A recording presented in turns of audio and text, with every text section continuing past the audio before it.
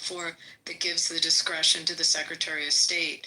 And it's what and to DHS, and it's what they're using now to vet people from out of the country trying to get student visas, as well as permits. They're relying on, I think it's U.S. Code 8. I have to find this section. So it's a different discretion that they have. They have it falls under a different section of the law. So I think you can argue that they can. Brad, you make a great comment, and I'm just going to tell you my personal point of view, which is not a legal observation. You have somebody, let's say, coming here from Mexico, Venezuela, South America, wherever, that comes here under asylum. They come here because we protect them from whatever horrible things they would happen to them if they come back to their country. And then what do they do when they're in our country? They burn our flag as a total sign of disrespect, yet they want to stay here because of our protections. What do I say? I say, and this again, just a personal opinion, fuck you. If you want to come here to be protected from your own country, and then you decide to burn our flag, you know what? Go back to your country and suffer the consequences. But again, if you're an American citizen, and I would never do it, Brad, I know you would never do it, but you are allowed constitutionally to burn the flag. But don't come here from another country and expect us to protect you and then burn the symbol of our country. Again, that's my emotional opinion, not my legal opinion. As I was going to say, Steve, you're making an emotional argument against American laws and principles and saying, because I feel that you should do X, Y, and Z because you want to be here, you have no right to protest and tell us that while you want to be here. Which is exactly why I started off by saying that. So you need to be a citizen from like the UK. You have to denounce the monarchy and all that shit. And so if you have, well, let's put it this way. The point that Brad made earlier on about them, our own government demonizing the flag, is what has made the people stand up because they believe in the flag. We don't need permission. PJ, if you were to move to America and become a citizen, you have to verbally denounce the Queen. You have to verbally denounce the whole monarchy system of Great Britain in order to get your citizenship. So if you have to do that, of course, if you're a foreigner here, you shouldn't be burning the flag. Now, I will make it illegal for foreigners to do that shit, but not American citizens. Just sort of. Well, I certainly wouldn't want to. It would have to be really bad. I understand the whole wonderful idea of America. I mean, if anything, the one country I would go to on this planet would be the US. I can't think. Maybe there's some of the Scandinavian countries, but if I was to do what you described and denounce my sovereignty, and I'm ex-military as well, I've sworn the oath of allegiance more than once. It would. I think my inclination would be to stay and fight. That would be my inclination. And even in the face of civil war, which a professor at the Imperial War College has been talking about a lot recently, I think we've all been on the brink of civil war, and I think we should all stay at home, and we should band together geopolitically in the same moral values and processes that keep generations safe in the future. But we need to stay at home, and we need to protect our flag symbolically, if nothing else. What's interesting? If we were to have a civil war here, it's like for internal beefs. Your civil war over there is about external beefs. Like, you have an invasion of Islam and things that are coming into your country from the outside. Where our internal beef is internal. Like, we just have, our civil war is about different ideologies and what should run the country. Yeah, we're not going to have a civil war here. That's not going to happen. And for anybody that thinks it will, Just tell me where the line of demarcation is. Tell me where the Civil War actually going to happen. I don't think there's going to be a civil war, Steve, but I do think at some point the economic squeeze is going to come to a point where Americans are going to revolt. The economic squeeze is already happening, baby. I'm saying, right, but we're still, for the most part, credit is pacifying us, right? Credit pacifies us, right? Because you pay bills on time. You can loan yourself to the teeth, right? Or borrow money to the teeth. So, but I think that... No, actually you can't, because at some point someone's going to say, screw you, I'm not going to loan you any more money. That's fair, but I'm saying, but my point is that I think that at some point that's when there's going to come a point which, like, we're going to, realize the culture wars aren't enough to distract us, and like a revolt is coming if major economic change doesn't happen. Well, if you're talking about loaning money, that already happened this year, because last year, 2 of the 3 credit ratings lowered us from a AAA to a AA. I mean individual. I'm talking about individual. Oh, individual credit. Yes, oh, okay. Yes. I'm not talking about the country. I'm talking about individual credit, because right now, and there's bubbles. There's like a used car bubble happening right now. Credit card. There's got to be a credit card bubble at some point. But there's a used car bubble happening because freaking car loans are like 84 months, and your average car loan, I think, in this country is like $800, which is insane. But again, Americans, the only reason that we're comfortable is because we can borrow to live, and it's gonna crash. I don't know. The market's been too. I hear this, but like, take a look at the market. It's really been performing. Yes, well. the New York Stock Exchange is higher than it's ever been. So, Please continue it. Trying to understand that, like, take a look at your stocks, and then explain the bubble with respect to where the market is right now and where your stocks are performing. I did want to say, I put in the chat. When y'all say that, the average person is not concerned with the stock market. Well, that's how I was going to say. Hopefully, they have taken their savings and invested them wisely. I hope so. But most of the stock market is owned by like a small majority. But the majority of Americans live check to check. They did a study that said the average American can't even afford a $400 emergency. Like, people, like, so yeah, it's like, and that's why you always hear about the wealth gap just widening. The rich are getting richer, the poor are getting poorer. Pretty soon, all of America is going to be like a third world country. You're either really rich or you're really poor. There is no middle. I don't know, DJ. Do only rich people have stock? I mean, people have 401ks that are invested in markets. I mean, if you work in a job, you have a pension account, you have... Well... Excuse me, Rabaya, you think stupidity? I'm sorry that you don't have a 401k. Like, sorry for you. But wait a sec. Can I just go back to the other point for 1 sec? Because this dude, I put it in the chat. When I said U.S. Code 8 and the authority for the Secretary of State and DHS with respect to the topic and their ability to make that determination to remove someone or revoke a visa or not permit a visa based on there's either social media or a decision that they would be harmful to the country. So that hasn't been overturned, by that statute is in place. It hasn't been, to my knowledge. I don't know if it ever came in front of SCOTUS. It'd be interesting, but it hasn't been overturned. I'm just asking. So I was going to say that people do. With that. Oh, my bad. I was just saying with the average American. I was just saying with the average American. Remember, the average American can't afford a $400 emergency. So they're not paying attention to their 401k. They just hope that that's something that they can access when they in their 70s. But they're not sitting there, they need their immediate needs taken care of today. They want to make sure that they're able to feed their family tonight, pay their car note, all of that type of shit. Now, I'm sitting in my car at a restaurant, and I just placed a futures trade before the market closes in 2 hours. It's already up for $400. I'm not the average American, because tomorrow, if I don't close this trade out at 5 o'clock, I could wake up tomorrow and this should be negative $6,000. And I'm okay with that. I'll just close the trade and go trade again the next day. The average American can't do that. That's all I was saying.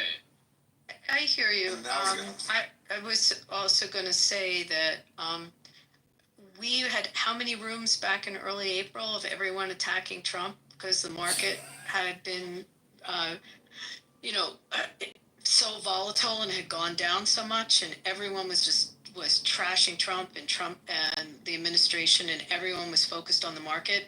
And now that the market's performing, it's just funny. The same people all of a sudden think the market's irrelevant, but they surely didn't think it was irrelevant on Clubhouse in early April. Yeah, that goes back to campus. I'll say this real quick. So the market criticism of Trump were legit because he was doing stupid things that affect the market, like immediately, right? So those criticisms were legit, right? But the separate argument about most people caring about the market should not be the number one indicator of the economy, because even when thousands of jobs are lost, the market still manages to creep back up, right? That's just because rich people aren't going to let their money squander. Ultimately, they're going to pass policies so that they can be beneficial. But to his point, regular folks are using their 401ks as rainy day funds. That's not talked about. Like they don't have any savings. When times get rough, they dip into that. So when it comes time to retire, and we know this to be a fact, that those 401k, even without that rainy day fund, support themselves in retirement. Did he cut out or finish? No, I'll finish. I'd like to get back in again if I can. Go ahead, Captain. Okay. I was trying to make the point about constitutionality. Go back to, and the way we determine whether something is constitutional or not, and I'm not going to try to make a big speech on this kind of thing, but when you go back to Galileo, and he came up with a new idea that the Earth rotated around the sun rather than the sun rotating around the Earth. And nobody could defeat his argument based on the science. But the church immediately declared him a heretic because the Bible said. In other words, they relied on the Bible, not specific scientific argument against Galileo. When people do things that we don't like politically today, there is an immediate attempt to say that's unconstitutional, rather than getting into the specifics of what that person is trying to do. And if you can claim something is unconstitutional and you don't get kickback, I mean, if it's unconstitutional, then clearly you've won the argument. But if it's not, and we have a process to determine whether things are unconstitutional or not. I mean, I could make the point that for 100 years or so, separate but equal in the United States public education system, racial separate but equal was constitutional because it was a law passed by Congress, and there had been no ruling against that law by the Supreme Court. Now, you don't like the law, but at the time it was not unconstitutional. And so let's be careful when we claim people are doing things that are unconstitutional or vice versa, because there is a detailed, infuriatingly slow process to determine the constitutionality or not. Now, if you don't like what Trump has done in his executive order, fine, argue the details of it, but don't just say he's an idiot, it's unconstitutional, therefore I win the argument. That was the point that I was trying to make. And I believe, I had one other point I was trying to make too, but I'm so old I forget those things, so I'll stay on the stage and see if I can remember it. But if we can sort of figure out a way to calm down the rhetoric, calm down let's get into the details of a specific thing and not take this broad brush, Trump's an idiot, it's unconstitutional, I'm right, you're wrong, let's impeach his ass and get somebody else in place. That just creates more chaos. It doesn't solve any problems at all. Thank you. And I agree with you, man. I'm proud to be an American, or at least I know I'm free. And I won't forget that man who died who gave that right to me. Like, that was Jesus. You're sounding like Bro from back in the old clubhouse days. Remember that guy, Bro? I think he was Kenyan. He used to say little goofy shit, like wrap himself in an American flag like he's a super patriot. I am. I voted for Trump, man. Trump stands for patriotism. He's the best. Oh, that's what, thank you. But that was the other point that I'm trying to make. What is Trump really trying to do at a fundamental level with his putting the police in D.C., his recent executive order, and underlying a lot of his ranting and raving? Trump is trying to reinstill respect for some fundamental values in the country, like respect for law and order, respect for, and he's going about it in his typical ham-handed way, and I don't agree with the way that he's going about doing it. But I'll guarantee, I referenced it earlier, when I was serving I had nothing to do with Vietnam, I was on submarines, but when I was serving during the war, the Vietnam War, the American flag was being burned all over the place, and I really hated it, and I would argue against it, and I didn't join any protests or anything, but there ought to be a law was my mantra at the time. Well, you got a lot of these niggers running around here doing all God knows what. Oh, wait. Come on, Wait a minute. Y'all remove him. Now we gotta be niggers, bro. All right, everybody mute up. Everybody mute up. So I'm going to give this warning, and I'm going to leave this idiot in the room, but you're going to just stay down in the audience, and I'll let the others strike your words out. First and foremost, this is the political compass. I am a conservative. I am biased. I'm an Irishman.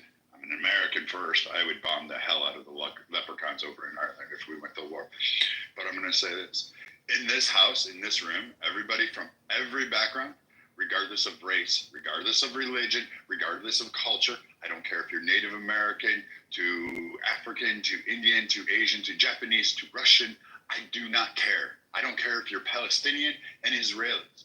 You can take all of that external stuff and you can throw that bullshit out somewhere else. There's 6,412 rooms on Clubhouse and about 1 million of them on Twitter and every other freaking platform that exists out there that'll pander to your target bedsheet wanting asses to have that whole like tiki torch race war shit any day of the week. I promise you, they all exist out there.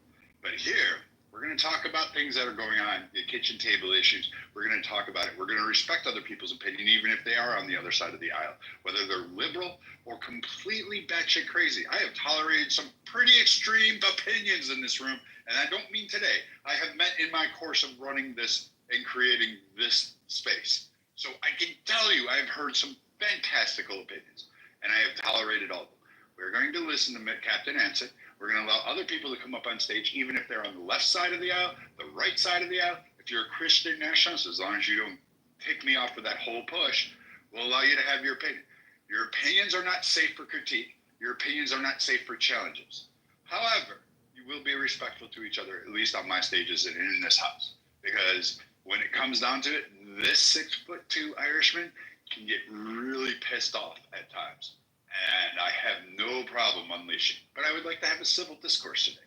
I mean, you can go to healthy debates. JB's got one of those trash rooms going. You've got a couple other ones that are going in the hallway that I can see right now. Go enjoy them. Here, I want to have a really nice conversation today. So let's please get back to that. So, Brad, I will respect everything you said except for one group, and that's Bears fans, because bump them. They can all burn. In sports hell. And one more thing. One more thing. What the hell or whatever. I'm removing you from my room because I wanted you to have to endure that. And so now I'm going to remove you. And for anybody else, don't come up on my stage.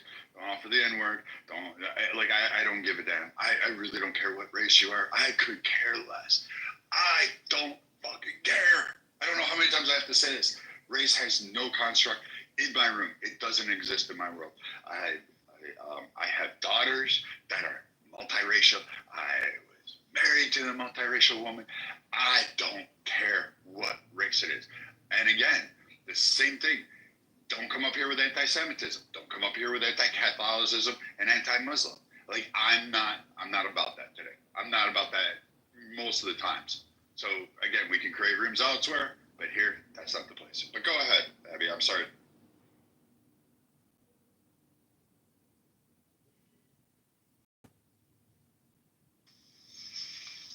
Abby's not responding. I'm just going to try to put a period behind the final point that I was trying to make. Trump, in his ham-handed way, is trying to demand more respect for what I would call traditional conservative American values. He's going about it in a handed way. Sometimes he may be doing it illegally. But that's what he's trying to do. And there are a significant number of people, I don't include myself in it, but there are a very large number of people that believe that radical desecration of American values and symbols like the flag are being desecrated, and they want to put a stop to it. That runs counter to our ability to have a free and open debate. And as PJ, the Englishman, was alluding to, he's keeping an eye on that very carefully. But we've had many other times in our nation's history where we've had the same kind of chaos and rancorous debate, and we have survived it. But Trump is trying to put his thumb on the scales to, through the force of law, disallow any desecration of fundamental American symbols or values. I think he's doing it in a ham-handed, wrong way and sometimes illegal way, but there are a lot of people that support what he's trying to do, and we can argue whether that's good or bad, and I'll leave it at that. Yeah, you're right. There are a lot of people that support what Trump is trying to do. Over 150 million people are supporting what Trump is trying to do. Unfortunately, there's 200 million people that are against what Trump is trying to do. Traditional American values, I'll just name one. Where do you draw that number out of curiosity? I draw that number that there are 350 million people that are in America, that are American citizens, and close to half want what Trump does, and there are close to half that what Trump doesn't want. That's where I draw that number. But anyways, yeah, my pleasure. But I'm going to go to one American value, one traditional American value, marriage. We'll talk about marriage. I mean, a lot of people would consider the nuclear family. Marriage is a traditional American value.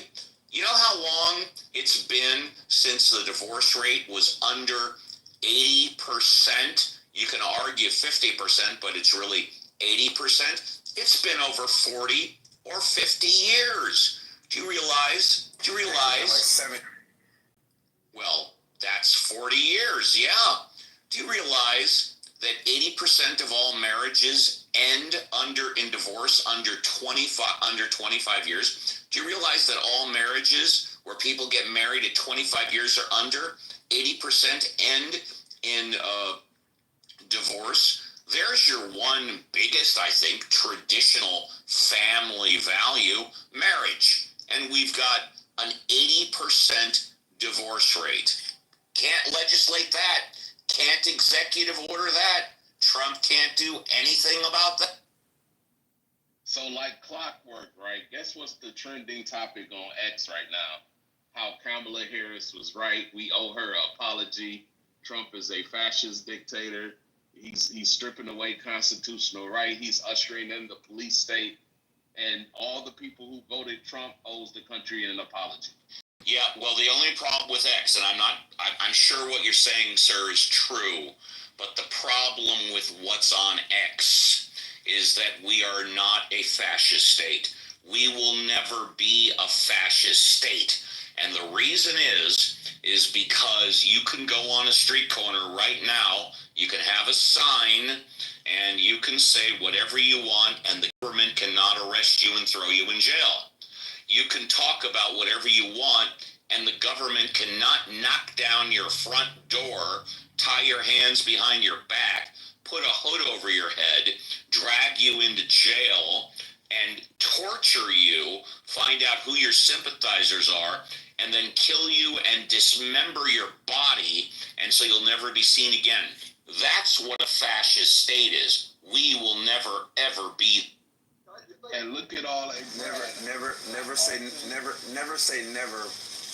But I agree that we're a ways from a never say never.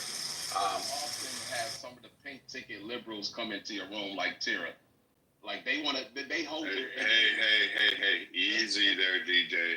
Easy, And I like Tara, but I find it strange that she's in a conservative room right now because she just hope we're in here finally bashing Trump. That's her hopes and wishes right now. We all know. Really, isn't that fascinating that you're speaking for me? I'm driving and I thought this looked interesting, but thank you so much for characterizing why I came in.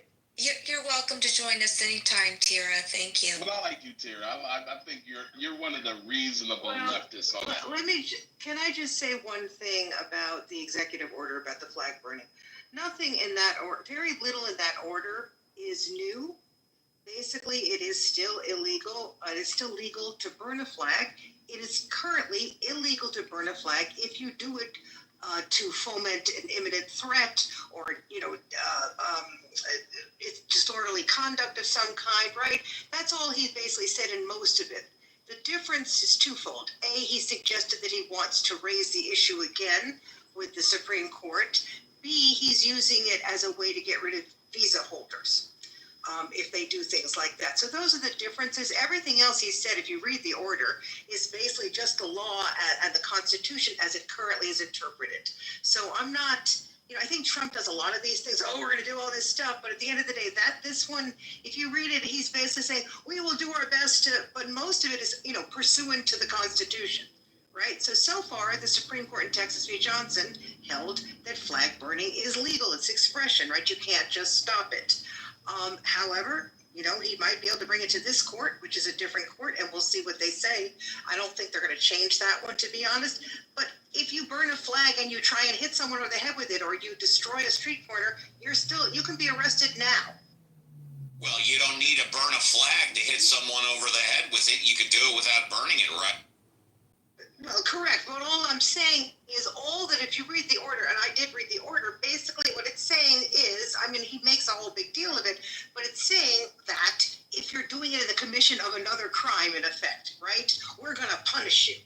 But you could always still do that right now.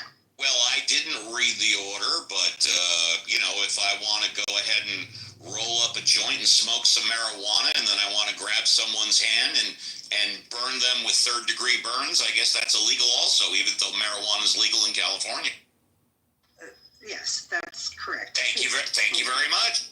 I have look, when it comes to the American flag and, whether or not it's free speech or not, I've always found it quite curious. Me on a personal level, just me personally, I do not like the notion of being able to burn the American flag. I think that should not be held up as an aspect of free speech. And from in my opinion, the reason for that is that it incites a certain type of ideology. And again, most countries do not allow this, and they understand, and there's a reason why they don't allow this. Okay, and it does cause resentment of said country. And again, I'm all for free speech. Just on this particular issue, it does rub me the wrong way as an American when it comes to the aspect of setting the American flag on fire. Because you want to make a statement on how your grievances. But again, blessed living in the United States of America, because that's the only place that you're able to do that. Exactly, Thomas. And I totally appreciate and respect what Thomas said because he differentiated fact from opinion. He gave his opinion. He doesn't like it, and that's cool. I totally respect that. He also made another factual point. Most countries don't allow this, and that's because there's no other country that has the First Amendment like the United States. That's what I was going to say, Steve. I'm just going to say, I respect what Thomas said. He's absolutely. But that was what I was saying earlier, that the quotes from SCOTUS, both in the majority, in the dissenting opinions and the majority opinions, and then quotes later when interviewed, were how repulsive, not repulsive, I don't want to use that word, how distasteful it was for them to have to rule this way, but they ruled this way to stay compliant with what they felt was in line with the Constitution. But again, it's completely split. You had someone like Scalia voting, in the ruling to allow it when he is a conservative justice. I mean, you just look at the breakdown of how they ruled in those two cases. And Tara, I agree with you. He specifically says the burning when applicable with content neutral laws, and he combines it with those acts of vandalism and harassment, what we're seeing on the campuses and at these protests that are the combined criminal or civil penalties that would be content neutral with respect to having the flag burned at the same time. So I don't disagree with you, but if you look, as I said before, in the rest of that statement from the White House, he again recites U.S. Code 8, which is dealing with those trying to come into the country or those in the country as visitors on permits or attempting to get visas, and the discretion that DHS and the State Department have with respect to if those are acts of flag burning, they can use that discretion. So I think he defines the two. He also talks about how the Supreme Court never said the flag burning fits in the category that's not protected speech where it would cause imminent harm, which are those cases where you are fighting words or things that you don't have First Amendment protection. He specifically says that in his statement. So he's restating the law as what you pointed out, but he's also making it very clear that there is law in place where they have discretion if someone is burning it and they're attempting to visit the country. Yes, well, I said that. I said the new area is basically, in terms of visa, people who are in the country who are not citizens. But that's not new law, Kira. That's, No. That's The older new area. law. No. You don't have to do that. In other words, he's choosing to say, we will now say if anybody is caught doing these acts, we will take away their visas, throw them out, do things like that, right? That he is basically emphasizing that. You have to do that. There's no obligation for the government to get rid of a visa if someone burns an American flag, correct? Well, no, it's not. That's a discretion, and if you look at discretionary. Yeah, right. totally. And you So look what at he's that saying is- law that Rubio was relying on when they pulled that guy out in New York and put him in Louisiana. It was specifically their ability, the Secretary of State, and I believe the words were reasonable. It's reasonable decision or reasonable. It was not a high standard that the Secretary of State has to have. I have to find the exact two words. I know reasonable was one. I think She in the Matrix? she's in the Matrix. I don't think, listen, if you're an immigrant, Right, that's good. You're talking about. Tara, you were You're in the in the Matrix. Matrix.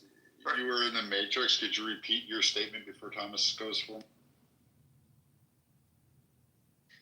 I think I'm still in it. Am I still in it? No, you sound. no, you're fine. Oh, okay. Oh, I think that was Khalil, right? That's the kid, the guy, right? The green card holder you're talking about. But the court did not actually agree with Rubio on that, if I remember the case correctly. So yes, It never he was trying to use went all that. the way. That one Well, wasn't I know all he the was way. trying to use that section, but I don't necessarily think that was ever adjudicated the right way. But yes, I believe, look, visa holders have no rights, okay? If you have a visa and you're here and you do something we don't like, we can get rid of you. So Trump is prioritizing that, that is actually within his discretion.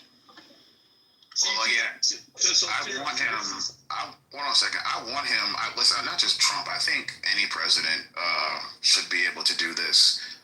If you're here and you're burning American flags and you're here on a visa, they should get you up out of here immediately. I mean, most of these people are literally fleeing countries that if they burn their own flag, they would be, punished pretty severely. Okay, and they come here. This is why I say I don't like the ideology. Because they come here and they want to sit back and push certain ideologies that they couldn't get away with in their own countries, that they're born residents, and they come here and try to infect our country with certain ideologies, and I don't like it. And I'll land here.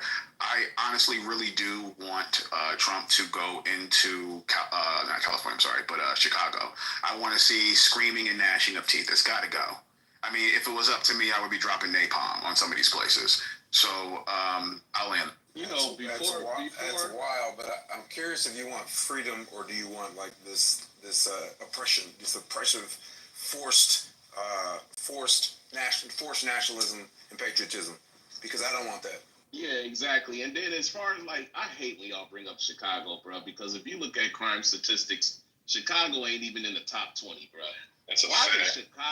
Why is Chicago always the topic of discussion when it comes to violent cities in this country? Because Fox News says it like every 3 minutes. Yeah, it's not even the top 20, as far as violent cities in this country. Places like Milwaukee, Detroit, Gary, Indiana, Memphis, Birmingham, Alabama, those are the places. But you know why he won't go there? Because those are Republican states. Chicago's highlighted because out of the major cities as far as crime waves, and this would be top 2 cities, so it would be Dallas, Fort Worth, LA, Chicago, New York City, DC is actually when he's doing something about DC. But Chicago is often, you do have I think they have the loudest voice, at least on the south side. Residents screaming for the loudest voices for something to be done in their neighborhoods. They're not happy. They're not happy having to organize safety events to get gas. This is some of the extreme levels there. You have to admit, it's highlighting Chicago. But Chicago has a long history of being not a nice, the Valentine's Day Massacre, El fucking Capone. It's not a nice city. It doesn't have a historic, eminence of hey, it's been a great safe city. It's always been a halfway point for moonshiners, gangsters, mafias to the west, to LA or Las Vegas.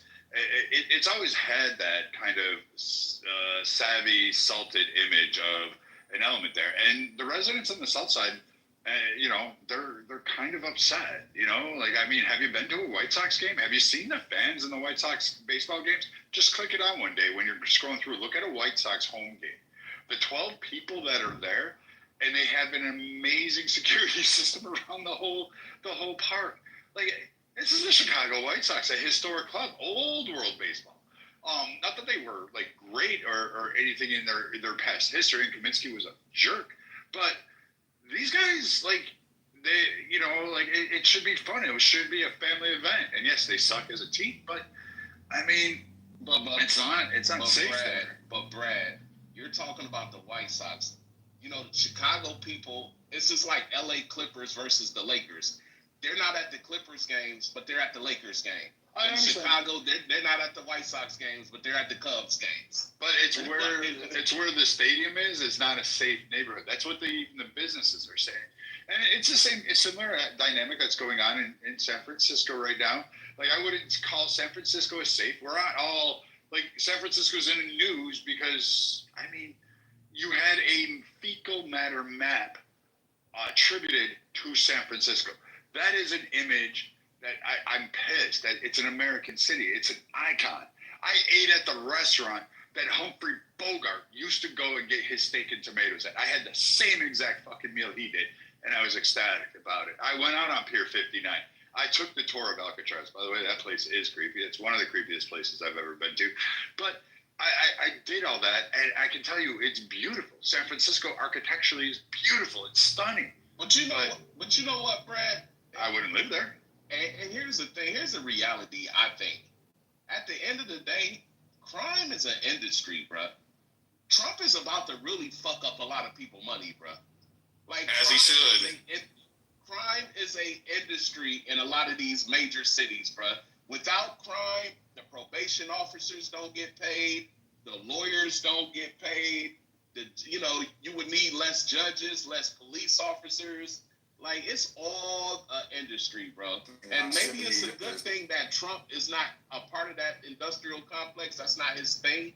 Real estate is his thing. So I can see why, he wants to clean up the cities. But to a lot of other people, that prison industrial complex, that shit is a real thing, bro.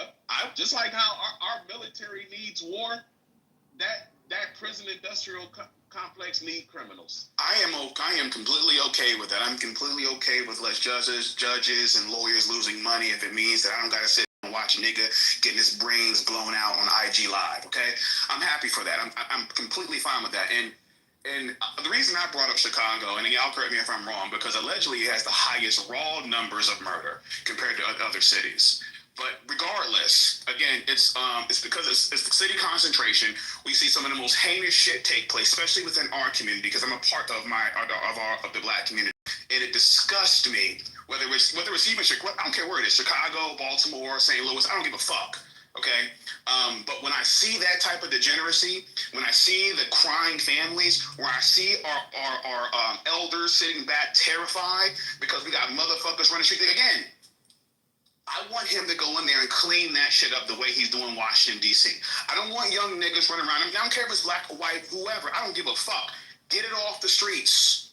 People should not be fucking terrorized. Chicago is highlighted for reasons. It may not be the worst place in the country, but it's highlighted for reasons, and the shit needs to be fixed regardless. Okay? Then move on to wherever else you gotta fucking move on to. I don't give a fuck whether it's a red or blue state. Get these motherfuckers out of here. Well, that brings me to my major topic. Go ahead. I'm sorry, Brad. No, you can go right after me. That brings me right into the next topic I was going to change the title of the room to. Is something else occurred today, like Tara mentioned. There's a lot of different dynamics if you read the EOs and his statements, and in cash bail. That's going to be a heated topic. You're going to hear that more and more, particularly around the midterms. And I understand people's sentiment. Like, how do I put this? It was relayed to me, and Finley maybe. When we have these political debates, even from left to right, we'll hear like, oh, we should do things like Finland. We should do things like Germany. We should do it like Mars. We have all of these different, we'll do these comparative analysis. But I've always questioned this of myself. We are the preeminent umpire today. We sit atop. We are the ruling nation of the world. We are Rome. We are the Ottoman Empire. We are... I don't know. We were the Russian dynasty, the Tsars. We're England. Oh God, help me! I can't believe that just uttered out of my mouth. We were the British Empire. We are them right now. We are the controlling factor. Why should we have to say, well, we should do things more like England? We should do things more like Sweden, or more like Germany, or more like etc., or whoever you want to put in place. When I'm going, we're the ruling empire. Why shouldn't we expect better? Why shouldn't those nations be comparing themselves to us and saying, why can't we get this done? And I'm looking at our bail system. I'm looking at our crime waves. I'm looking at certain things that Trump has done. And I thought there was going to be a bigger push on the D.C. I thought Democrats were going to go all in and go ballistic on it. But I guess maybe there was some truth to what Trump said.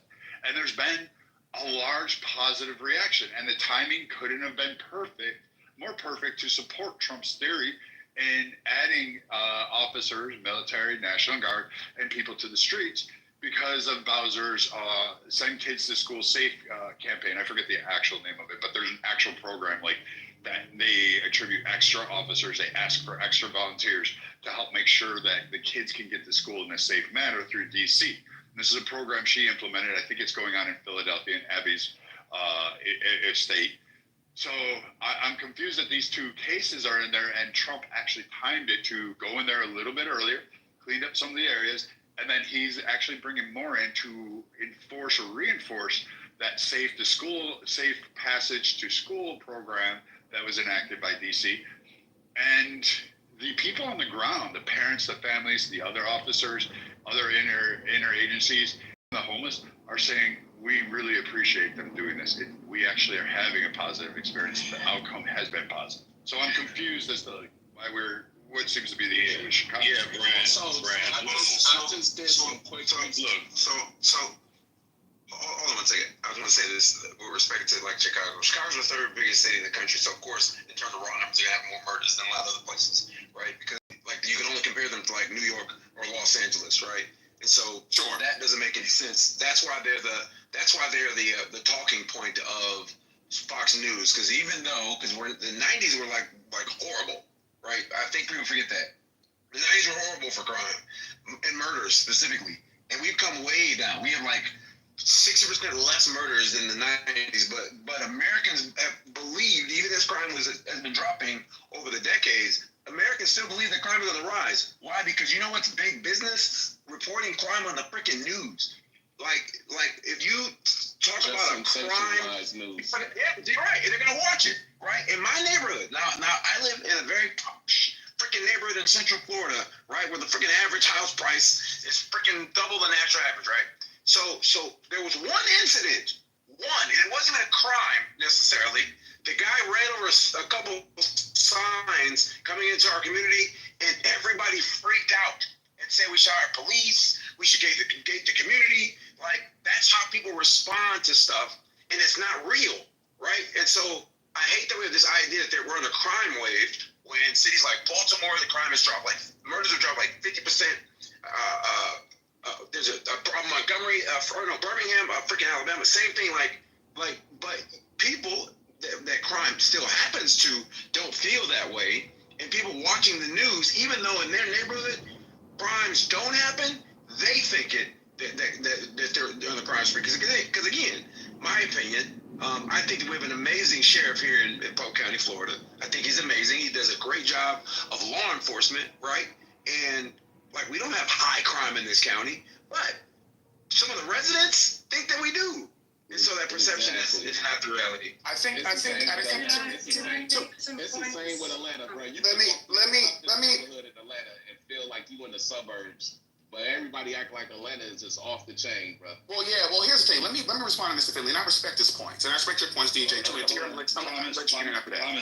Thomas, who was the young lady that wanted to chime in as well? I didn't. It was Tira. That was Tira. So Tira, go ahead after Thomas, and then you'll be good. After Thomas? Okay, thanks.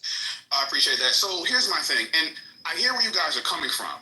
Now, my biggest issue with this is that it dismisses the individuals that feel like they are not safe. For example, I grew up in Tallahassee, Florida.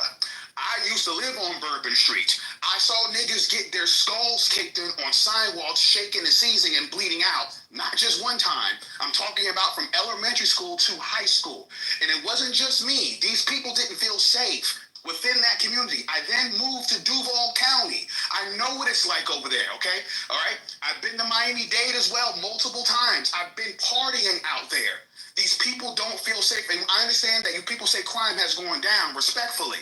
Again, that does not matter percentage-wise when you're talking about people's lived experiences and what they're experiencing. You can't go up to a motherfucker that just had his brother, sister, or cousin get blown the fuck away in broad daylight and nobody know what happened, and then come up, well, crime has gone down. Why are people feeling this way?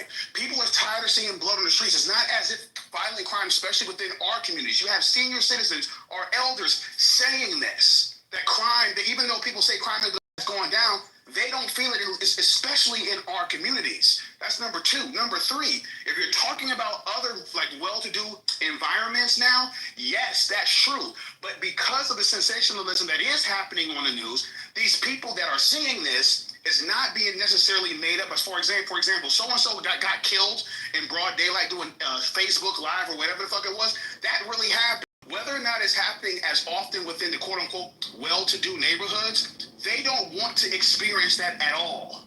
Point blank, period. I understand the 90s were rough. They had Uzis were on the streets at the time, okay? We understand that. And again, I'll land here. When we're talking about crime coming down, from what point? Okay? Was it that much of a shit show? Okay, back in the 90s, that it's come down, some people say 40, 60%, and people still feel afraid? I don't think it has I don't think it's all sensationalism, respectfully. I'll go after Tyra. So, in terms, the reason why Democrats have not pushed back at DC is because DC is a special entity. It is basically subject in many respects to federal control.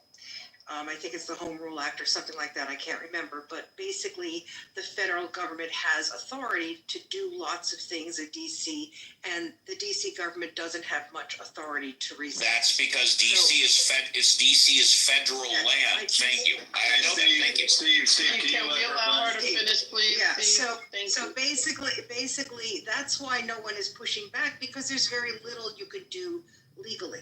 Number two, however, that is not necessarily true of the states. So, for example, can Trump order active military into states? Well, that's sort of illegal under Posse Comitatus Act, but he can say there's an insurrection, but that's going to be challenged in court.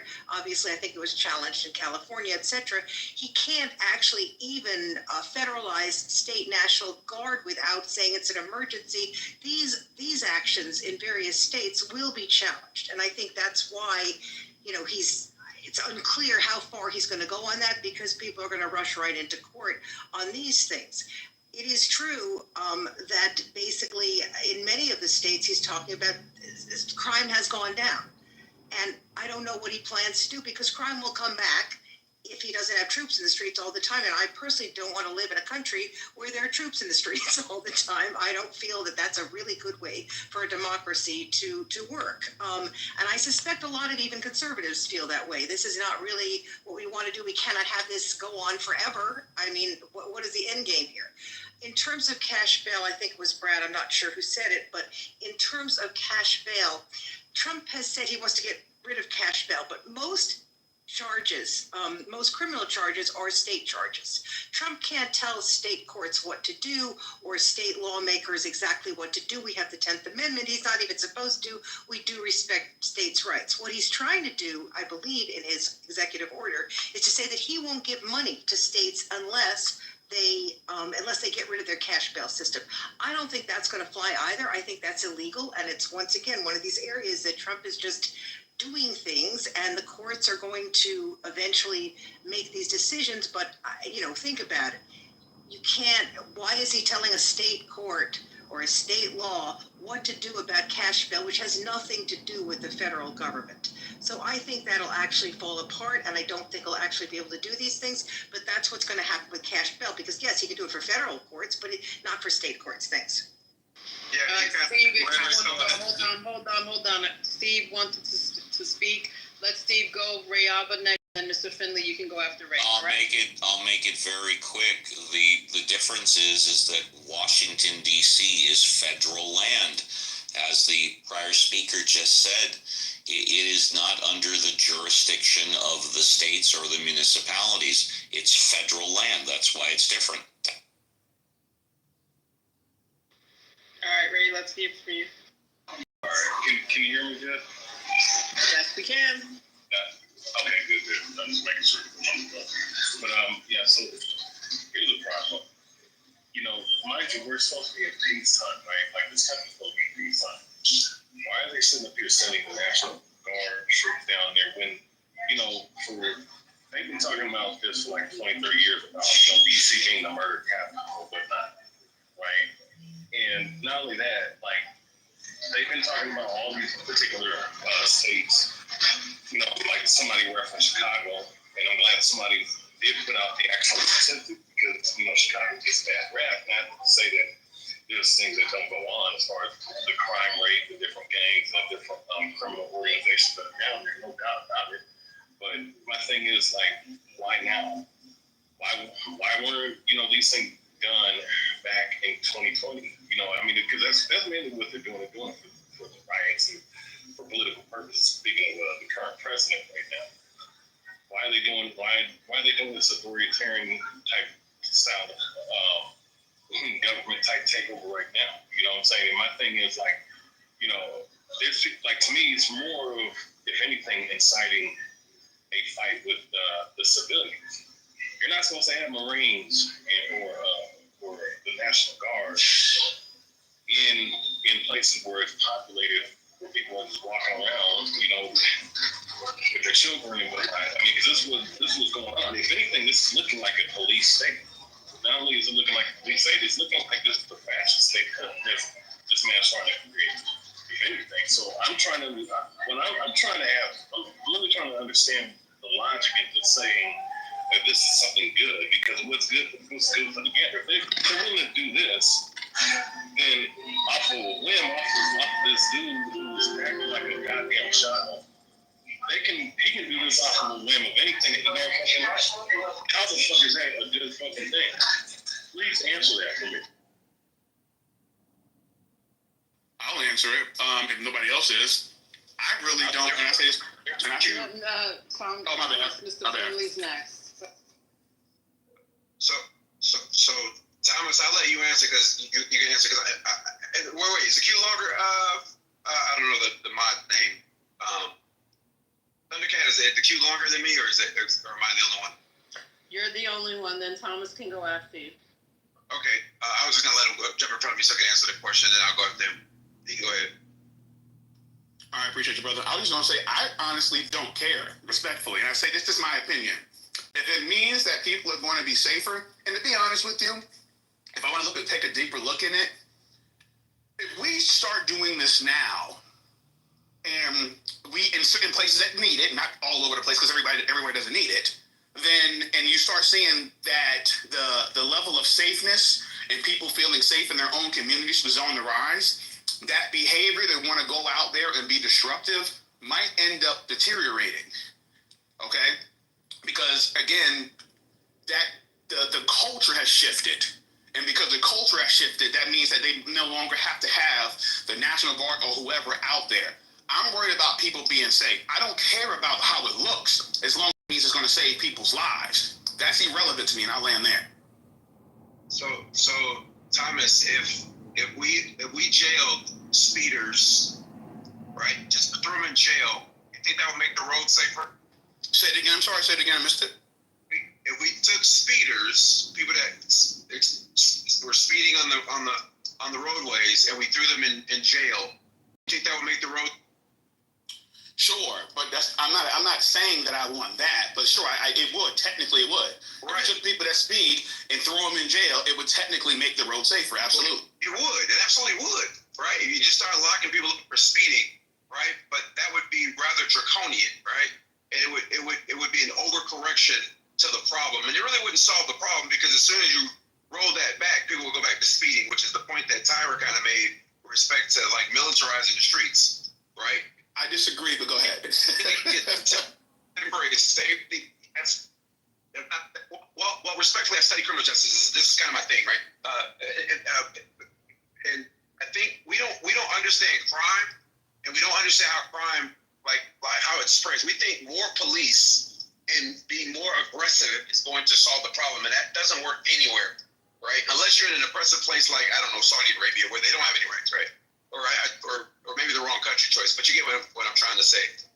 The problem because literally all the crime in Chicago is literally concentrated in maybe a 4 to 5 mile square area. It's a small area on the southwest side of the city that accounts for almost 90% of the violent crime, right?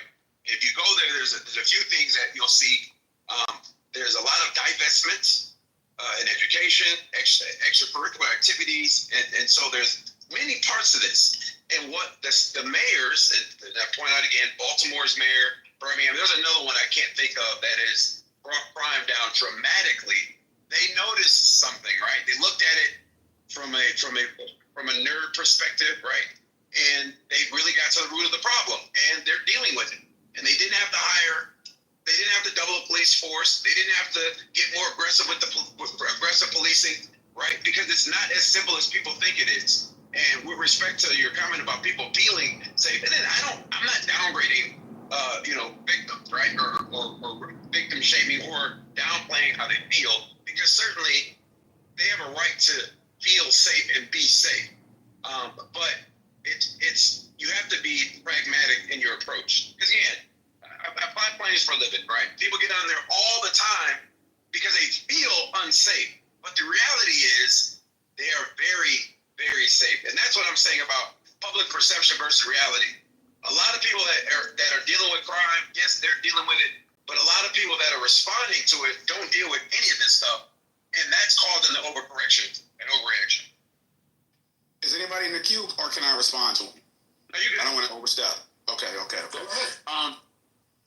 Gotcha. So my thing is, and again, I hear what you're saying, and you brought up Saudi Arabia and so forth. I mean, I think Saudi Arabia could be used because they have very harsh punishments. They will cut a nigga's head off, and most niggas don't want their heads cut off. So again, I'm not saying we should do this. I'm just saying what they do works. Okay? For example, I know some of my thoughts are extreme when it comes to trying to fix certain things, and it may put a sour taste in some niggas' mouths. I get it. I understand. I don't have any power to implement this shit. I'm just saying that I do believe that some of this stuff will cause crime to go down because for example, when people commit crimes, a lot of times, especially individuals that feel like they have nothing to lose and they feel they might be better if they're in jail anyways because they get 3 hots in a cot or whatever it is. They'll commit crimes because they know that U.S. jails are not that bad. If you go to a jail in another country where shit gets real, a lot of people, it deters a lot of people. We got it very comfortable here, okay? If you start really, and again, I'm not advocating for this. I'm just, responding to what you're saying based off, saying that some of these things don't work. And I'm like, well, some of these countries where they fuck people up for committing crimes, it does deter motherfuckers from wanting to commit more crimes because they don't want to get fucked up. You really don't get fucked up out here in the U.S. Not like that by going to jail, okay? But that was just kind of my point. I was like, I do think that if people are afraid of consequences, it does deter other people from committing certain crimes.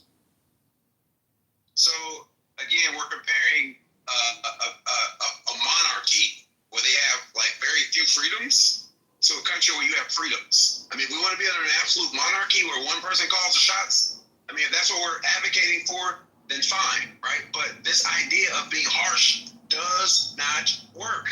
Like there are Latin countries, right, that have harsh and terrible prisons, and they still have crime problems. Why? Because poverty. Corruption. Because poverty is a big driver in that. And corruption is another, right? But America's biggest problem, because our safest times, right? Our safest times were also our most prosperous times. Look at when American prosperity was soaring. Right, crime was like unheard of. It was unheard of, right? And crime began to rise as economic equality began to rise and poverty began to rise. America's only problem during our prosperous time was racism, but like now that's a problem. It's divestment. The neighborhoods and the areas that have high crime don't have investment.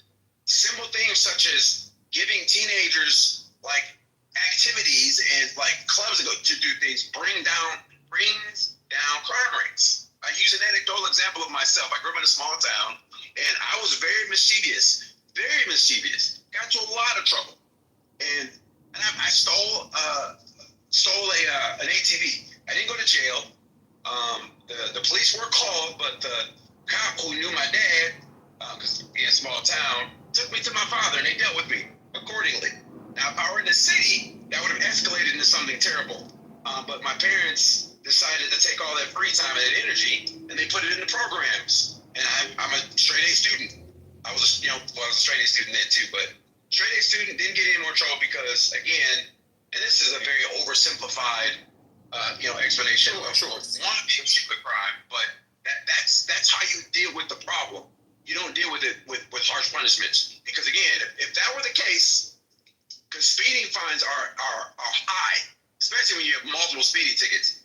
And if you look at the stats of people that speed over and over and over again, like tickets are not a deterrent and punishment is not a deterrent. Because states with the death penalty don't have lower murder rates than states without it. Okay, so here's my thing. For example, and again, I appreciate what you said. The difference is, let me start here. And again, I don't know all the information. I'm claiming ignorance to a certain extent. But throughout the corridors of time, niggas have been broke. Niggas have been poor. And and based off that, I don't think the society, degraded into a point to where niggas were just causing chaos and committing crimes because they were fucked up. There's a lot of poor people. I grew up poor. So a lot of poor people that grew up in the trenches that do not engage in criminal activity. Lots of them, millions of them. Like me. Okay? So with that being said, I'm not going to sit back and say that poverty doesn't have any role to play, but I argue what size or what percentage that role is. Also, to your point, again, you're right. Your father dealt with your mind did too. I remember when I was younger, I wasn't necessarily that bad, but I stole something. It was I stole a pack of some gum out the store. When I was a lot younger, and my dad made me pay for it. Not by bringing it back, but in other ways. I've had friends that, broke into people's houses and wanted me to come along with them, but I was afraid that if I got caught, because with my luck, I would be the nigga to get caught. So I didn't want to have to deal with my father and other people within my family for getting caught. The problem is, I think a lot of times when it comes to this crime stuff, these kids don't feel accountable to nobody. They're not scared of their parents. They probably don't even have fathers, okay? And if they do, they're not afraid of them, and they're not even afraid of the state itself by executing certain punishments. With that said, Mr. Finley, I do believe if you made certain crimes harsher, and I know this is un-American, I'm just simply having the conversation with you. If you start, like, for example, me personally, I think some of these niggas need to be strung up by two horses and pulled apart. I think some of them need to be beheaded in broad daylight for some of the heinous things that they do. Okay? I'm not saying if you get a speeding ticket that you need to be shot out of a fucking cannon into a brick wall. I'm not saying that. What I am saying is some of these situations, if you're killing people, if you're going out here, causing like bloodshed and tears in your communities and things like that, there should be harsher punishments than sitting in jail, working out, and converting to Islam. All right? So again, other countries, they will cut your fucking head off. And most people don't want to have their heads cut off. That's all I'm saying. Well, I have a question. Before anybody goes, there's a gentleman that's been trying to get in. Hold on, Finley. I'll go to you in a moment. But I want to let Alex offer his 2 cents on this topic because he's been trying to get in for a hot minute now. So go ahead, Mr. Alex. Hey, Brad. Hello, everyone. It's been a long time since I've been on Clubhouse. I don't know the etiquette. Flashing mics, I guess, is a thing of the past. Yeah, you just jump in this room. You kind of have to get in, especially on smaller stages. If not, you just raise it and say, hey, can I get in after this? Yeah. I mean, people are on one. I let them go on one. This interesting topic for 4:30 on a Monday. I think a lot of people should look at history when it comes down to things that have been done within this country. When it talks about upheaval, I guess, within society, people that have the right to protest, but protest has always brought violence from the other side when people want to speak their minds about whatever they believe in, and that's kind of happened all across the country. I remember reading articles about the Bronx is burning and how President Ford told New York to go to hell. So if you look at what New York looked like in the 70s, it was really, really bad, and that we've had a million different types of epidemics, like the AIDS epidemic, the crack epidemic, which have destroyed neighborhoods. But obviously, if people would look to see how that ended up happening, drugs were redistributed through poorer neighborhoods, and then that created crime, which then made the police go in, and then obviously, like the gentleman was talking about crime being a business, that is absolutely a thing.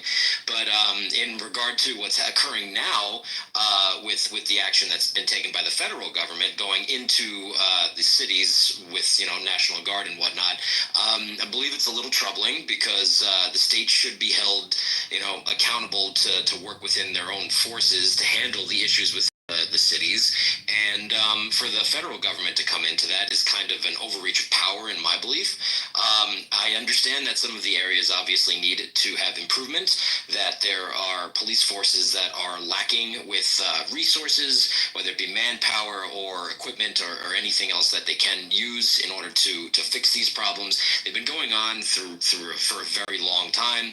The federal government might be fed up and thinking this would make it better or fix it, but I don't believe that there is any right way to fix it. I believe that these things will continue to happen even if the federal government marches in these cities or not, but when they withdraw, things will just continue to go as they were before that they were there. I'm not exactly pleased with it. I feel like when they come for New York, I think New York is going to have its own answer to the federal government, because as what I know from living here for most of my life is that each borough can handle their own, and the NYPD is one of the most expensive police forces and most manned police forces in the country. It's not exactly something that I'm looking forward to, but the government's going to do what the government's going to do. The Republicans are in power, the Democrats are weak, and nothing that President Trump has put forward has been stopped. Obviously, when it comes down to the branches of government and checks and balances, it doesn't seem like there is any anymore. So what's going to happen? Well, I think we'll all just kind of have to watch. If people want to be civically active, then they can go to the streets and protest, as is their right in this country. But the repercussions of that, of what can happen from the other side, will be seen. Just be peaceful. If not, then you mess around, you find out. Just make sure if you do get caught up, have a good lawyer. Be aware about what the ACLU can provide you, and protect yourself. And people that don't have the means to get a good lawyer and fight within the system that's already constructed, which is already corrupt, as has been proven many times over, you're going to get some real just desserts. And that's just, white collar crime and blue collar crime. Blue collar, sometimes if they don't have the money to handle it or get good representation, they get locked up, and white collar crime gets a slap on the wrist. And that's my 2 cents, and thanks for letting me speak. Yeah, let me just say, and that was a great commentary. I think that sort of the issue with what appears to be the militarization, and I'm a DC resident. I've lived in DC for 25 years. I'm a homeowner. I certainly have opinions about that whole thing. But I think that even a broader conversation that I'm not hearing from either side, whether liberals or Democrats, is really when it comes to crime and eradicating crime, with a militarized presence, either way, how you see it, is that I think the thing that we need to have a real conversation about, and I think that it's a conversation that neither side really wants to have a conversation about, is anchored in wealth distribution, particularly when it comes to sort of the racial wealth gap in this country. I don't think that, quite honestly, and I'm just being real, I don't think that white liberals are more interested in tackling that issue than white conservatives. I see them as sort of different wings of the same bird on the issue. But let me just finish. And I think that sort of the core of poverty, violence, crime is anchored in the fact that the reason that people do it is because that they don't have the wealth. I think that if we as American society were really interested in addressing crime in this country, then I think that we'd be really open to entertaining wealth distribution, and specifically reparations. And that's just what it is. And I just don't think that white liberals, white conservatives are open to entertaining that conversation, because really what we're trying to do through sort of a militarized approach to addressing crime, it's sort of putting a Band-Aid on a gunshot wound. And that's really what it is. And I think that white people in this country, I think you guys really need to sort of look at yourselves internally on whichever side that you're on. If we want to address crime, if we redistribute wealth in this country, we'll see a change when it comes to crime overnight. People just don't do crime, because they just want to do crime, but it's a function of poverty. And I think that America, given its caste system, has created a caste system where ultimately traditionally the white people are at the top of that caste system. And that caste system is anchored in wealth. And black people, especially those that descend from slavery in this country, are anchored and tied to the bottom. And it's been very intentional. It's been very purposeful. So that's my 2 cents. I appreciate you guys giving me an opportunity to share my position. But yeah, that's what it's about. And while you were giving your submission that you were correct, I would say that's a fact with respect to white liberals and white conservatives. White liberals claim that they want, like, for example, in the homelessness, when you propose to build like low income properties or homeless shelters in their neighborhoods, they're NIMBY fast as hell. Just wanted to say I agree with you 1,000%. I think I actually agree with that point as well, because a lot of white liberals, like, in order to do this, you got to take food out of your family's mouth to do that, and most white liberals aren't willing to do that. They just want a virtue signal. But to the point about reparations and everything else, I am very curious. From what I've been reading, again, it's about 17. Let's talk about the black community. 17% of the black community is considered poor, right? And of that 17%, I was very curious. What is the percentage of those that do commit crime? Because we're always saying that poverty and crime go hand in hand.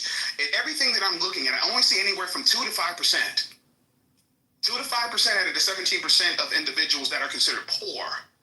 So what is it that, why is it that we're always harping on, well, we just got to cut niggas checks. And if we cut niggas checks, that the whole, it's going to completely stop crime. And again, the vast majority of the black community is not committing crime, and the vast majority of the black community or the ones that are in poverty are not committing crime. So that's why I'm always confused on, like, why do we keep harping as if the magic, again, we know about a lot of these entertainers that end up coming from nothing, getting a large sum of money, and continue to commit acts of degeneracy. So it's not just, getting a check cut that's supposed to be the magic, wand or bullet or whatever it is that you need to kind of fix the situation. So I don't know. I wasn't really listening to the question, to be honest. Yeah. I'm not even sure what the question was, to be honest. But maybe it's just. No, I was asking. My question is why do we constantly equate crime with the fact that people are poor? Well, because there is a somewhat of a correlation. It's more about the income inequality per se, but I also want to point out that I don't know who made the reparations argument. Maybe Hood did. I didn't hear it. I don't know who made the argument. Yeah, Hood did. Hood made the reparations argument. Okay, my fault. But I'm not making it because the reparations argument is a separate argument. I'm making the argument that one of the reasons that crime is persistent in these areas because it is a cycle of young people not having anything to do, right? Did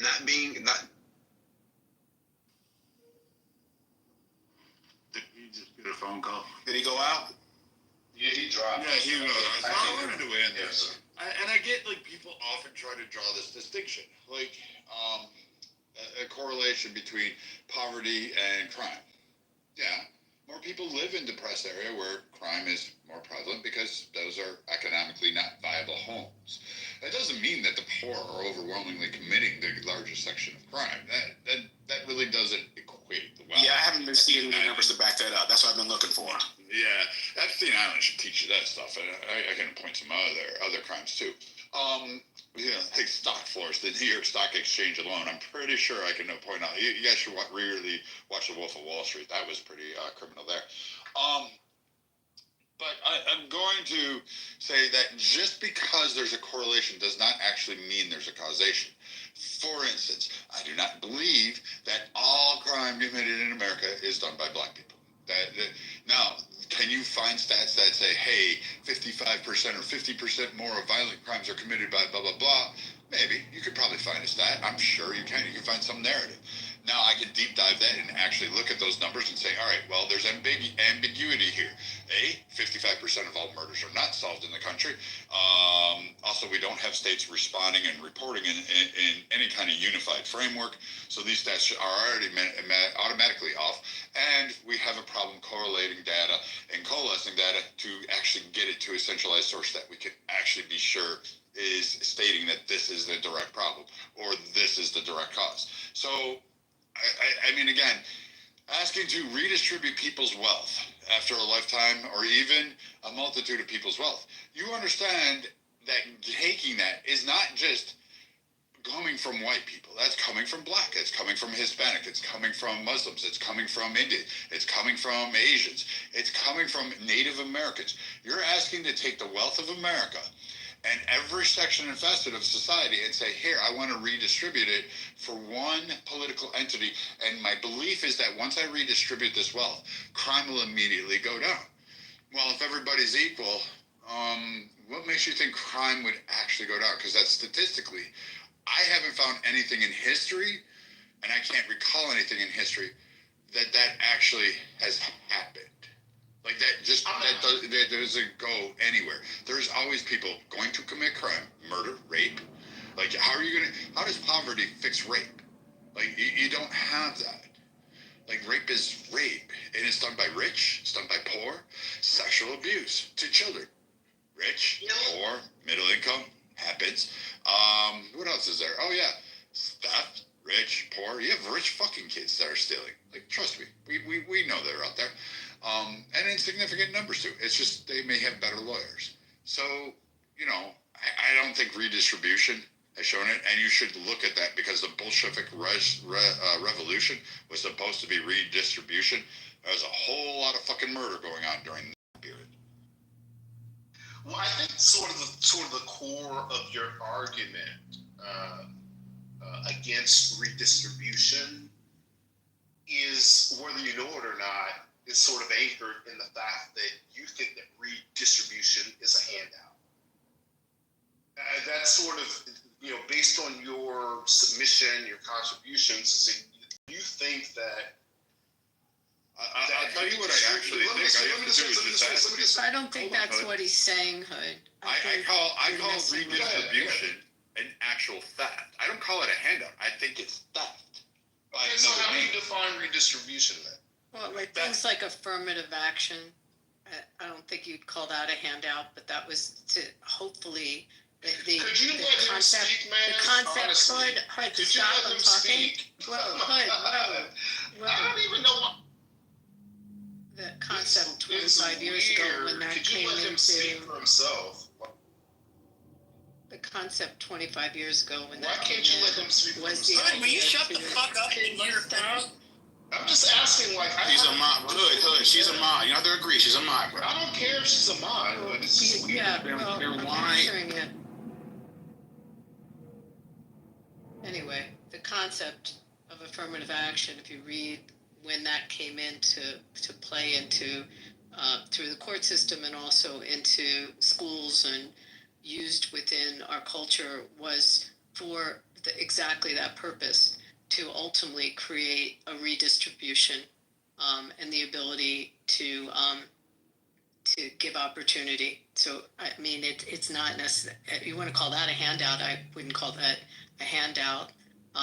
That's not what its intention was.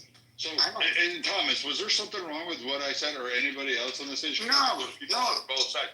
I call redistribution based under the guise of what he said, and the framework was we take it from the wealthy and we redistribute. Am I missing something here? Is there something that I wasn't adding up? No, not at all. You can't read it.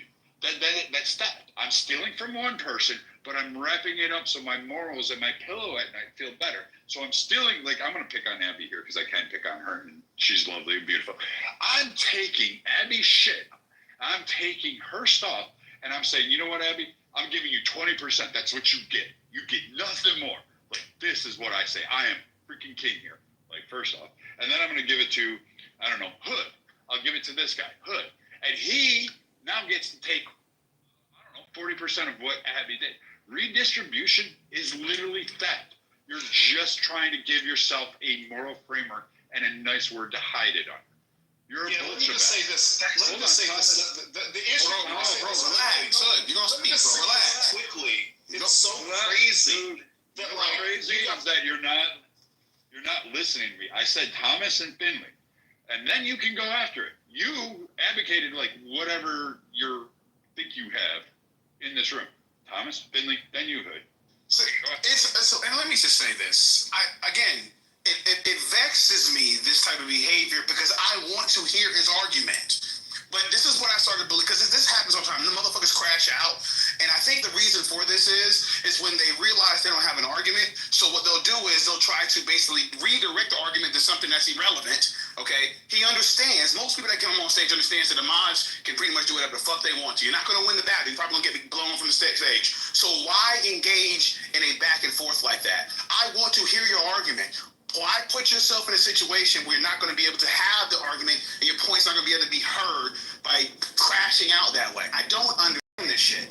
It vexes me. It really does. But you know what? Go ahead, Philly. You got it. Well, I agree with the argument, and I don't agree that redistribution is theft because you can just tax us, right? You can, like, do a better tax policy than the play for play and rig for the rich policies that we currently have that have caused this income inequality over the last, I don't know, years. It's just trash policy. And I agree that, you know, there's no causation with poverty and crime, but, you know, there's some correlations there. But it's a lot of it is, again, lack of investment. And again, we see it. We see it starting very young. And I agree, there's no magic bullet to crime, because, you know, even if, like, we were raped in the 50s and the 40s when, you know, when the economy was you know, more equitable to everybody except black people, but I understand the thought that you'll never get rid of all crime, and that's not the goal. The goal is to, like, address some of the causes of like some of these violent crimes, and I do think that it's a lack of investment clearly in a lot of places that are crime ridden. Well, let me strike that. A lot of places that are ridden with violent crime, there is this underinvestment, because white collar crime exists throughout the whole of America, and we don't spend nearly as much time trying to prosecute it publicly or legislatively like we do violent crime. And the white collar crimes, in my opinion, has many more victims than violent crime does. But I'm gonna leave that there. Yeah, let me just say real fast, and I'm gonna try to be as respectful, you know, as I can, but it's really difficult when I hear people sort of argue about quote unquote reparations, quote unquote wealth distribution, because the way that you view it is completely ahistorical. Like, you're completely erasing like 500-600 years of history that black slaves and sort of the sacrifices that their descendants made to create the greatest country in the world. Like, you're literally erasing 300 years of fucking free labor in sort of your argument as to why you think that, like, when it comes to wealth distribution, that somehow the descendants of the people that provided 300 fucking years of free labor, the fucking slaves of this goddamn country that were the foundation of building this nation with fucking free labor, aren't entitled to anything. It's really, in my opinion, it's deeply anchored in white supremacy. It's deeply anchored in historical erasure, and it's deeply rooted in, for most of you white people, most all you motherfuckers are fucking immigrants. Most all white people, unless you came on the goddamn Mayflower, you're immigrants. And it just really validates to me the egregiousness, the evil of white supremacy on the left and the fucking right. And I just think you guys are I think you're callous, evil people. And to sort of argue, and let me just finish, I'll land here. Let me just say, I'll land here. For you to have a position of, like, erasing history, that level of arrogance is completely baffling, and you really need to fucking check yourselves, because the descendants of slaves in this country are absolutely due reparations and redress, given the 300 years of free labor that we've contributed to building this nation. And I'll land there. Thank you. Okay, so it's weird. I love these. I really do. I love these reparations talks because usually they're espoused by people who can't really correlate history. You went from 500, 400 to 300 years. I believe the United States is only 250 years. Maybe you should start with fucking England, France, Spain, Portugal. Brazil, my guy. Brazil and not till 1888. Like, this is crazy. Your fact that black people built the fucking nation, no, you did not. The primary fucking thing that you're going to categorize yourself is that you somehow had fucking Wakanda and that the Americans came over here and fucking ripped Wakanda from you and then put you in a cotton field. That didn't fucking happen that way. Your fucking land was taken over by other black people who then deemed you or your ancestors unworthy to exist. So they either killed your asses or they said, hey, you're going to be slaves and we're going to sell you for fucking trinkets and fucking whatever the fuck it was. Shiny pieces of 8. I don't fucking know. And the white European nations didn't send an entire army to invade Africa. They tried that. They got their asses killed. They couldn't even get past certain regions because of the interior. They died from malaria, dysentery. They were eaten. The fucking terrain in Africa was horrendous for Northern Europeans. They didn't bother to approach it because they knew only water sources, and their biomes were vastly different than the biomes down there. They didn't succeed. So your historical relevance is also kind of bullshit. And if you really wanted to go for the tit for tat, I mean, you've got 300 years of actual slavery where black Africans and Muslims, which, you know, depending on the day of week, a lot of you like flip-flop and say Muslims are either black when they add to your cause, and then they're not black when they don't add to your cause. But those guys actually had a huge slave trade enslaving white people. You know, there's a song, I forget who did it. You know, there's a whole song about some of this stuff that goes on a little bit. You should look up some more history on this. And they had it, and white people were enslaved. So I guess, you know, white people should ask for their 300 years of pounds of flesh from all of the aspects of Africa doing its fuck shit. But anyway, when you come to America, the fact that you articulate and say, we built it. No, you didn't design cities. You didn't do central planning. Yes, you worked chorus. Yes, you worked alongside other impoverished white people, Irish, Gaelic, people deemed unworthy in society, not even deemed to be classified as humans, and had to go through similar oppressions, similar restrictions, and similar rejections. You don't give accounts for the Asians. We literally had anti-Asian policies and huge Asian discriminations going on way prior to, guess what? The expansion of black people into California, because you weren't fucking there. And for the record, the majority of the time that you quote this country and you act like we're getting California reparations, mind you, that the United States wasn't even the United States it is today in 1865 when slavery ended, or one of the 5 other civil rights bills that was passed, or one of the other fucking land grants and all of this stuff. Now, there are egregious actions that the U.S. has taken place, and there have been things that I would agree with in redressing harms. But you Wakandanites that want to come up here and go reparations and we need to redistribute wealth, you are the wrong people to talk to. You're not sitting at the table. You're not invited to the table. You're not on the legislation. You're not even on the panels with that. And you're not being accepted in the room because you don't know the actual historical facts. You don't know about the trademark. Man, like you're literally so. All right, let me jump in real quick. No, you don't get to jump in my fucking room. Who the fuck are you? I'm JR, bro. Fuck you. I don't care who you are. I just want to jump in because you're saying a whole bunch, bro. I got a couple questions for you. You can wait. So again, so you just gonna talk wild to me? I can talk any way I want to. That's the whole point of this.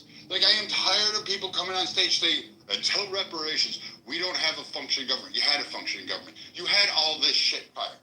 I'm sorry you were deemed inferior by a continent of people who didn't look like me. I'm sorry you may have some fucking ancestor that was enslaved. Your asses weren't fighting for Irish lives when Ireland was getting starved, when children were getting raped, when they were getting boot stomped, they were getting murdered, when they were made to work the fields, when they were made to fuck each other's for fucking entertainment, when the fucking English lords were doing that. They've been doing that for 1,000 years. That's where my ancestors come from. The Irish were enslaved too, Brad. The Irish yes, I know. were The Mexicans too. They went through that shit too. Like they had their own. They had a whole point. You're not bitching about Polk going in and taking Mexican territory and fucking ostracizing the Mexican native or Americans or the Indians or whatever you want to give them their label in California, Oregon, and Washington, Arizona. You don't condemn President Polk for doing that with John Kidding and all of those other fucking mutineers creating a secession and then telling the people you're now American citizens. You just have to act right. And oh, by the way, we're not helping you with anything. And Mexico cutting off their food supplies and killing them and taking their children, taking their stocks. You didn't do shit about that. Spare me your outrage because yours is just fake. You're full of shit and you don't even know the questions, let alone the answers to it. Now, who wants next? Well, the irony, I just always ask this people that push for reparations, who do you think's paying for these reparations? It'll be taxpayers. And I wonder if the people that are asking for it also pay taxes because they're going to be paying for their own reparations. Like, do they understand where the money comes out of? It's going to come out of their pockets. And are they comfortable with that, or do they pay taxes? I think my argument is never. I don't know the U.S. Treasury. Like, yeah, but who pays into the U.S. Treasury, guys? Civics. Let's get back to civics. I don't argue the slavery reparations. But who pays into it? My taxpayers. My argument would be for reparations from Jim Crow, because I think that's an easier argument to make. It's more traceable. You can certainly make the argument with redlining, segregated schools. Like, there's a ton of arguments to be made there. Freeways being bulldozing through black neighborhoods and destroying black wealth. You can make that argument a lot clearer. And yes, I would argue that the government that wrote these laws is responsible for paying these people back, because they were building. It comes from the government, the same government that did the harm. Wait, I understand, but just basically, just get me there. So I'm a taxpayer. The government, you do, right? We do, yes. My tax dollars will go back to pay back the people whose property and wealth was stolen from them. I'm good with that, because when police brutalize people and they get sued, guess who has to pay for that crap? I do. I got to pay for it. Okay, so right, when a teacher sexually assaults a kid and gets in the school system, the school gets sued, right? I have to pay for that. But did you feel, when I was bringing up affirmative action before, did you feel that was a form of compensation to try to create programs to overly extend opportunity? Did I feel the affirmative action was that type of program? When that came into law, when Justice O'Connor wrote that famous opinion, did you feel that was something also in line with what you're talking about, where the redlining caused the harm, that was to undo that harm by giving opportunity? Kinda. It was an attempt. It was an attempt. I don't know that it was a sufficient attempt, but it was an attempt. I always, again, the slavery argument always baffles me. A lot of these arguments baffle me because I understand it, but it's hard for me to wrap my head around it. For example, like Brad said earlier, for whatever reason, we always hyperfixate on the U.S. as if U.S. was the only place that harbored slaves, and as if the U.S. is the only one that treated their slaves badly. First and foremost, slaves are very expensive in the United States. Even though we see a lot of movies of terrible things happen to slaves, which they did, the vast majority of slaves were very expensive. You couldn't just slaughter them, okay? They were very expensive to get and to maintain. With that being said, also, some of these places had slavery for thousands of years, that helped build their civilizations for thousands of years. Do you think in 2025 or even in the 20th century, they said, you know what? For the thousands, for 1500 years that we had you motherfuckers slaving, okay, in a hot sun, here's a check for $1 million. Nobody's doing that. Nobody. So again, even if we were to even look to try to do something like that, listen, DNA tests, I I think there's stuff within the DNA test that say that this is for entertainment purposes only or some shit like that. I don't know, but my point is this: how are we going to legitimize and legitimately trace back to whose parents were affected by this, to what percent, et cetera, to be able to even decide who gets what? And all that's going to do at the end of the day, and they're going to say this is racist too, if they were to cut everybody a fucking check in my community for whatever amount of money, they're just going to raise prices of shit. That's all they're going to do. They're just going to raise fucking prices of shit. And then you're going to say, run out and say, well, it's racist now because the house I was looking at for buying for $700,000 is now $1.2 million. So again, I don't understand where this goes. But let me just say, it's sort of weird when it comes to, let me just finish. Like your position that, you know, sort of like tracing, like, I guess your ancestry back to slavery. Like, literally, like that shit was not that long ago. I'm a Gen Xer.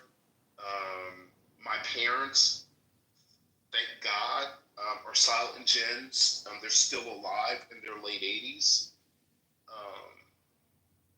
My dad's father, or grandfather, was actually born into slavery.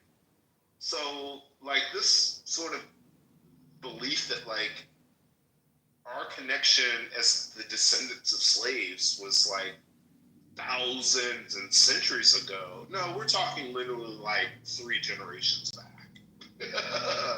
Like, we can fucking easily trace, like, you know, and my parents, as a matter of fact, are also survivors of Jim Crow. And again, that's the thing that people think that, like, you know, that what this reparations claim, it just is, it's not limited to slavery. But it brings forward all of the very targeted policies, discriminatory policies of the U.S. federal government against a specific group of people. And that's a claim. Like, when we look at, like, the California Task Force in their 2-year study, AB 3121, which was signed into law by Gavin Newsom, Camilla Moore was the chair of that commission that studied reparations over 2 years and made recommendations. Okay, what's the point? Let me just finish. First off, you don't tell me what to do. Oh my God. Brad, you're just a fucking racist, bro. Like, you're just no, I just don't like you. You're just a racist. Okay. That dude sounds like a like your wait, hold on. I don't like this bullshit. Like, you can call me racist. I don't give a fuck. I don't fucking care. I've been on the set 5 years. I've held rooms and clearly have held content and had discussions far deeper than you have. I've actually been in legislative circles. I've sat at the tables. I've listened to this. I've been to the meetings. I've read the books, read the pamphlets, saw the movie rights. Your fucking 12 years a slave fucking narrative and coming on stage saying what you owe when you weren't there. You're leaving out the fact that only 3 to 5% of the population pretty much at the start of the Civil War had slaves. So then we're looking at an agricultural aspect. Yeah, slavery was existing on here, mostly in, guess where, farming rich areas where the overwhelming wealth they didn't have it. Don't come up, Ollie, don't do it to me because I'm not in the mood. I don't like hood rats, and I don't like people who are really fucking didn't read history. And you just fucking quoted movie lines. That was by accident. That's fine. You literally started quoting 12 years of fucking slave and then told me, let me land. Fuck you. Get out of my room. Go do your own it. That's why nobody comes to and listens to it, because your shit is stupid. You don't have any historical references. You don't talk about the patents, copyrights, art. You don't even go after the Met. The fucking Met Gala has fucking black artwork, black American artwork hanging right fucking now. There's literally a fucking exhibit on it. And guess what? 60 to 75% of that artwork that's hanging in the fucking Met, guess where it came from? Oh, yes, Jim Crow era and post-Civil War artists, and it was just taken from them. It wasn't asked, it wasn't given, it was just seized. Many times it was stolen from them, and somehow the Met got it through the black market, which a lot of fucking art actually gets up there through the black market because these people had it. And you're not fucking standing up there going, hey, we should have that artwork returned. You didn't even fucking know about it until I fucking told you. Again, you don't even go down to the Smithsonian. How about the Black Museum of History? slave history in fucking DC that everybody was bitching about. Oh, those artifacts, Trump pulled them out. You're right. He should have. He should have fucking returned them to the original families, because a lot of those exhibits that went up there to have this natural museum were stolen from fucking families. But you had no rationale. You didn't know about these certain things. So when you Wakanda Lights, which I'm going to call you that, and I wish Gerard was here because he would have packed you up a lot sooner than I would have. But he and I are under the same assumption. There are people who can articulate reparations, and they can articulate an argument, and I'd be willing to listen to them. But then there are those like you who sit there and watch 12 Years a Slave come up on stages, and you fucking read From Here to Equality. You didn't even read the whole fucking book. You read the fucking Cliff Notes version, and now you want to act like you actually have some historical connection. You forgot about black slave owners. You forgot about black shippers. You forgot about black businessmen who profited off of slavery, intercontinental. You forgot literally all the Caribbean, Mexico, and fucking South America, which had overwhelmingly more than any other part. The majority of slaves from Africa went to fucking Brazil. Get your facts right. And oh, by the way, we're 250 years old, not 300. Jesus fucking Christ. It was England before that. So get your reparations from England before you come to me and ask me for a handout. And call me racist. Ali, or whoever's next, go ahead. Yeah, Brad, quickly, I actually on my BJ on my audible. I want to make a couple of quick comments. Yes, I can hear you. Go ahead. Okay, two things, and both things are almost cliche by now. Number one, the black fatigue. We are all tired of this discussion going on, particularly in the last decade. That's something. Number two, to the black community, there is no help on their way. No category is coming. You have to be moving the entirety of the community of black people. They have to help themselves, like all other immigrants to this country. And I fully recognize the slavery and the history of it. But then again, it's been almost 450 years, or 400 years. It's about time. And they can do what needs to be done for themselves. Again, I land with this. No further help is coming. The cavalry is not on the way. You've got to do it yourself. Thank you, Brad. That's it. You know what? If they really want reparations, why don't we do this? Listen, to your white compatriots on the left, respectfully, that agree with you, that believe that you should be given reparations, why don't you have them all cut checks? Okay? Have them all cut checks in California, New York, wherever. Have them cut the checks for you. Don't ask it from the people that don't agree with you, like the conservatives or anybody else, or whoever. Ask the white liberal to cut you a check. Okay? That's all you have to do. Yeah, just to be clear, because I know you guys, it's hard for you guys to keep up with the argument. Nobody's asking you to personally cut a check. This is a stupid argument. I don't know where you guys got this from. It's the government. The government did a crime. They pay for the crime. It's that simple. No person, especially black people, are asking for individual. Oh, Jesus Christ, stop. What do you? You said some dumb shit. You were wrong. You were fucking wrong. The government just cut the check. Where does the government get it? You were fucking wrong. You didn't know what the fuck you were talking about. Screaming you're wrong doesn't change anything, bro. It's yes, stupid. it does. It means you're stupid. Because you said you. Oh, Jesus bro, Christ. Listen. Check from the government. Who pays the government? He doesn't know. You know what? Here's my problem, Thomas. This is the part. That motherfucker, I can promise you, does not pay fucking taxes. What the fuck you want me to redistribute out? I'm not taking money from Thomas and giving it to, what is this ass name? Fucking Klingon, whatever your fucking name is. I'm not taking Thomas's money and giving it to you. You clearly don't pay fucking taxes. Why? You got tax-free. You're an EBT warrior. I'm not fucking giving you more money. You've already suckled at the government dick. You swallowed it. I'm not giving you more. Cutting a government check is akin to saying, let me tax the people, let me create more money, let me print more, let me cause inflation, let me cause a whole bunch of other issues that you haven't even accounted for. So your dumb fucking hood rat ass could get a check.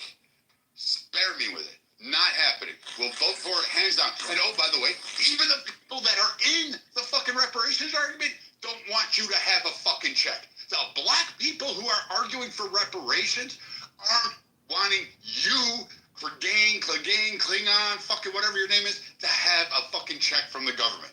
How does that make you feel? The ones that are actually pushing legislation don't want you to have your fucking check. You're a moron for screaming, I want a check from the government.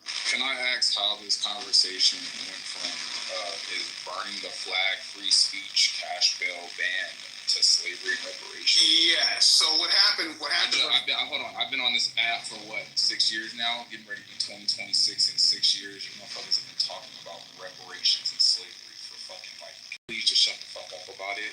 Like, at this point, right, who the fuck cares, bro? Like, if it's gonna happen, it's gonna happen. And the only thing I disagree with, to be quite honest with everyone in the room, like, my tax dollars are going to fucking trans surgeries and fucking goddamn overseas and for gay ass fucking Sesame Street fucking plays. So if we want to talk about what taxes are being spent on, we can really have that conversation. As far as is burning the flag free speech, absolutely the fuck it's not. You don't have the right to burn our fucking flag that our soldiers fought for. The fabric of our fucking country, or you can even say company if you want to. You people in here scream about slavery, well, let's have the conversation. Didn't your so-called ancestors fight for that very flag? So why would you be advocating for it to be burned? I don't understand it. And, lately I've been seeing it burn in defense of illegal immigration. That is 100% where I draw the fucking line. I don't give a fuck about these illegals. They all need to be fucking deported. All of them. I don't give a fuck if you've been here 20, 30, or 50 fucking years illegally. You need to go. Right? That's just a side note. But that's why this conversation came up anyways, because we're seeing this at protests. As far as cash bail goes, I mean, if you got enough money to get yourself out of fucking trouble, I guess go ahead and handle your business. Most of those people are going to reoffend anyway. The universe knew not to make me a fucking judge or a magistrate or police, because a lot of you motherfuckers would be under the jail. The prison system would love me, because I would literally just give mandatory minimums for everything, and you all would just rot in fucking prison, honestly. So, I don't know. These conversations to me are just getting fucking old, honestly, because, I mean, how many more years are you guys going to keep talking about reparations, bro? Like, Clubhouse is not going to help you get reparations. And the other question I have is, how closer have you gotten to those reparations since the first year I heard you guys talking about it on this app? Again, like I said, 2026 is in 6 months. Where's the progress? I don't see any movement. I don't see what's going up. FBA is essentially labeled to me personally as a bunch of fucking domestic terrorists. You all sound like the fucking Klan member. You know, you tell me just because I have a Jamaican father who came from Jamaica who also fought for this fucking country that I'm not black. So, the question I have is, why would I give a fuck if you get reparations or not when you don't even deem me to be you? So I'll land there. And, Brad, good to hear you. And I hope everyone's nice to see you, Danny. Yeah, I don't make that sense. Go ahead, Finley. Go ahead. My bad. Go ahead. No, you good. Yeah, and I concur. So again, we got to this point because a gentleman came on stage and decided to take the aspect of, because we started talking about crime and poverty, and then he started talking about how we need to look at it from the perspective of people committing crime because of racial inequality. That's how it got there. Now, again, I said earlier, some of these niggas need their heads cut off. Again, at the end of the day, like I brought up, I was trying to bring up earlier before Homeboy came off his mic and started crashing out, was if you really want it that bad, hold these liberal compatriots to the feet to the fire. Have them start dropping donations. Dr. Umar Johnson, asking for donations, okay? I'm an FBA member technically, but have your compatriots that agree with your ideology start asking for donations from your white liberal compatriots. And let's see how many of them really believe and stand with you. And that includes the ones that you vote into office, Gavin Newsom or anybody else. Let's see who's all willing to put their money where their mouth is. And the government trying to cut you is stupid. Because I don't even want to address it because that was fucking retarded. Okay, let me ask you a question, Thomas. And that's the one argument that I fucking hate, right? That somehow because people are racial inequality or poverty or whatever is why people are committing crimes, and is why, that is the stupidest fucking argument that I've ever heard in my life. You're broke and dusty, So you want to go pick up a gun and kill people. I've never. Listen. I brought. No, I know you haven't. But I'm saying, where's the correlation in that argument? I've been trying to think. Listen, I've been asking me one thing. I've been asking that question of the argument, though. I've been asking this question since the jump. I'm willing to take out. I've been asking the question because all the studies that I've been reading, when it talks about poverty and crime, I was looking at specifically the black community because I'm a part of it. Out of the 17% of the black community that's considered to be in poverty, only 2 or 5% are the ones that commit crime. So where is this correlation coming from to such a degree that we think that if we just, I'm not saying Mr. Finley's saying this, I'm saying in general because I heard this argument over and over again, that if we start cutting niggas checks, then crime would just miraculously disappear. You know, so I don't know where it comes from. Yeah, do I think there's some correlation? Drills and $2,000 Supreme Jeep Bezos, that doesn't sound like a group that's impoverished to me, right? A lot of these fucking killings are personal, right? They're not because of poverty. I'm going to be completely honest with you, a lot of it stems from, you guys aren't going to believe me because it sounds cliche, but it's music. It's not music. Internal beefs. It's not music. That flood in the streets. It's not music. Yes, off of time. It's not music. Okay, well, go ahead. So that crime is a very complex conversation, right? But the crime that we talk about the most is violent crime, right? We never talk about white collar crime ever. And there's I don't want to speak out of turn, but I believe there's more white collar crime than there is violent crime. I think white collar crime affects more people is what you're trying to say. Right. Yeah. Right. No, I'm saying, but I think there's more though. Like physical number of crimes is more white collar than there. But even I digress on that point. I wanted to address the point about music because there's this belief, right, that music causes the crime, and that's just not true. Violent crime in this country began an uptick in the 70s, right? It peaked. In 1991 was like the worst year ever, right, for crime, and then it began to drop. Gangster rap, which is the culprit, as we like to often call, did not go mainstream in America until like the early 90s, and so it doesn't correlate because as gangster rap got its rise to early to mid 90s, crime was on the decline. Violent crime was on the decline, a sharp decline. So it doesn't follow. Violent crime was on the rise way before that. Hold on. So like, I hate when we do this because like when we talk violent crime, we're talking specifically violent crime. It's usually murder, rape, and what is the other one? Assault. And so we often categorize anything with that type of crime in there. But you can't do the direct comparison to white collar crime, which is wage theft, like fraud, art forgery, copyright infringement. Like that's what Yeah, you don't see people's brains splattered all over the concrete with white collar crime. The difference, and to say like crime went down, I'm like, I always say from where? From what point? I want to remember. So people off the 80s, the late 80s, and the early 90s, they'll say, oh, it went down from that point. Well, it did to a point. You have it, but there was a reason why it went down. There was like a reaction. The pendulum swung the other way, and the people of this country said, I don't give a shit. I want motherfuckers either iced out or I want them locked up. And that was pretty much what they did. Remember, they all went to Clinton and said, give me the 94 crime bill. They cheered that shit on all sides of the aisle. They pushed that through. There was no, oh my God, this is going to disprepare it.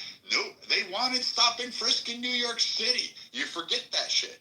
Like now you're calling back Trump's like ladder going, oh, he's going after the Central Park 5. But Trump was a private citizen at that time. He was responding to news reports that were coming out of the city. Those were your leaders at the time. They were saying, we can't do this. And the people wanted this push.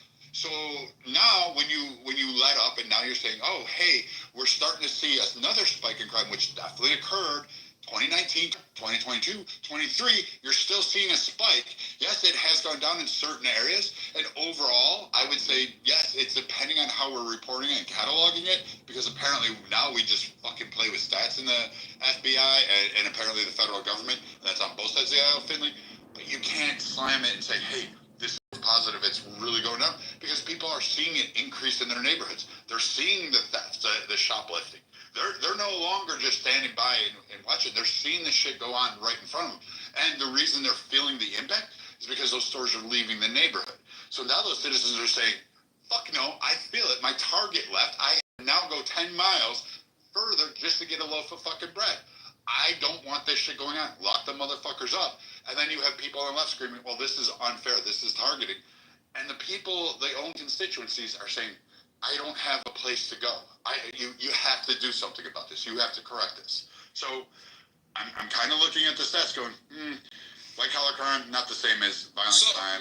I'm not saying it's the same as crime. I'm saying I made the point earlier. We're not as aggressive with it as we are with violent crime. And if you want to include like theft, we're more aggressive with like petty theft than we are with like corporate theft. We're way more aggressive. They serve way more time for stealing like a radio versus someone that freaking stole half a pension fund. So, Mister, I will agree on your point earlier, halfway, that it's not about music, right? In the earlier times, your argument would have flown, right? But I'll use examples, right? We have Jacksonville, Chicago. These places today where the murder rate is super high all stem from rap beef, bro.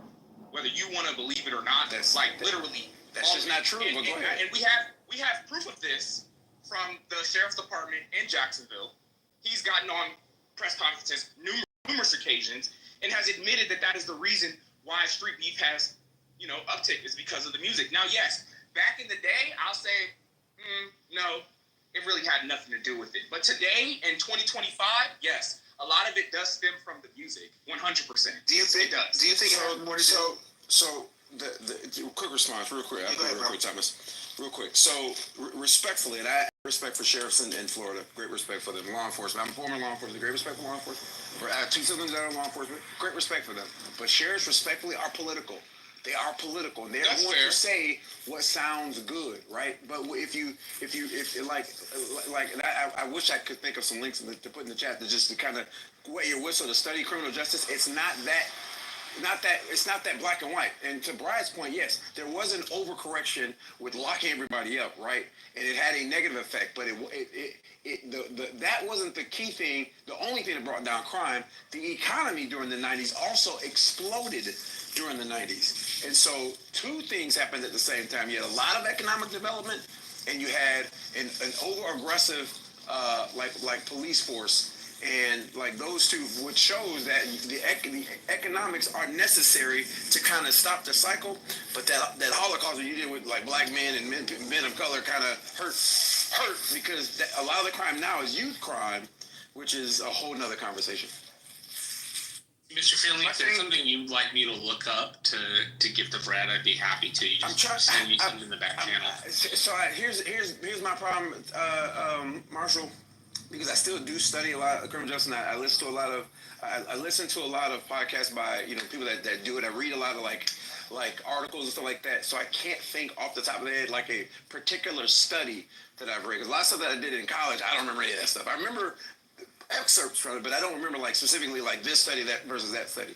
The Innocence Project puts out a lot of stuff as well, and the Southern Poverty Law Center does put out a lot of stuff as well with respect to this particular stuff. I think that here's my thing. Again, I haven't studied. I'm not a scholar in this at all. I'm just kind of trying to put pieces together here. So bear with me. When you think about the influences, especially of the youth, and we'll say either it does, like music does affect them, and it doesn't affect them. I believe that it does, and I think because of the era that we live in, it does a lot more than it did prior. For example, we look at social media. That's what I was saying. We all can agree that social media affects the mental health of a lot of individuals. Even though social media back in the 90s was in its infancy. So now, currently, when we got TikTok, X, and everything else, where people are living on social media, a lot of people have conformed their lives to social media. For example, if you look at some of the kids coming up now in like first grade, et cetera, and they ask them, what do you want to do when you grow up? I don't want to be an astronaut anymore. I don't want to be a doctor. I want to be Kai Cenat, okay? I don't want to be a streamer. I want to be Ninja, that's a gamer making millions of dollars. QVC, whatever the nigga's name is. I want to do these things. So I think there is an influence to some degree. I remember coming up, and when I would hear certain things on the radio and hang out in certain environments, a lot of the individuals, and again, we've heard this some other arguments that people say, I identify with, the reason I like this song is because I identify with that. It resonates with me, okay? I really never liked drill rap. Why? Because it doesn't resonate with me. I can't relate to none of that shit them niggas are talking about. I'm sorry, I can't. You know what I'm saying? So I really don't care about it. But at the end of the day, I do think it does have an influence to a certain degree, especially now since you have an easier access to it than you had back in the early 2000s and the 90s. I feel like 10 years ago, Mr. would have had an argument. No, I feel like today, in our generation, no. Like it's all influenced on social media and our music, right? Like, and I'm not saying what Mr. is saying is completely wrong, right? There are points there, but because it is true that I guess certain deputies are political, but bro. Today, it's like we've evolved from Bloods and Crips to now everybody is beefing over blocks. Like, especially here in LA. Like, it used to be just Bloods and Crips. And now, it's what block do you live on? Blocks that they don't even own. That's blocks that they don't even own. That's always. It's not about colors anymore. That's and always. I'm riding around seeing people that's claiming to be impoverished. And again, this is a stupid argument, right? But it's just like, you guys don't look impoverished to me. And I know looks can be deceiving, right?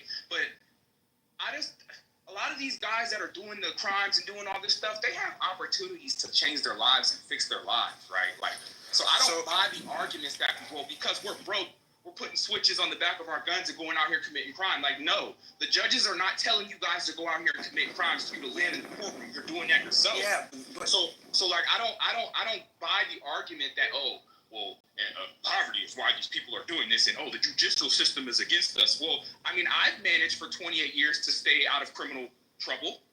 So, I mean, I'm an anomaly, right? Or it's anecdotal.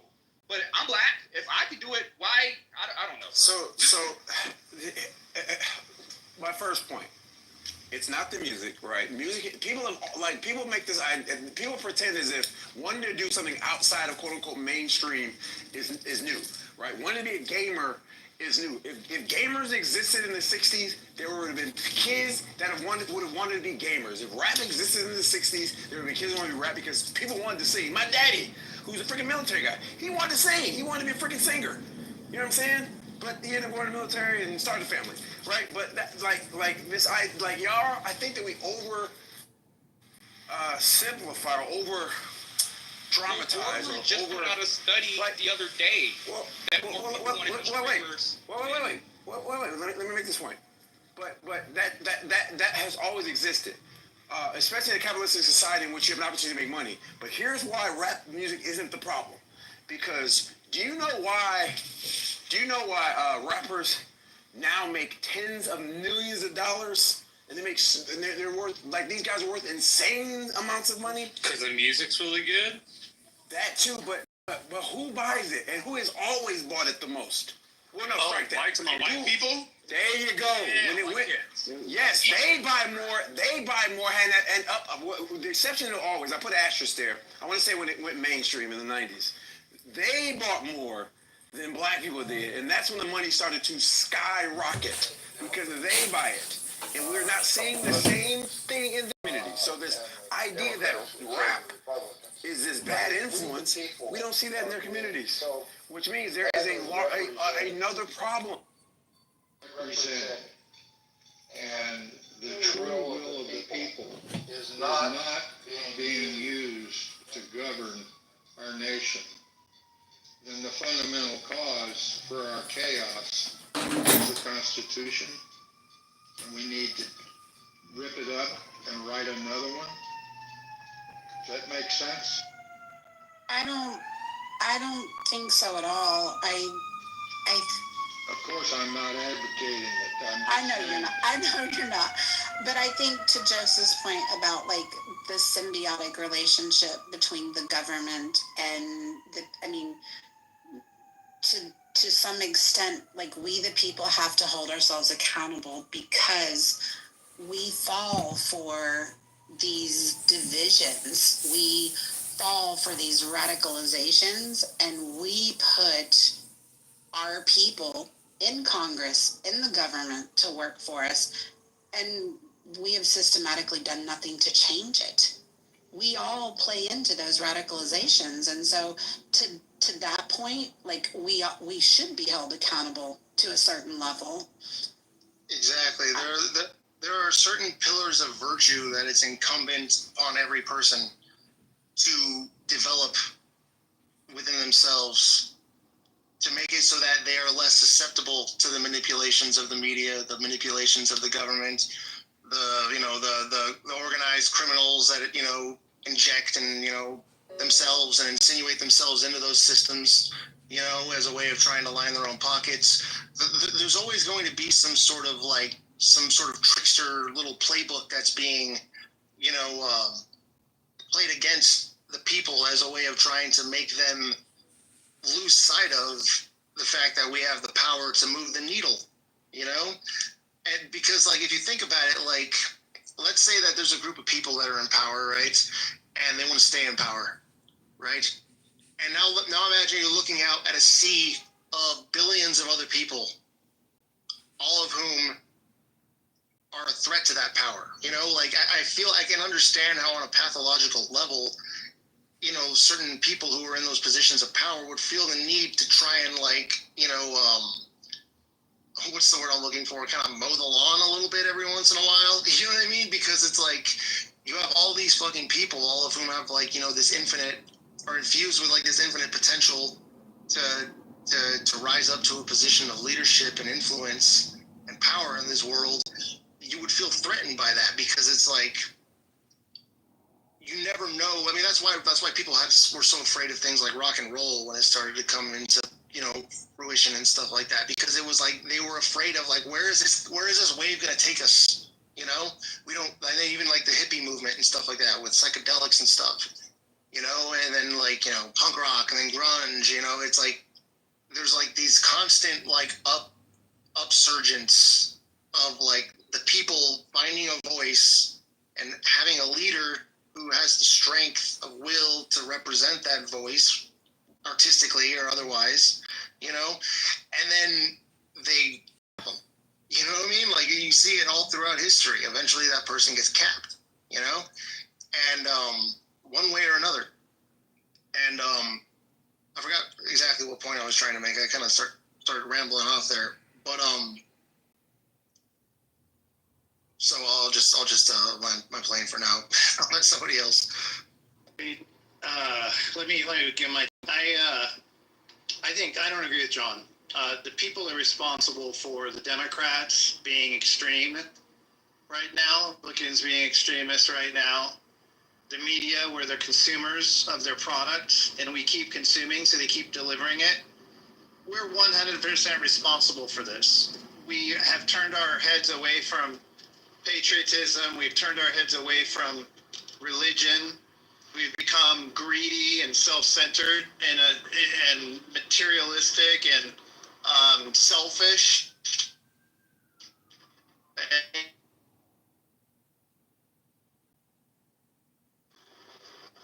We can force a change if we wanted. We're the only ones that could choose to stop consuming the media if we weren't happy with what we were being given. But we don't. We just give in. We're lazy. And we only care about ourselves. And so I would say that the correct answer, what's causing the chaos, is selfishness and greed among the people of the United States of America. That's the same everywhere. We're all outsourcing our responsibility, and I think that's the core issue in the room, is a recognition of that. And that act alone, when we recognize that we're outsourcing that responsibility, which then puts the mirror back on us. There's a saying about that that act of defiance, I think it was a 1984 quote, somebody can probably remember it, but this is in many views, especially in the main media, this would be deemed as perhaps a dangerous conversation. I want to invite Tiger to weigh in, and if for those of you that might not know Tiger, he is sinocentric. He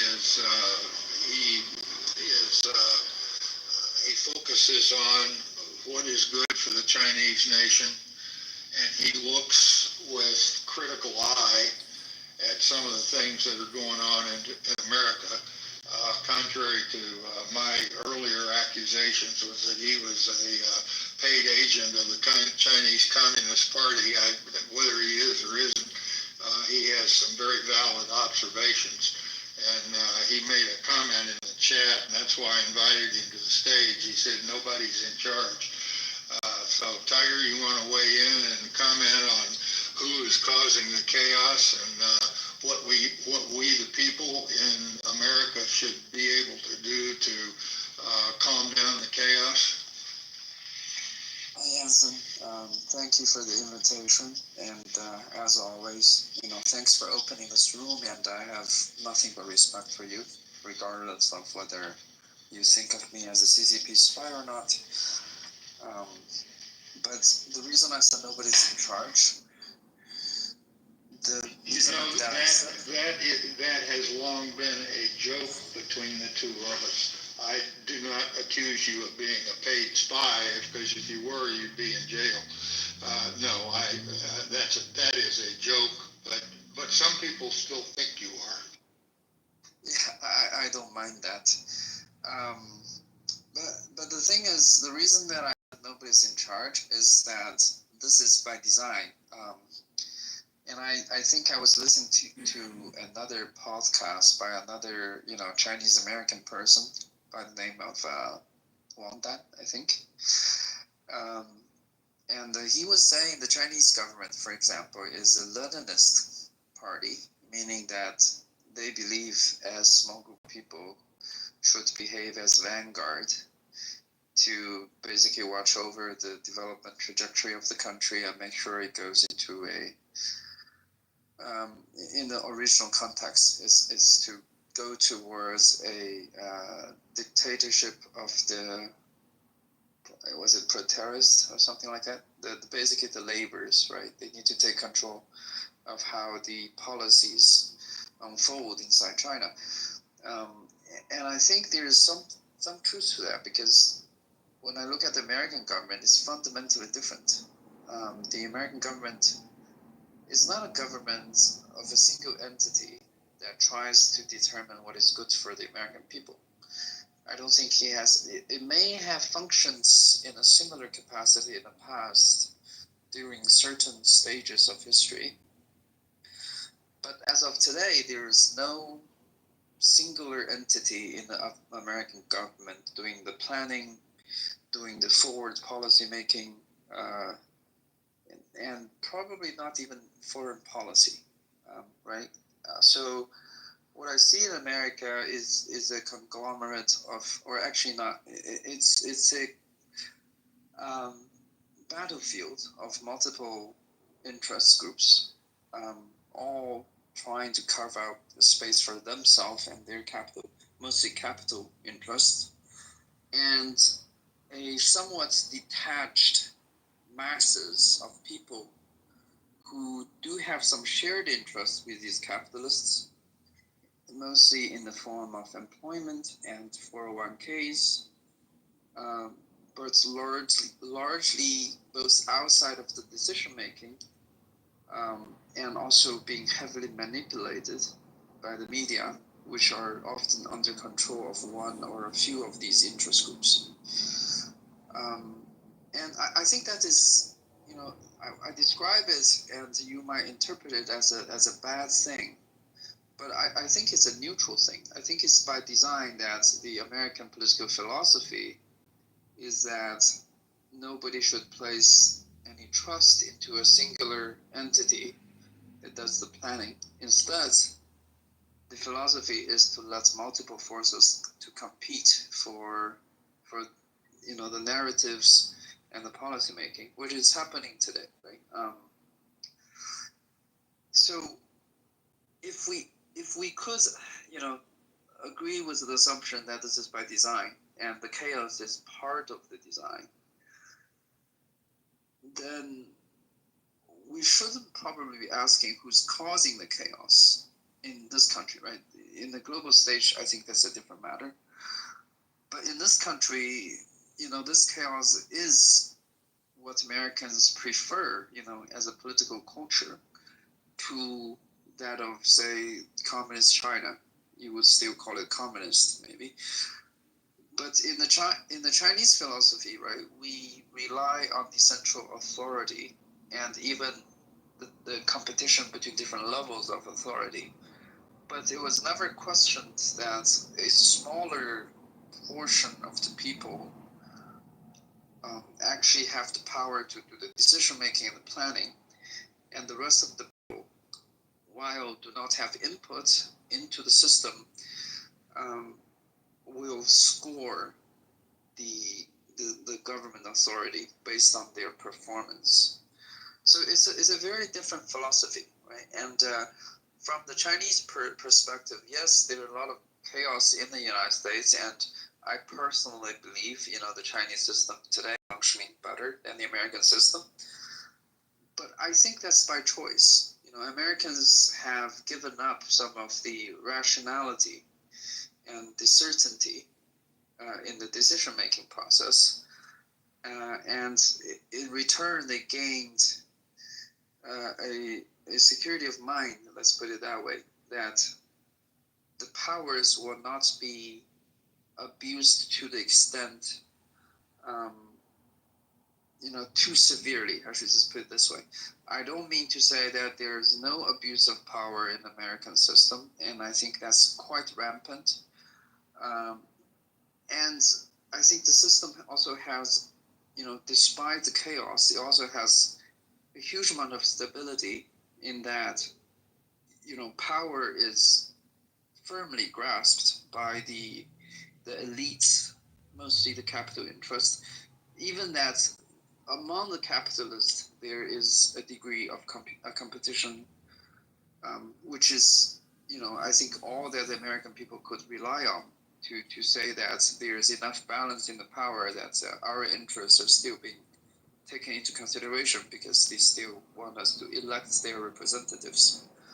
But is that enough? I don't think that's enough for the good of the American people, and I don't think it's good enough for having a stable, rational, forward-looking American national policy. But hey, I think this is very deep ingrained in American culture, and as an outsider, I don't seek to change it, and I don't think it's going to change anytime soon. And that's my observation. I hope everybody listened very carefully to that, because there is what Tiger, and I'm not trying to put words in his mouth, but Tiger showed the difference between an autocracy and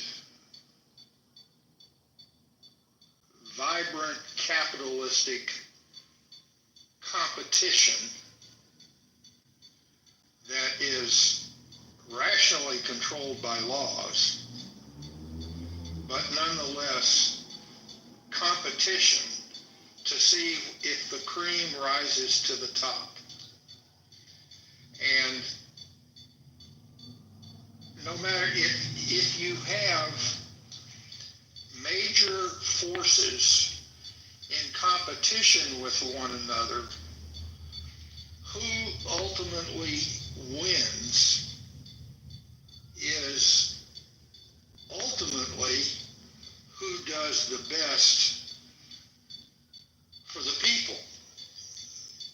In other words, if General Motors succeeds, then the workers for General Motors succeed.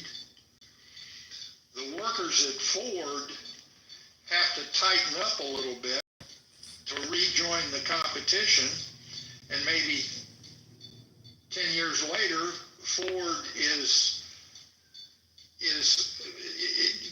regains the upper hand. And that internal competition stimulates innovation, creativity, and when freedom is allowed, when people can freely innovate and create within certain boundaries that prevent anarchy, my my argument would be that in the long term, that kind of system will prevail over, even if it's an autocrat, it could be Jesus Christ could be the autocrat, or Confucius, or whoever you want to put up there. But without that freedom of competition to allow some to succeed and some not to succeed, that's a dynamic that's been going on in this country ever since its founding. And we've been able to hold it together for the last 250 years. Now, some people think that competition has become so chaotic and so imbalanced, and now we're talking about the argument of the distribution of equality, particularly financial equality and all those kinds of things. But my point is, over the course of time, good ideas prevail and bad ideas wilt on the vine. And that would suggest that this chaos that we're enduring right now is a blip on the historic screen. And just like the chaos that we had throughout our history in raging political debates, ultimately that sense of competition will prevail. And then we can get into the Marxist philosophy, the socialist philosophy.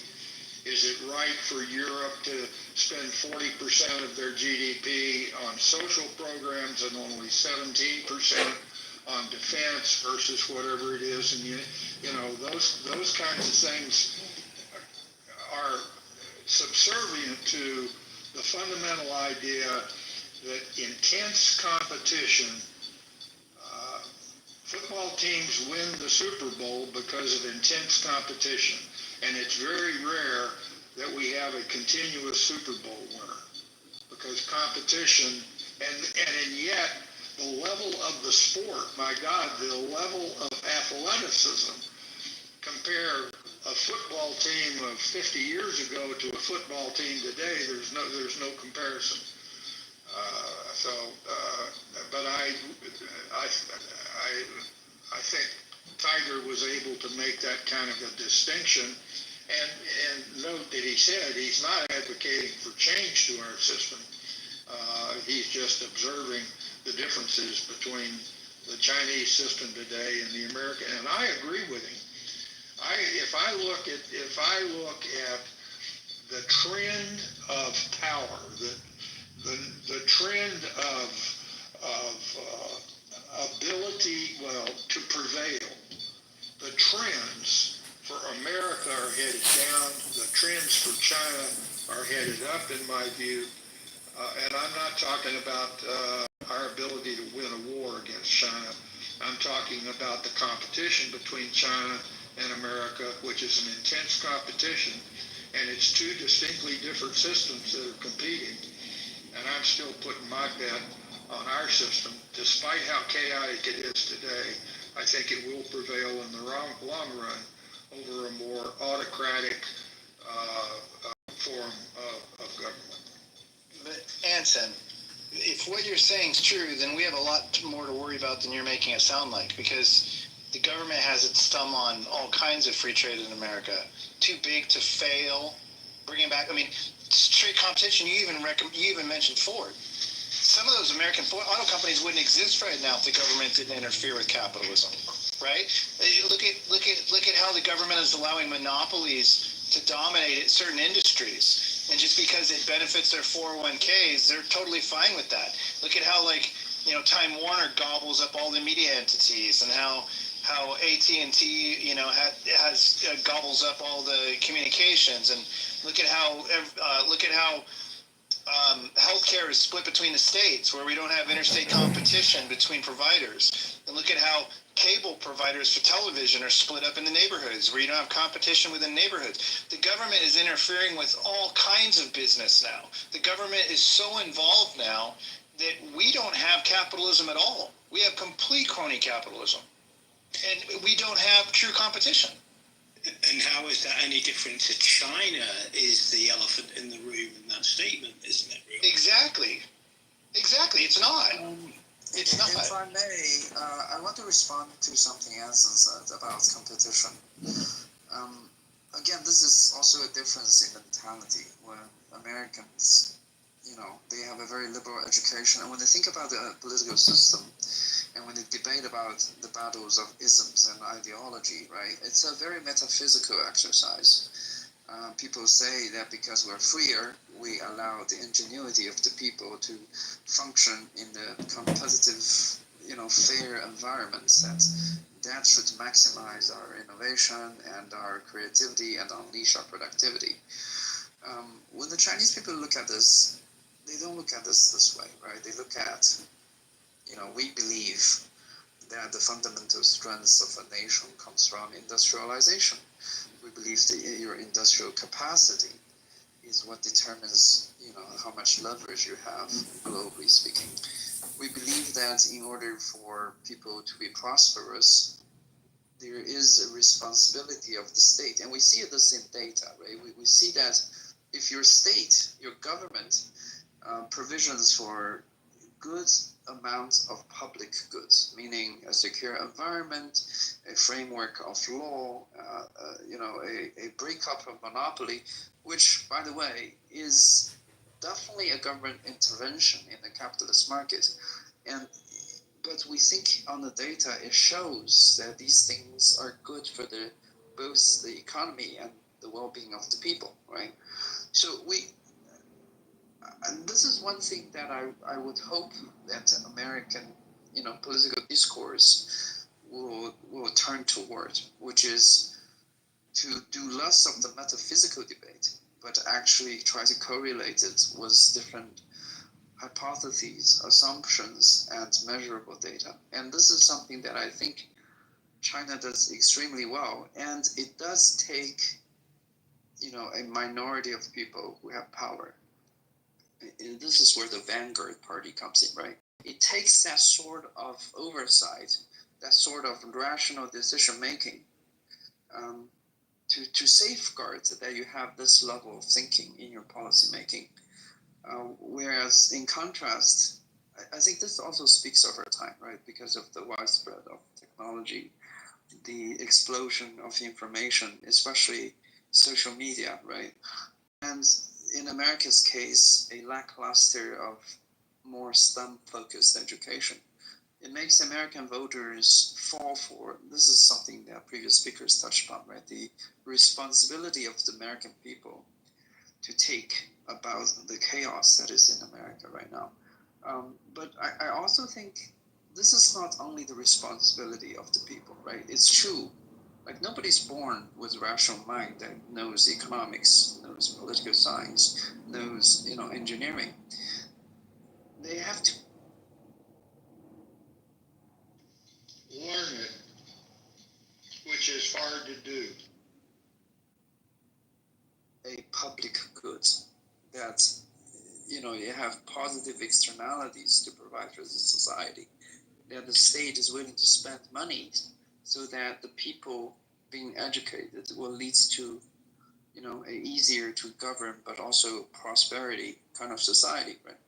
Whereas in America, yes, I think in theory, competition between ideas and capital interest could lead to prosperity.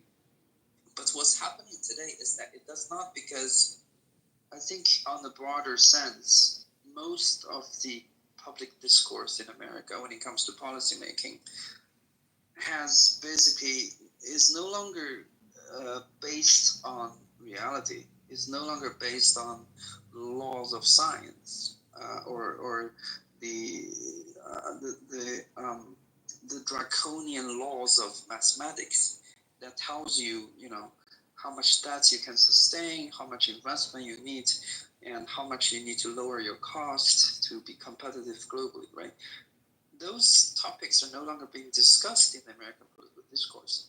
Rather, is about whether Trump is abusing power by issuing the executive orders. Should we send, a national guards into policing the DC.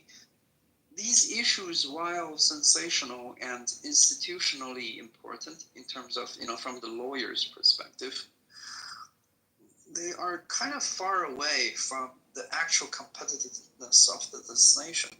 They're kind of far away from the far-reaching. I mean, it has legal implications down the line, yes, but it doesn't change what, say, we, the Chinese people, identify as what your nation's strengths lie within.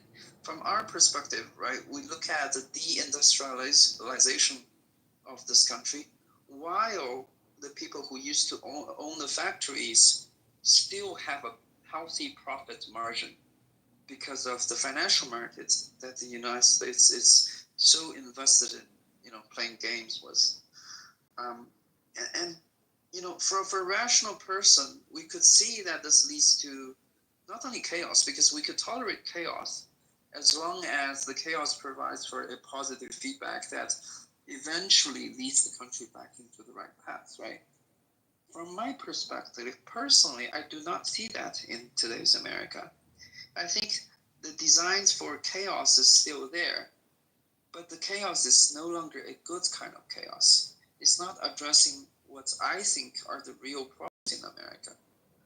So I think this is where the assumption that the free market, both in terms of capital and in terms of, ideas, is always going to lead the country or lead the society into a positive direction.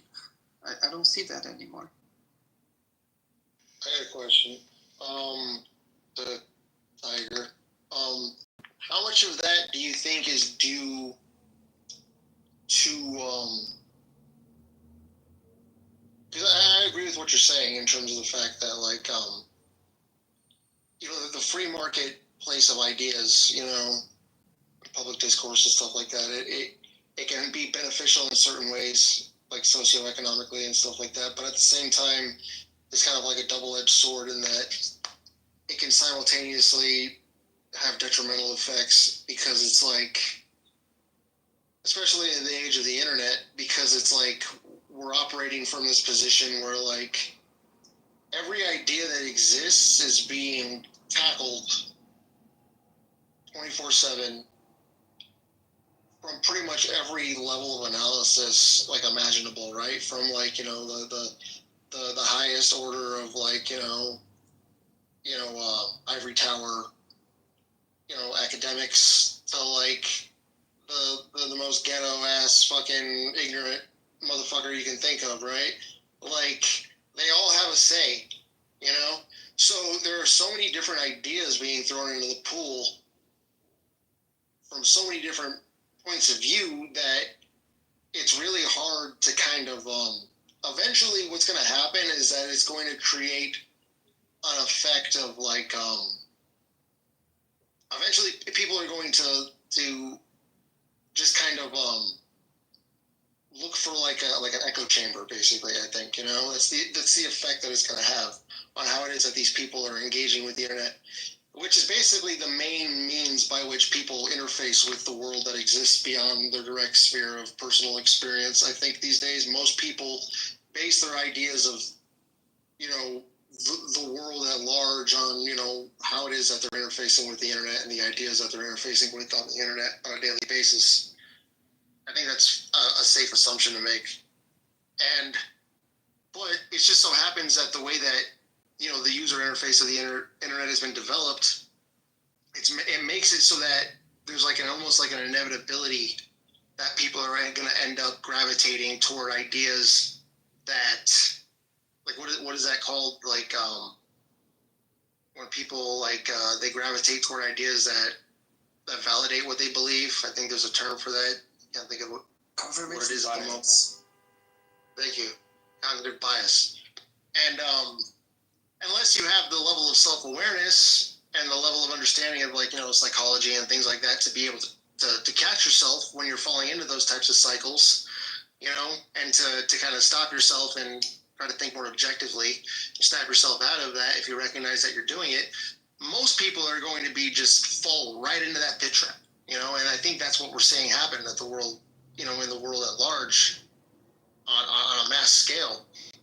So would you say that like the manipulation that's occurring, do you think that that's a trickle down effect that's taking place, or do you think that the reason we're seeing that those types of more degenerate forms of manipulation manifest in the higher systems of order in our country and around the world is a result of the fact that that's where the people are at? You know what I mean? Are the people at where they're at because it's trickling down from the manipulation and like the subversion that campaigns that we're constantly under the effect of? Or do you think that it's that the reason that the fact that everyone is so fucked up in the head is why we're seeing that manifest in the government and in the media, etc., Well, I think it's really the same effect, right? If you are the elite in this country, and I have a very controversial argument. Well, first of all, the assumption of the argument is I think people in general, on average, are idiotic, right? I'm not saying I'm better than them. I also have my biases. But you are pointing out that there are traps that we all fall into, right? Confirmation bias is one of them. Echoing chamber is another thing we fall for. And this is why, earlier, this is not my, central argument, by the way. I said I don't believe in democracy as a concept, like the Western idea of democracy being carried out by ballots.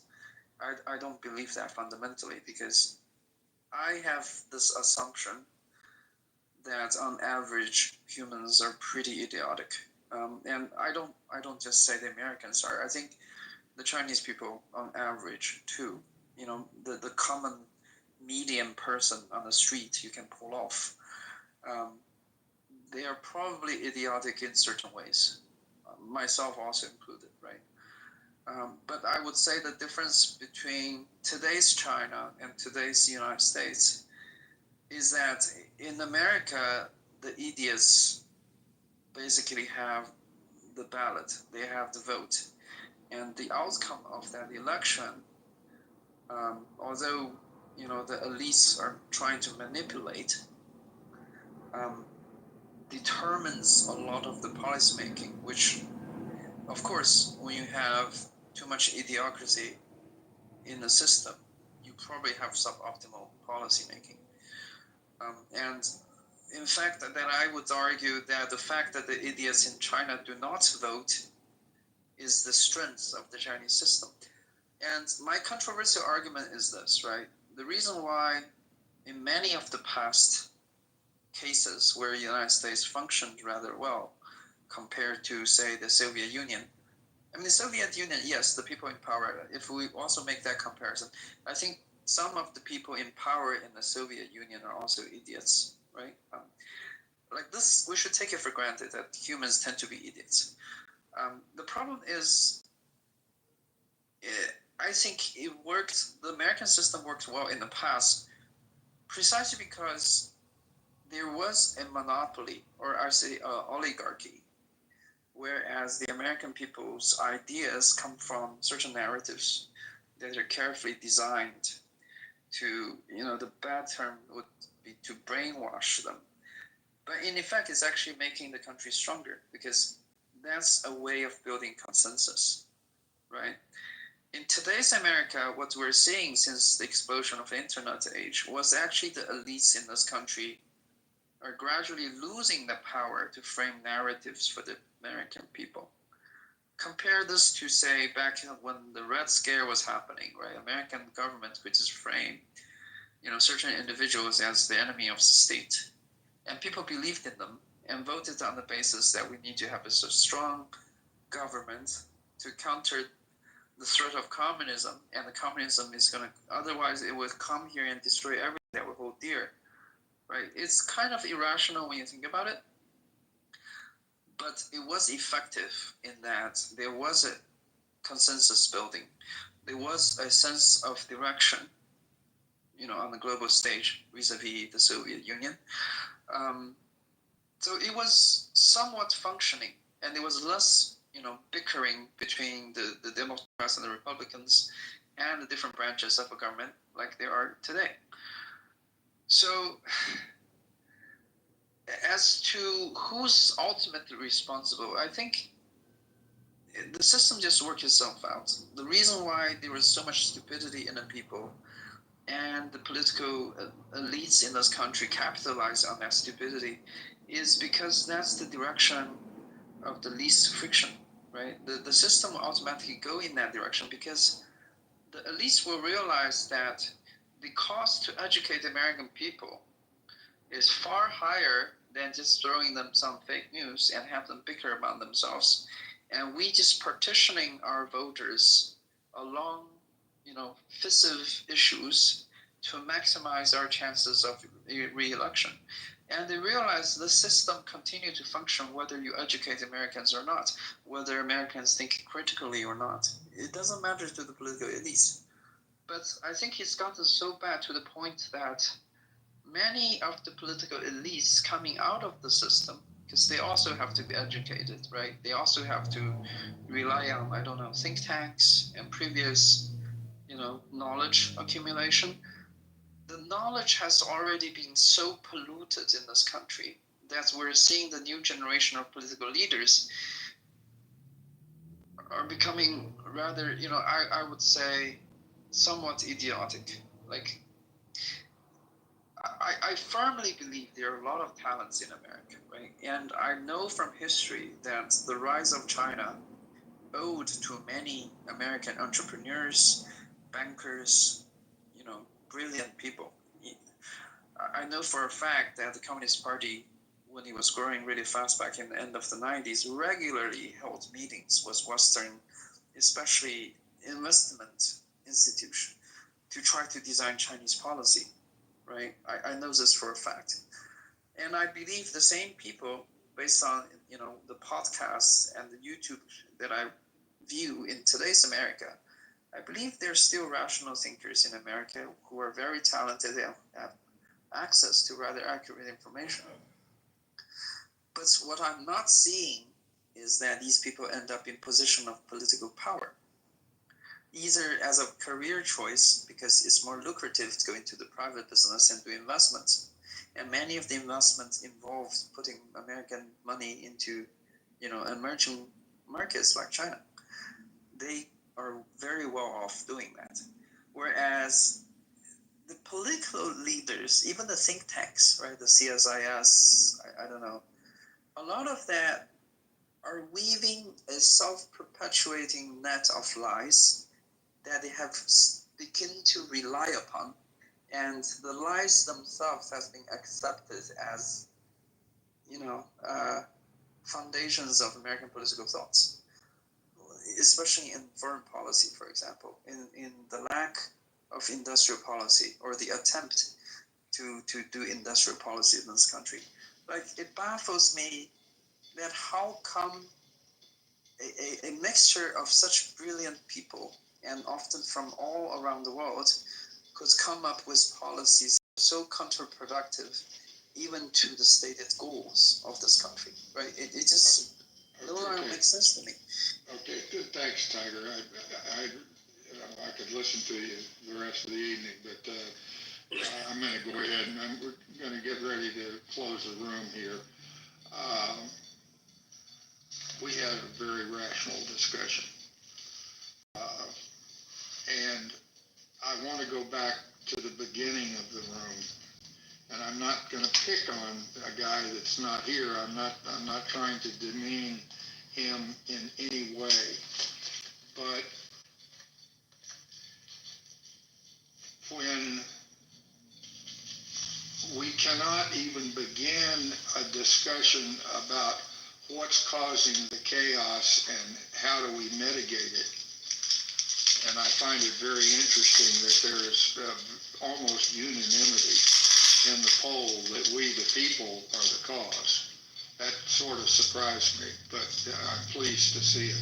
But at any rate, we were immediately confronted with TDS, Trump bashing.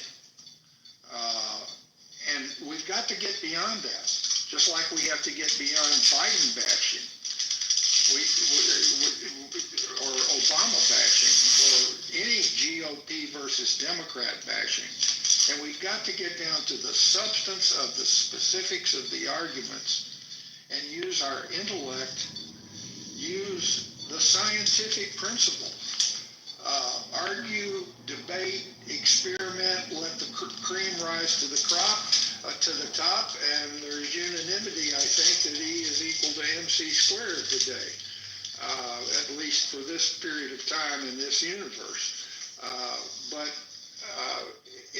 And we didn't have scientists lobbing 34 felonies across the aisle at each other. We've got to get beyond that. The polemics between we the people is causing the chaos. And we've got to get down to the specifics of the arguments and use our best intellectual and political skills to come to the right conclusions in those arguments. And the only way to do that, in my view, is through rational discussion. So I appreciate everybody participating in the room. Mods, anybody else want to add anything? I don't mean to. What do you think? Now you go ahead and close out, and I'll shut up. But again, I really appreciate it. It's a small room, but I really learn from these discussions myself, and I hope we can continue to do it. Thanks. No, I just want to quickly say, yes, this was a great room, another great discussion. Anson, thank you for hosting the space. And thank you for everybody who contributed, Serendipity, PJ, Tiger, Joseph. I know Mike was here earlier, so thanks to him, and thanks to everybody in the audience for staying with us during this hour and almost a half. PJ, you want to say something? Yeah, I'd just like to land with the core question that Tiger rounded off with, which was, given the immense amount of talent that's available, and this is true for all of our countries, why isn't it working? I'm sorry to say, but it's greed and corruption. If the interests were more balanced and less self-serving, then that talent would be better used, I think. So I'll land with that. But thank you for the room. It was very interesting. Well, now I've got to close with another observation. I think that we would all agree that the Industrial Revolution caused great political upheaval, but it was a tremendous advancement in the course of history for all human beings. I don't think there's much disagreement at all that within our lifetime, certainly within mine, and I don't know when to start it. Maybe we can start it with in the 1950s with Turning or something, but the information age, the computer age, whatever we want to call it, is far more revolutionary than the Industrial Revolution ever was when it was confronted by human beings. And the pace of change during this information age is so dramatic. I mean, how long did the Industrial Revolution take before things settled out, so to speak? 200 years maybe. I mean, hell, we're measuring in decades the revolutionary advances that we're making. And part of the problem why the people are so chaotic is because there's so much information out there that nobody can sort through it all and separate the wheat from the chaff. Not yet. And we can. It'll be. I would love to have a discussion sometime about AI and the advances of computers, and read a little bit of Yuval Harari and his predictions as to what's going to happen by the end of this century. That would be a fascinating debate, but we're certainly not going to have that today. But again, thanks everybody, and we'll see you tomorrow. Thanks, Anson. Thanks, Anson.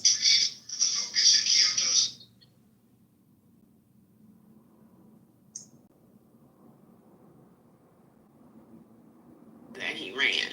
My point is that achieving the presidency is rarely a one-time thing in the 20th century. People often try more than once. So that's not a knock against her. And the other thing about, I think you made some comment about the money. I don't recall that it was nearly that may be it was nowhere near that.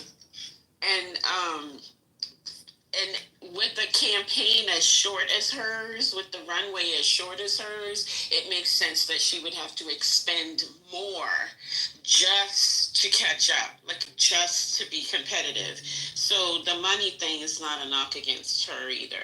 There are lots of things to critique about her candidacy. There's lots of things you can critique about, you know, her as a potential president. But I mean, they should be substantive things and not these sort of petty points. And the reason they are, Dr. AJ, is because there are no people.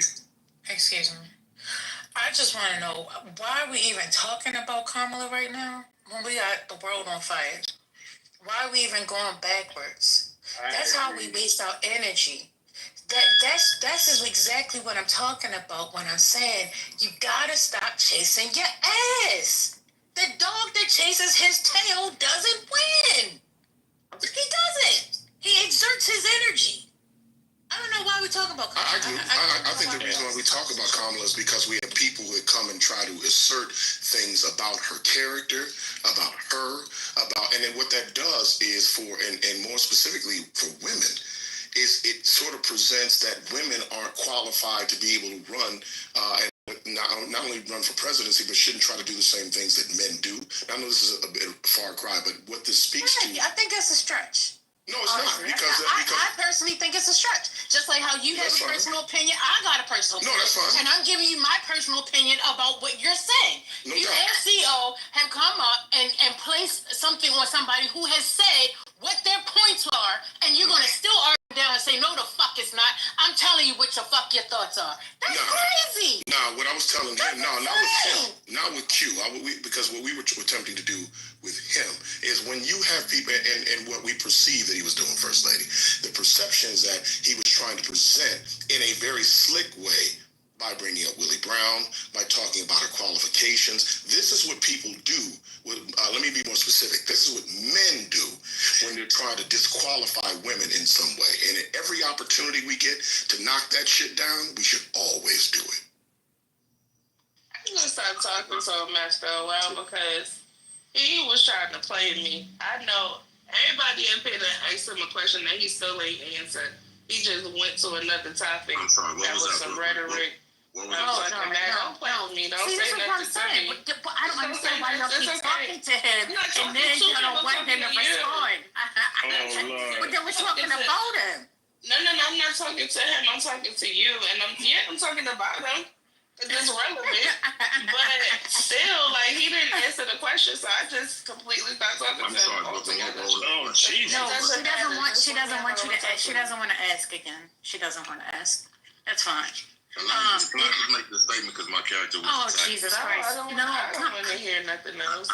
Anybody else? I am a person of color. I don't have anything negative to say about Kamala. I understand what you don't want, Brooklyn, but at the end of the day, you know I'm a fair person, and I'm going to be fair.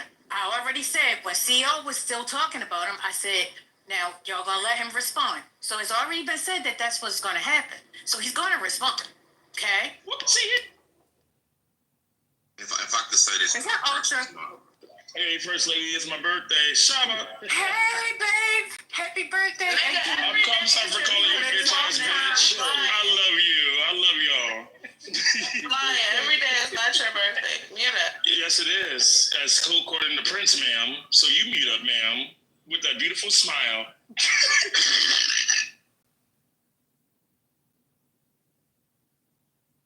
I was just gonna say this. It got kind of personal. Don't come to my productions and this and that, whatever.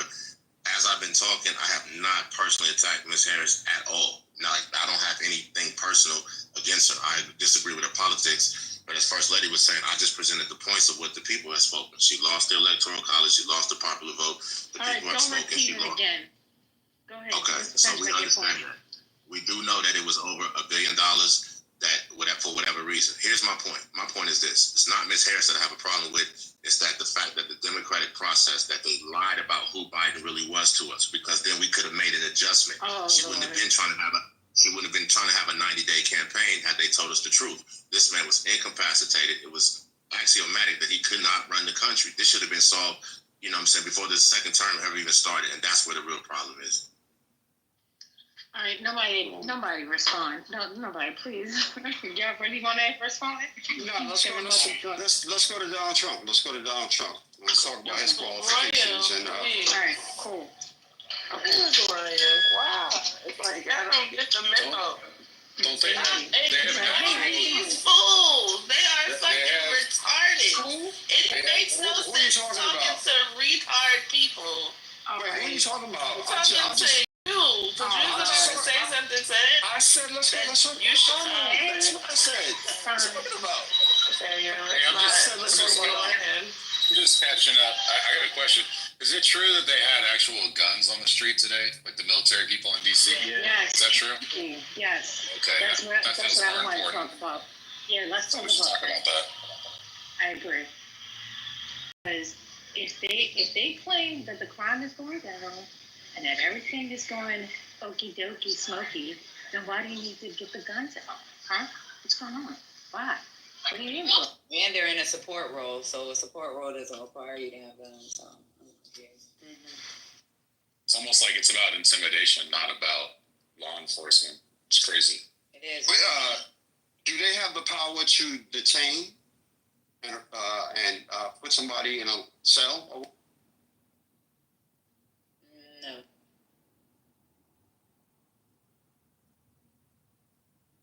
It's largely performative. I mean, it's more than it's performative, but it's also about the creep, right? It's but it's about a bigger, longer term project. Exactly. It's about people accepting having the military on the streets of American cities, right? I mean, it's so that when he does it in Oakland and San Francisco and the other cities that have been named, which I'm not as familiar with because they're not mine, that it's going to be okay. And it's like, oh, that's just what happens. Like nothing happened in DC. Like why did it happen in Oakland? There's going to be stuff like that that's going to go down, and this playbook is so stale. Like it's so common, and like if you just literally, there's a book by Ruth Ben-Ghiat called Strongmen, which lays out this playbook like page by page. Like you can, you literally could see everything that's going to happen next. And they're not even doing it. And it's terrifying. I mean, depends on which part we're talking about, but yeah. Right. Blood, you can go fuck yourself. How about that? Well, we do got some guardrails on. We got to be honest and disingenuous to not state, and I think Patty stated, and this is a fact, that the governors do have to participate. He can't just bring it in. National Guard requires governor participation, so that's number one. I think we also activate them though. Without the governor, it just has to be certain. He has to have justification. Correct. Absolutely.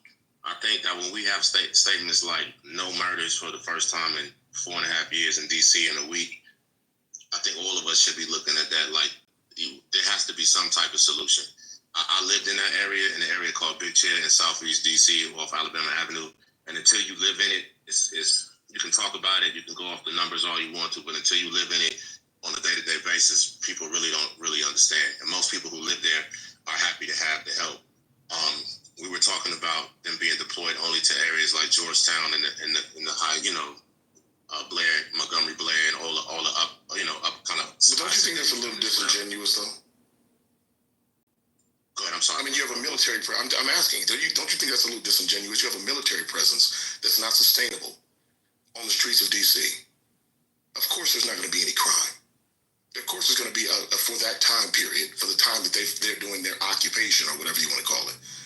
There's not going to be any crime. So what you're lending to is not necessarily it's disingenuous. You don't think? No. You think that when they leave that business won't resume as normal? Only because I'm from living in that area and I work a lot. And no, that's not what I'm asking you, brother. I'm asking you specifically. Do you think that when that military occupation leaves that area in however many preset days that they can be there, do you think that business will resume as normal? So you're asking us to acknowledge the fact that there's no crime in that time period and that should be looked at. But that's not a sustainable effort. You're not going to continue to have the military in that area for good. Let me tell you why. And being from more crime. And having come from that community, what we're not factoring in is not just the military, not just Trump. People are still people. And there's plenty of pastors, there's plenty of nonprofits, whatever, that just need a canopy of cover, just a moment of respite to be able to implement some programs, policies about 90 days, right? They're not going to get 90 days, though. It's illegal. That 90 days. Remember that 90 days? Exactly. Mention that? That's that 90 days I'm talking about. So what let's say what he's saying. So you're talking about 90 days. Let's say you got 30 days. What you gonna do with the 30 days? So we got 30 days. And like I said, if you haven't lived there, the pressure is unbelievable. I've lived there through the regentrification. You know, unfortunately, when in my older days, I've been locked up in 7D. That's my community. I'm from there, right? We just needed a breath, just a moment, so we could put a plan, put a strategy together. I know guys who are boots on the ground right now who are trying to make a difference. So when this 30 days is up, the community will be different. So some of this point is just going to be wait and see, but there are people who are there on the ground who needed this cover. No, I don't understand what you mean there. The crime has been trending. The crime has been trending downward, Q. I don't understand what you're saying. They've had this, the process has been that. What you all living there, so I'm trying to get you to see. This might be a little anecdotal, but living there, what you all call downward, just going by the numbers, is still unbearable. It's unbearable. Going down from 150 murders to 120. Unbearable from what year? Because nigga, this is unbearable. Then everybody was dead in the 90s and 80s. If you think that this is unbearable, then the whole we're not even existing right now. Is my point, stupid. That's my point. You see how dumb you sound? The reason why, because this has been going on. No, with that concept of reality, we wouldn't even exist right now if that was the case. If it's unbearable to that extent, we wouldn't be here right now. Because the 90s and the 80s were way worse than it is right now. The fuck are you talking about? You just made my point. We're no, not there. You made my fucking point, stupid. The black family, the black family, a black family and black culture in Washington, D.C. It don't exist. We've been gentrified. We've been moved to Prince George's County. You're not from the area. I'm from the area. We don't exist. We don't have nothing left. Well, but that doesn't have anything to do with the crime, though, brother. I mean, they're making a correlation. Let's bring it back. Focus. We're talking about a solution. Wait a minute. We're talking about a 30-day solution. You're saying that the National Guard comes in, and then you're saying that people are going to start putting things into place. It gives the pastors, community organization, community leaders, it gives us a chance. We didn't even have a chance before. We have so you don't have a chance. Okay. Go ahead. Can I just say something real quick? Let me say this real quick, and then I'll be more than happy to say. After the destruction that happened with Rayford in the 80s and all the crack that came in, and Marion, we had a mayor that was on crack. That's how bad DC was, right? It's been bad for a long time. Go ahead. I'm not coming for him. I'm just telling the facts. You from the area, you know what happened. So anyway, it's been like this for a long time. We finally got 30 days of cover, right? Where the community leaders who want to make a change, who refuse to move, had our houses broken in, been mugged, everything else. We can get out in the community, knock on doors, put some summer programs together, and see if we can make a change. I can't guarantee it, but I know there's people on the ground who are working through this program and through this 30 days to try to make a difference in the community, and that's all we do. Yeah, but that's let me ask. So let me say this. From everything you just said, right? You know what could have been put into place, right? Everything that you say that the pastors are doing, you're talking about social programming. That's what you're talking about. When the government, and we're talking about the U.S. government, cuts things that will lead to social programming, or even social program that was already there, and they cut that, don't you think that policing is like the wrong step? Because you're talking about after the fact situation. Mind you, if the crime is trending down, right, and then they cut social programming, wouldn't that help tick the crime back up? You're trying to find this quick solution, and look at what you're saying, 30 days. Bruh, that's not it. That's not going to help the social well-being of the community. You want to help the social well-being community? You pay for it. You go deep into your wallet, talking about Congress, right? And they pay for the programming to help the situation. Policing is temporary. It always has been. And if you don't know that by now, then what have you been watching? No, I think you Okay. meant the I want to jump in. Sorry, can I jump in real quick after? Yeah. One second. So I think both are good solutions. I just don't understand why we need an extra guard for the churches to do that. Maybe you can answer it the next go around. Omar, are you trying to get in there? Yeah. I see you. I see you off mute. Are you okay, bro? Hey, nah, First Lady, I got my headphones muted. Okay, baby. Yeah, so that's all it is. I ain't got my phone in my hand. No What's worries. up with Omar?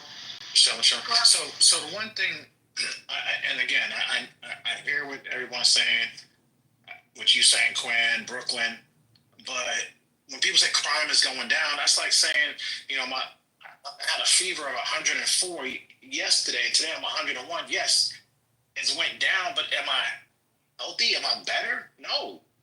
I don't get why we're okay with 187,000, because they went from 274 murders in 2023 to 187. Crime is down. Yes, you can say crime is down. It's trending downwards, okay? That's still a lot. Who did that? The National Guard or DC? But the thing is, we're trying to get it down so that it could be sort of like, let's say, a normal city. You know what I'm saying? Where crime, maybe you have less than 100. Here's the thing that makes absolutely no sense about this. Like, if your fever is at 103, okay, and they're like, oh my God, the pressure in this man's brain is so bad, we might have to do brain surgery. And then it goes down to 101, and they're like, oh, he's getting better, let's do the brain surgery now. Exactly. That makes no sense. So that is the actual, like, to use your not great analogy, that would be the equivalent of what is being done now. And the worst thing is that it isn't even the right thing to do. They're not doing brain surgery to reduce crime. Analogy. So your analogy was torture to start with. The point is, oh my God, another analogy was a bad one. If you think about it, I'm taking it down a weird path. But let's make it less bad. So if things are getting better, first off, if you're trying to make them even better than that, which is, I think, by the way, a very worthy goal. Like, as someone who lives in a community that is both safer than it was, but still not safe enough, I would love to see crime go down further in my community. I think that would be fantastic. That said, there is no evidence that putting the military on the street, especially when you put it on the street in Georgetown of all places, or in like Lafayette Square in these places, like, that isn't proven as a method for actually reducing crime. Like, first off, yes, it has all around the world a million times. When did you see someone put guards inside DC? I'm from California, like you. I remember. I don't know how old you are. I think you're almost as old as I am. So I'm 47. I'm probably older than you. Oh, you're older than me. Okay, cool. So you remember the Rodney King riots, for example? Right. We remember the Rodney King riots. Okay. Yeah. So the actual only equation it is. So to quell something that's ongoing, there can be some value to that. But when you're talking about long-term, what sometimes they call structural crime, where basically people are in such desperate, but people go travel. It's a traveling destination. That there's a cycle of violence that is ongoing and sustained. That when those things happen, when that's what's going down, the actual answer is not to put more police on streets. It's that there's capital. Amore, any of y'all that's from like the crack era, man, from any major city has probably experienced a low key occupation in your neighborhood, and you've seen You're right, Rob. And you've seen that when the laws was hot for them couple days, everything went down, man. The mere presence of the police or whatever, of course, is gonna keep criminals out of that. That's not deterring crime, man. What that is doing, that's a political statement for politicians to go out and say, hey, we put a stamp on crime, and soon as we left, the Democrats couldn't do what they supposed to do. The fucking military is not supposed to be deployed on United States citizens. What's happening in Washington, D.C. could be justified to happen in any place in America because it's crime. No, it's not a good thing. And to try try to splice it as a good thing is showing bad precedent. Yeah, it's stupid. Show me in the history of the United States where we've had a precedent of deploying the military on our citizens when they weren't actually rioting, when they actually weren't like. It's not sustainable. It's a good answer. That's actually the good answer to your question, Rob, is actually following the Civil War, when we were basically quelling the Confederacy, and we were basically forcing the traitors to not be traitorous any longer. Like that's the best example of when we actually did that. Yes. So lower that. But hold on a second. The thing that's actually the most important about, in my opinion, about what Trump is doing right now is that there's people like Amari who are buying the idea, and this is really important, who are buying the idea that military on the streets make us safer, not less safe. Let me say that again. He is trying to indoctrinate you with the idea that military on the street makes you safer, and not that it makes you less safe. Which is shifting. I thought you were in LA. They were there recently. I'm in LA County. LA County. Okay, so in your county, there's no. In your county. Hey, boy, stop fucking up the conversation. Yeah. So the point is that he is trying to make it so that we accept the idea that military makes us safer, and that is in fact not the case. Which is why our whole government is set up in opposition to the idea of putting military as an occupying force as part of the Fourth Amendment and other parts of our founding thing. The reason why you're wrong, let me say this, and I'll pass it to you, Omar. The reason why you're wrong is there's also being policy implemented, like reversing the cash bill, etc. Things. Hold on, let me finish, bro. Things that actually make a difference. Royal, you were talking about social programs, etc., but you can't social program where there is no safety. Like y'all haven't had. I do what I do. Oh my God! You haven't had to do it. You haven't had to do it. Oh my God! This is my point. Have to put people on the corner with AKs so rival gang will come and snatch the body out of the funeral. You haven't been able to do that. You can't social program where there is no safety. Exactly. The reason why I think this will be effective is because there's policy being added, there's police presence being added, and community programs. When you put all of those things amalgamated together, then that's when you start seeing the long-term change that you actually want to do. And lastly, I want to say this. Some of y'all don't understand D.C. because you've never been locked up there, whatever, but everything in D.C. is federal. So you have to understand that from that particular standpoint.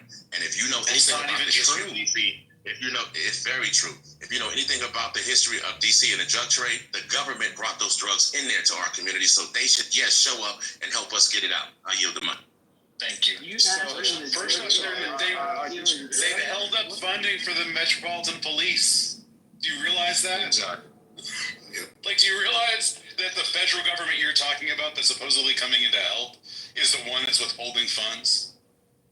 Do you understand that? This is a serious question. And they got $38 billion under Joe Biden. Hold on. Do you understand that that's the case? I think it was Q who was talking. Yeah, Aaron, it was me. Go ahead, brother. What are you saying? Do you understand that they've been withholding funds from the Metropolitan Police? Who's been withholding funds? The federal government. The people who appropriate money to the Metropolitan Police. On what basis? Okay, I'm gonna put an article in the chat. I'm gonna take this in good faith. It's like you just haven't heard this, so I'm gonna find it for you. I'm gonna put it. Yeah, exactly.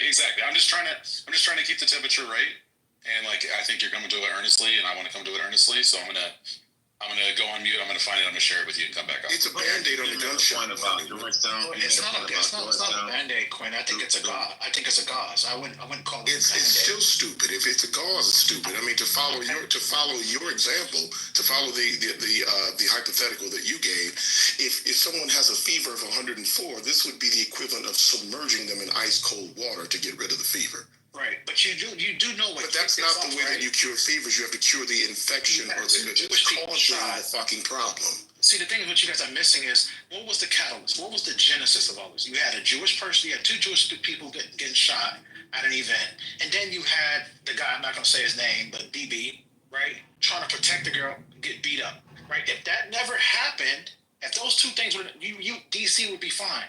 You can't. People are not safe in the Capitol. People come there from all over the world to come to our capital, they need to feel safe. Well, they need to feel safe. People ain't safe in America, bro. And that's we're talking about America. We're talking about our capital. I mean, but listen, this is what I'm saying, though. This is what I'm saying, though, bro. This DC is easy to do that because of the fact that it's not a state. DC? What's the problem? Man, the problem is the precedent that it says when you're deploying the military on people, and it's not a military, it's not a war zone like condition. Now, I do understand from the brother that's on the ground.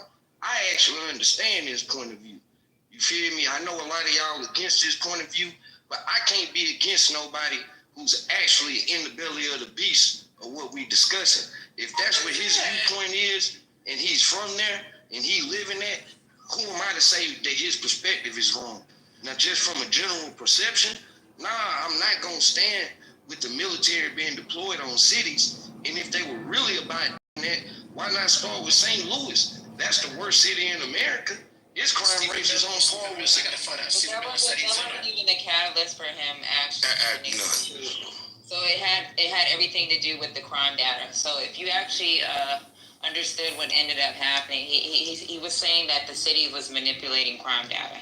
So he had the House Oversight Committee. So I don't know where the fuck you get this because somebody got attacked.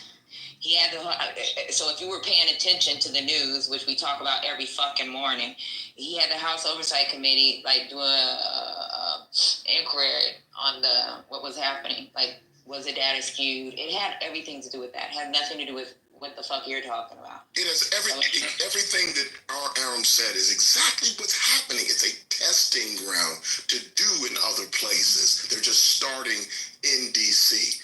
It's nothing more than that. There was nothing from an emergency standpoint that is happening in DC that required this effort at all. There's nothing that required this effort, and you're just parroting that nonsense because you don't. I'm gonna put it in the chat, and you can fucking read it, and you can pick it up. You can read what I sent first. I'm gonna. Cool. Okay, so since we're doing articles, let me start with the one I just put up top. So Q, this is definitely the thing that I would encourage you to read. That basically talks about how, because they're incompetent, they cut $1 billion out of the budget for DC, including a lot of funds for the Metropolitan Police. So the idea, and I'm just assuming you didn't know this, but I hope that you recognize the dissonance in them trying to say they're trying to crack down on crime while they've reduced the budget, not just for policing, but for other city services as well, which contribute to crime reduction. They basically cut the budget and then put tanks in Georgetown, like, make it make sense. This is not about that. That's why it doesn't make sense. I wouldn't need you to make it make sense. We just left 4 years of an administration that ran on defund the police. So all he did with that was just they did not run on defund the police. They ran against defund the police. This nigga cannot be a real person. I don't. What the fuck do you be talking about, Q, for real? Omari, so y'all can honestly say that the Biden administration wasn't for BLM and defund the police. Y'all can honestly say that. Q, you making me look bad, Q. They really. I just tried to give you a pass. You making me look bad now, my nigga. You making me look bad, my nigga. Making That's not a Omari good look. look even worse. Cause Omari shared his same sentiments. We shouldn't even be discussing. We shouldn't even be discussing. Only cares about DC because of Big Ball. Like this was the first time I've heard anyone on the far left not put the timeline and connect the dots. He didn't give a shit about DC. Who's on the far left, Omar? There's no one here on the far left. Who are you talking about? What the fuck is the far left got to do with it? But that's a very specific thing. So who are you talking about? Who here has represented the far left's? And it's not. But that's what you said. I believe like you guys believe I'm MAGA. I believe you guys are far left. I don't. And that's just not a bad thing. You believe you MAGA. You admitted it. Like you. I never admitted that. I never admitted I was MAGA. I said I voted for Trump. What is the? Y'all don't know the difference. That's the problem. You don't care to learn the difference. You guys just take anybody who voted for Trump as MAGA. You mean like you perceive everyone's position here to be far left? It all stemmed behind the dam, and it all stemmed behind. Yeah, I'm really sick of you because Amari, because this is like It's really talking points, man. I'm so fucking sick of that. First time. Yeah, just we know this, and The third time that means you're out, right? So that means drop your ass for the good.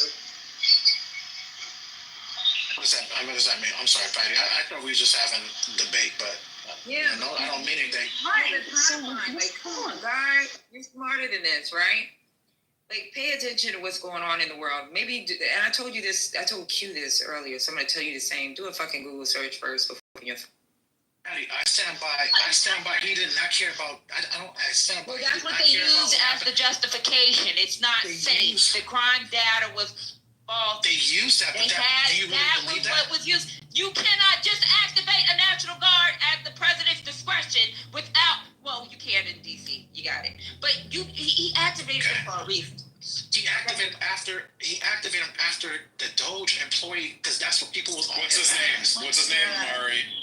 I don't know his real name. I just know him as Big Balls. Yeah. I hate to say so it. let's just consider how seriously we should take this. But okay. Right.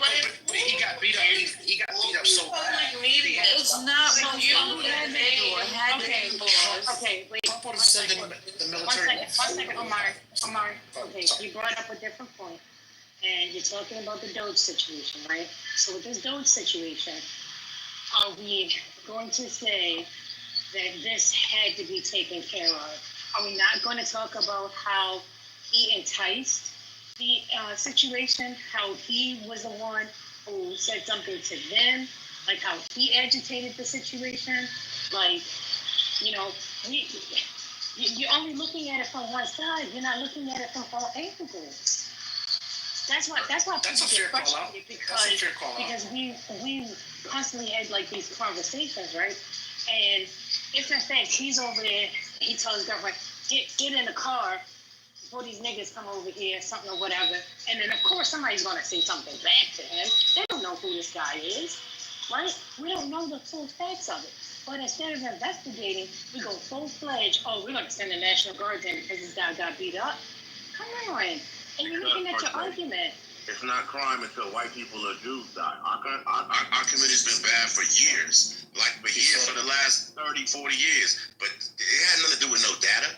The data's been terrible. We were number one in murders for like 5 years in a row. The data had nothing to do with it. It's not a crime. It's not a crime until white folks or Jews get affected. Now all of a sudden, and that's what this is about. And that's what I'm trying to say. State lies and then keep talking. But why can't y'all see that in real time? They just send the guard in to help with the crack epidemic. Why can't you see white that? folks and Jews, because they re-gentrified our I lived there. They re-gentrified our neighborhood, kicked all of us out, moved us to PG County, moved the white folks in. They found that it was still unsafe. Now when white folks and Jews, now it's crime. Now it's crime. Okay, so you making that point? That's a good point. Right.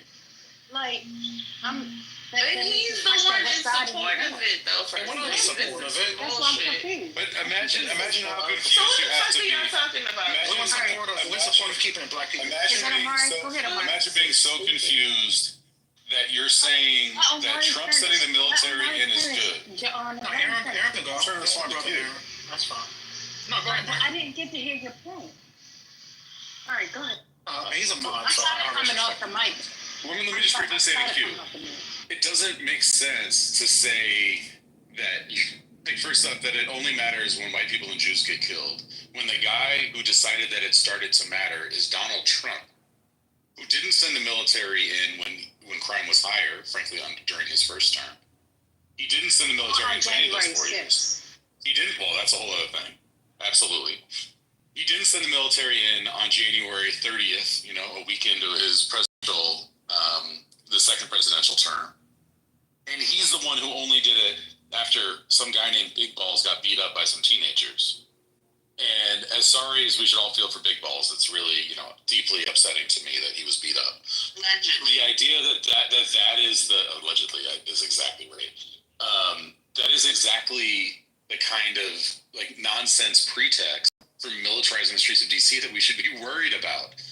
He didn't say, in Anacostia, the crime rate's been too high for so many years, and I want to give these people a reprieve because I really deeply care about the people of Anacostia. This is not for them. It's not. It's not for them? Like, how could you possibly believe that? But Aaron, what happened was when you started watching Fox News round the clock, you had the Laura Ingrams, you had the Hannitys, you had the Will Canes, all the way from 10 o'clock in the morning to 7 o'clock at night, around the clock saying somebody has to do something about DC after Big Boss. Then you had Elon Musk coming on, tweeting to his 200 plus million, saying the military has to come, or something has to happen after this. Shortly after that, that's when they said, oh, they lied on the DC, the crime stuff. Then now they have now they're able to now go in to use the military. Now they're able to fire this individual, put the EA chief in charge. I'm just connecting the dots. I'm not for There are no dots to connect. It's bullshit.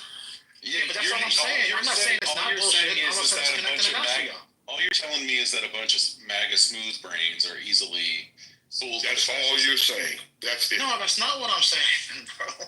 All I'm saying is that it wasn't fair. He put the police, the military in there.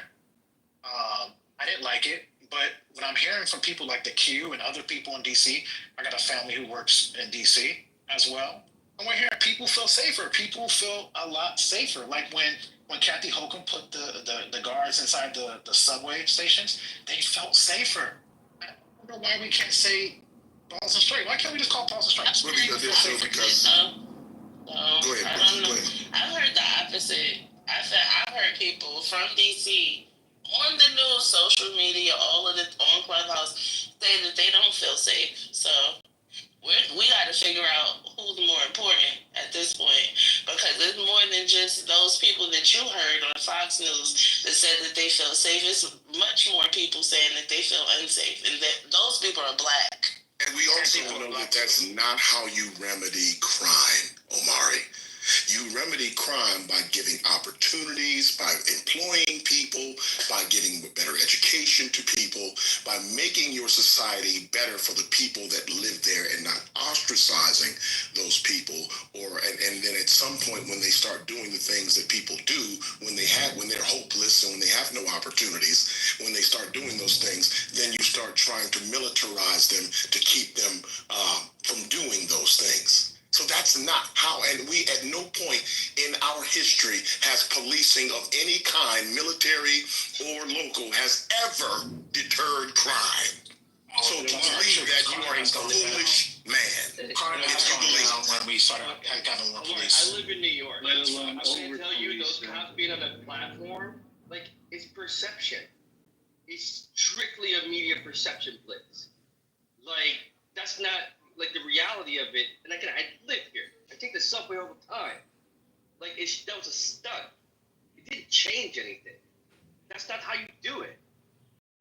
Yeah, I think we're losing the fact that two things could be true at once, right? And I'm telling you the answer from doing this for a while, y'all, we need everything. And just as people, let's just put our politics down aside. We need policing, we need policy, and we need we need social programs and people making a difference. It's going to be a threefold cord of everybody braided together that can actually change a community. We're trying to point to one factor and think that this is going to do it by itself. No policing won't do it by itself. No one is pointing to any one factor, brother. We just said that. We were talking about this thing. I never interrupt you, brother, but you always come in and interrupt me. I thought you were done. I'm sorry. Go ahead. When we had a crack epidemic, we had plenty of programs. I was in the city when you could make $18, $20 an hour as an 8th grader. Right, we had plenty of opportunity, but we still had a crack epidemic. So opportunity alone and programs is not alone. It takes the policies, it takes the policing, it takes the people all working together and conglomerate to really change and turn the community around. I hope that we will live. No one's contesting that, though. That's what I'm saying. If I could I'm gonna land my mic right here. If I gotta come up this mic one more time, I swear to God, I'm gonna boom this room. I'm gonna land my mic right here. Thank you so much. Excuse me, sir. Don't interrupt me while I'm controlling the space. Thank you. I thought you were giving me the space to speak. When I say it is, it's okay. Just 1 second, sir. Yeah. Let's just let each other finish, please. I appreciate it. Thank you. I'm sorry, sir. Go ahead. Continue. Carry on. And then CEO, are you trying to get in there? Whenever you finish. All right, go ahead. All right, thank you. So, like you said, from being boots on the ground, y'all, this is bigger than bipartisan politics. This is about our people, and we need a lot of help. Our kids are suffering from COVID. Kids are 2, 3, 4, 5 years behind that may never recover. And Quinn is right. They need opportunity. They need programs. Some people not. From just COVID, from being out of school. What we were able to do. Well, one of the things that we did during COVID was we actually opened our own school. COVID. This is great. You are. No, what kind of machine do you have? Brooklyn. That you operate Brooklyn. Okay, y'all want me to boom the room, right? That's what you want to do. Y'all gonna blame it on Brooklyn? Because Brooklyn is the person that's interrupting right now. Stop. Let's let me finish. We can argue. I was just saying. From being on the ground, Quinn is 100% right. Everybody's got a piece of the answer, a piece of the antidote. But if you bring your piece with my piece and this piece, some of the crime that you're seeing, Brooklyn, is because we have kids who are displaced in high school, etc., that are what Quinn was talking about, that are without opportunity. A lot of these kids, they're not going to go to college. They need certifications. They need trades. Y'all, it's a lot that has to happen for this community to turn around. The policing is only one part, and we need it. Because we've been overrun with drugs, we have a broken family structure. There's so many things that order and policing is required because of where we are at this point. 15 seconds. And so, in order to say, I'm just saying this, and everybody, we have to understand that law enforcement, the reason why they're in Georgetown is because so that the local law enforcement can localize and centralize on the areas that are most crime-ridden, so they can be policed by the people who actually live there, not the federal government. So it's smart. It's actually smart to bring the troops up to the areas that are more suburban or more affluent, and let the local police officers who know the people focus on it, because they haven't been able to focus on their immediate. Thank you. Time is up. Thank you, sir. If I could add, okay, is it my turn, First Lady? Yes, sir. Go ahead. Yeah. If I could add, your points, Q, I would agree with you. You know what I'm saying? I don't want to be contentious, but I stand where I stand.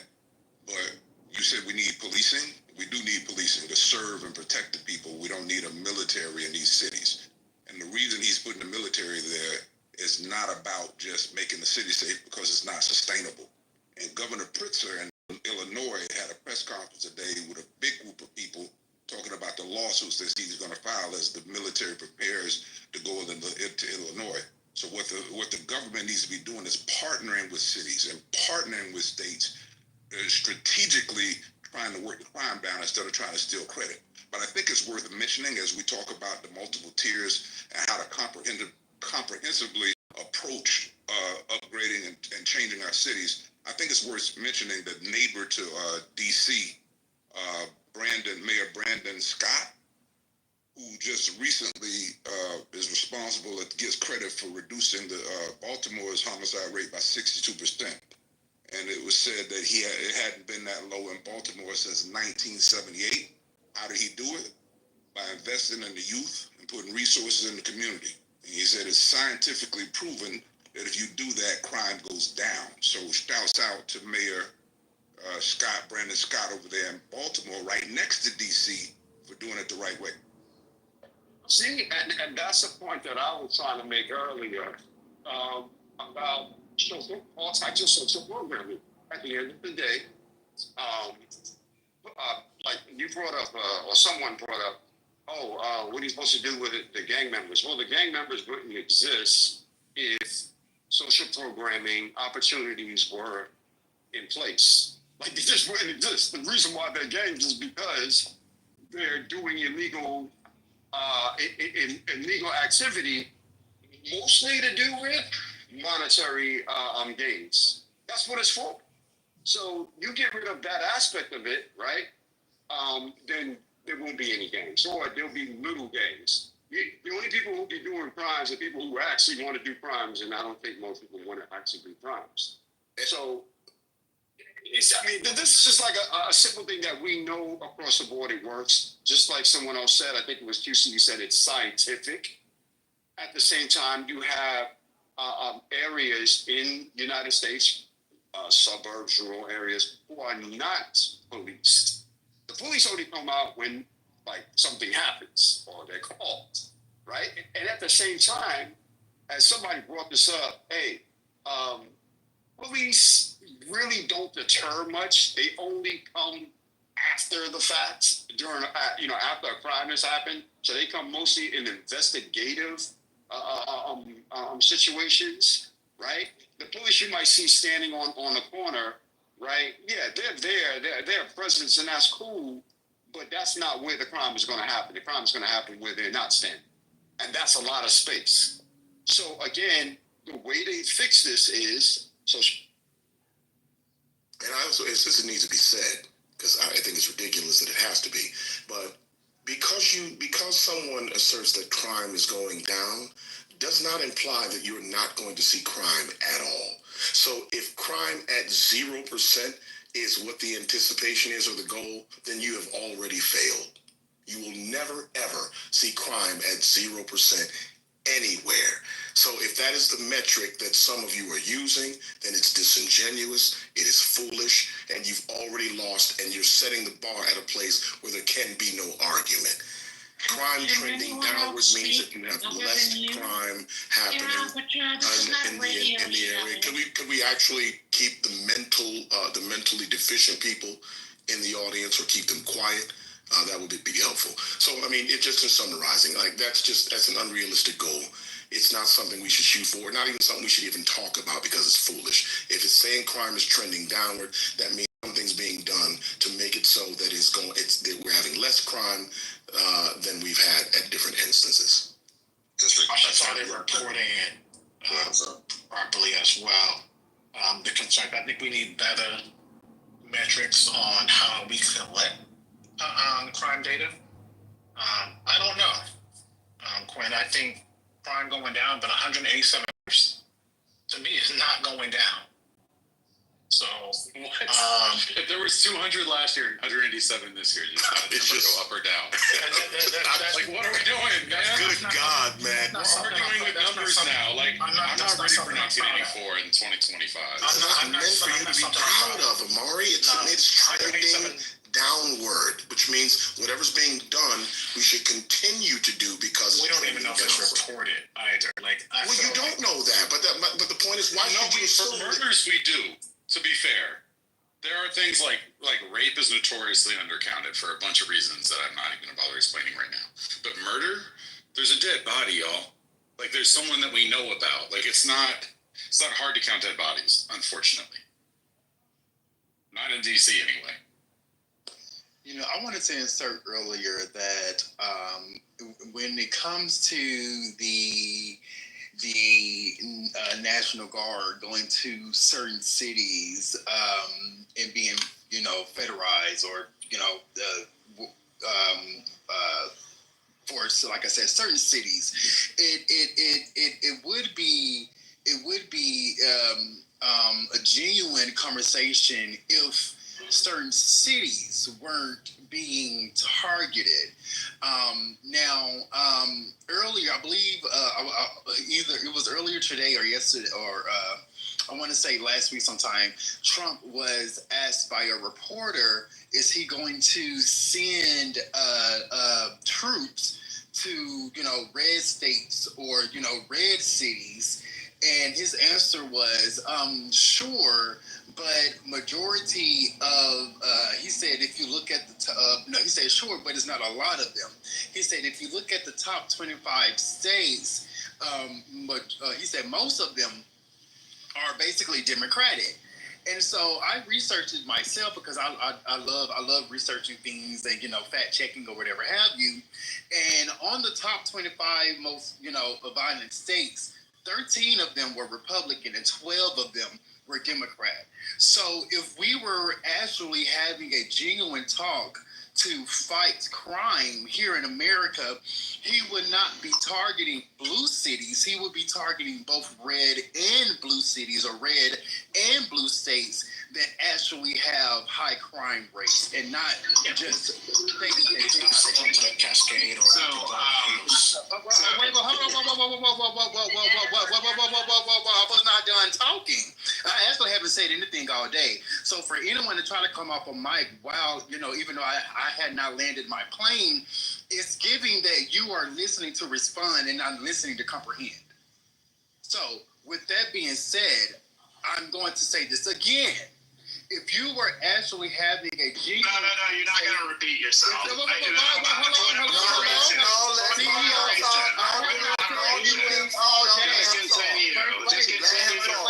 Just continue your thoughts. Patty, thank you so much. So just with that being said, if we were actually having a genuine conversation on violent crime, we would be targeting cities or states with violent crime, not certain cities that did not vote or are currently in favor of the sitting president. And I landed.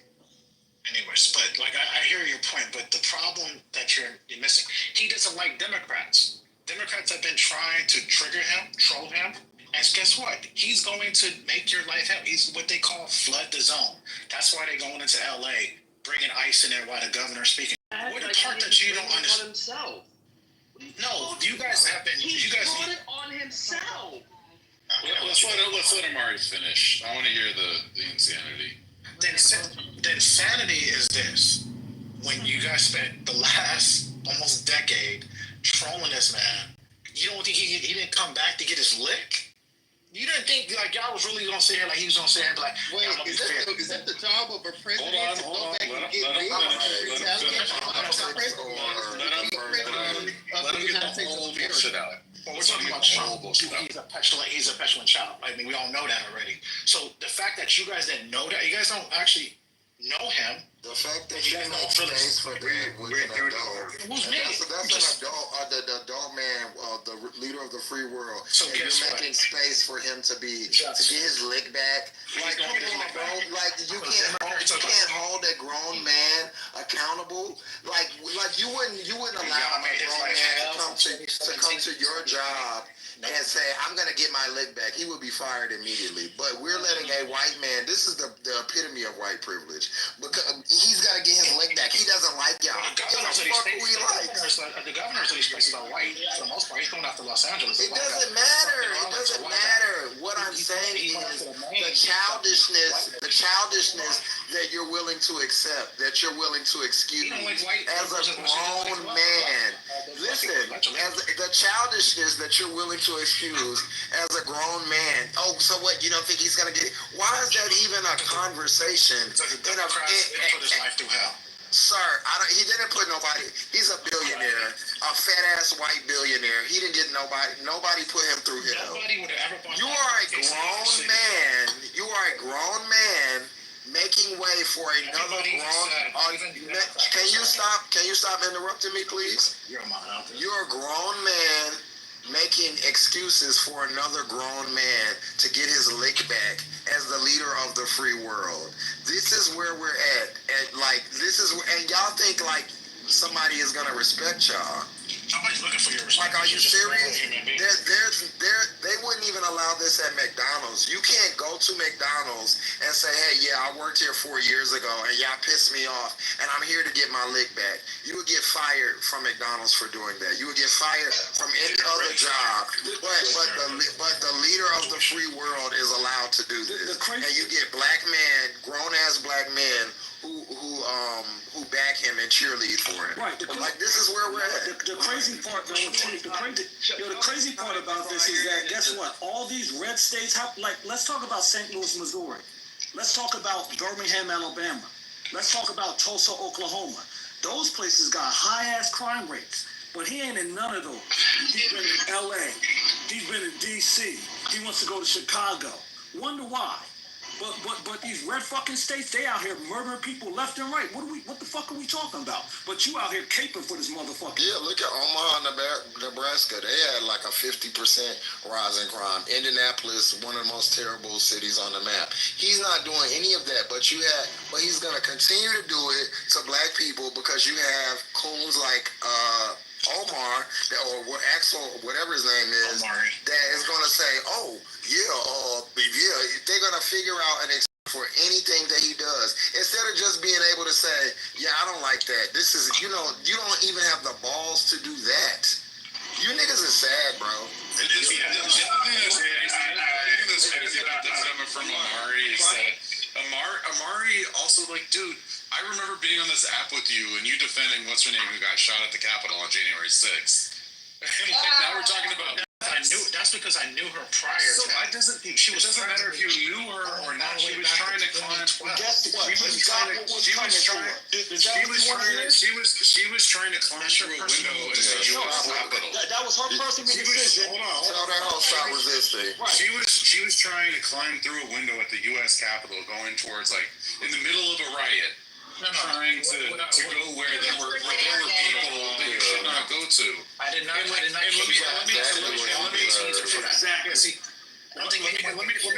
me say another thing about all that.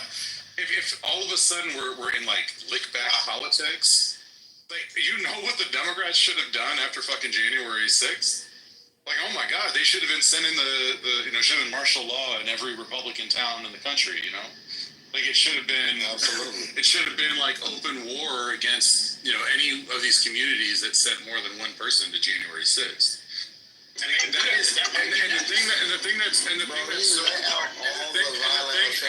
the thing that's so crazy about this is that it was supposedly the right that were the constitutionalists and the ones who embraced American history and the founding fathers and all this shit.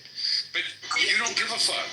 You're basically saying fuck the Fourth Amendment. He had to get his lick back, and that's just anti-American as fuck, and he should just own that. Yeah, Amari, I think one bar we cannot go below is that the president is not supposed to be getting revenge, right? That's just the line in the sand. We cannot be okay. We cannot go below that line. You go bad, you might as well just give up everything. So I hope you'll reconsider that statement. You could have said, hold on one second. The thing you could have said, which would have been a bit more reasonable, would be that he's playing the politics, right? He's going after blue states because that's going to help him in the midterms. That would be, I think, a more measured way of going about it. But saying you're good with him getting revenge. I never said I'm good with it. I'm speaking what we all knew he was going to do prior to election. Even every Democrat said he's going to be the president of revenge. He's going to enact revenge. Everybody knew this was happening. That's why when I come in these spaces, I'm but you can't sound comfortable. But you can't sound comfortable with that. What do you want me to? You want me to put sprinkles on it? On shit? I want you to fight fascism. What do you want me to do? That's what I want you to do.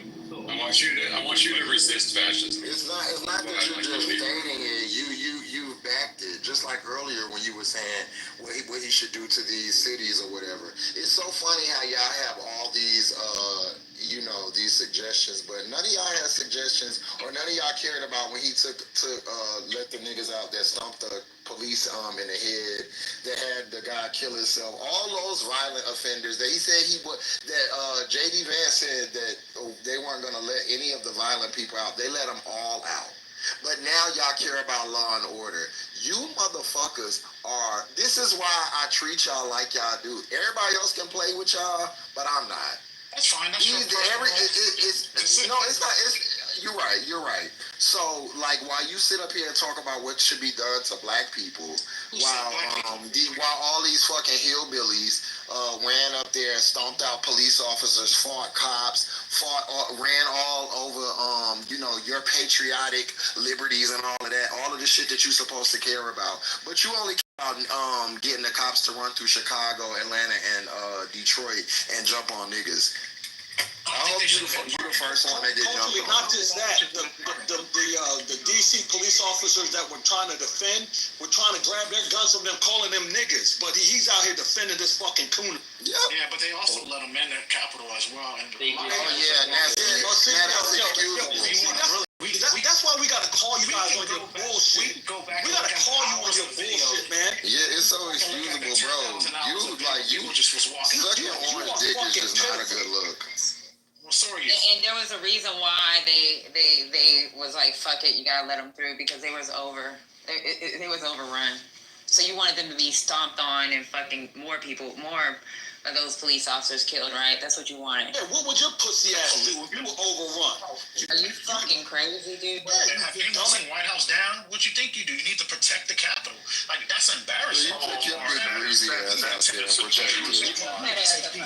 That's crazy, because Trump's defending the Capitol now, but couldn't do it then. Man, you cannot. The police should never. This is the reason why the police can't even do nothing in D.C. You couldn't even protect the Capitol. They can't even protect the Capitol. Shouldn't the National Guard been That's why people. It was Hey, shouldn't the National Guard have been called in, Amari? They both have struggled to keep people safe. They struggle. Coon ass up. Omar, Like, I really hope. I hope y'all niggas is the victims. Honestly, I hope y'all be the ones. Amari, I want to see one of you. Hey, Amari, I want to know. Democrats first. Hold on. You said that Democrats troll prior to Trump saying about the birtherism with Obama. Point to me. Why are we going back to Obama? I thought we said we weren't going to do that. No, listen to what I'm saying. Listen to what I'm saying. You said that the Democrats started trolling him first. Prior to the birtherism, show me a time when we were picking on him because he didn't deserve it by something that he said on his own. Show a time. Like, he brings it on himself, and you're like, he needs to get his lick back. He brings it on himself. That's what everyone's trying to tell you, bro. We're talking about actual where he had to be, where his first presidency, the first 600 plus days was Mueller time. I'm not saying anyone in this room, I don't see anyone in this room who had that stupid beer can with that fucking retard Robert Mueller on as their PTRs. You basically, he's getting back. And that's what it is. I don't know what to tell you. What you want me to do? That was all Republicans, Amari. And you it was a Republican. It was a Republican AG who put Mueller in place. It wasn't Democrat. That's idiot. It was that was Trump's Mueller is smarter than Jefferson Beauregard Sessions III is a famous Republican. He's a famous Republican. He was a Republican senator from the South. Rod Rosenstein was, and he was like the first person to support Trump. Wasn't he the first senator?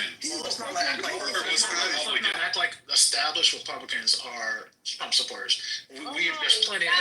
Because you keep bringing up shit and you don't even know what you're talking about. Now it's strike three. What did I tell you on strike three? Can I get 4 strikes? Hold on real quick before you get another strike. Patty, you want me to drop the link? I'll put it in the chat. Can I get a 4th one, please, Patty? Well, Amari, I just want Amari, know who Jeff Sessions is, though, okay? He's super conservative. He ain't establishment, and he was the first Republican senator, I believe, who came out and endorsed Trump.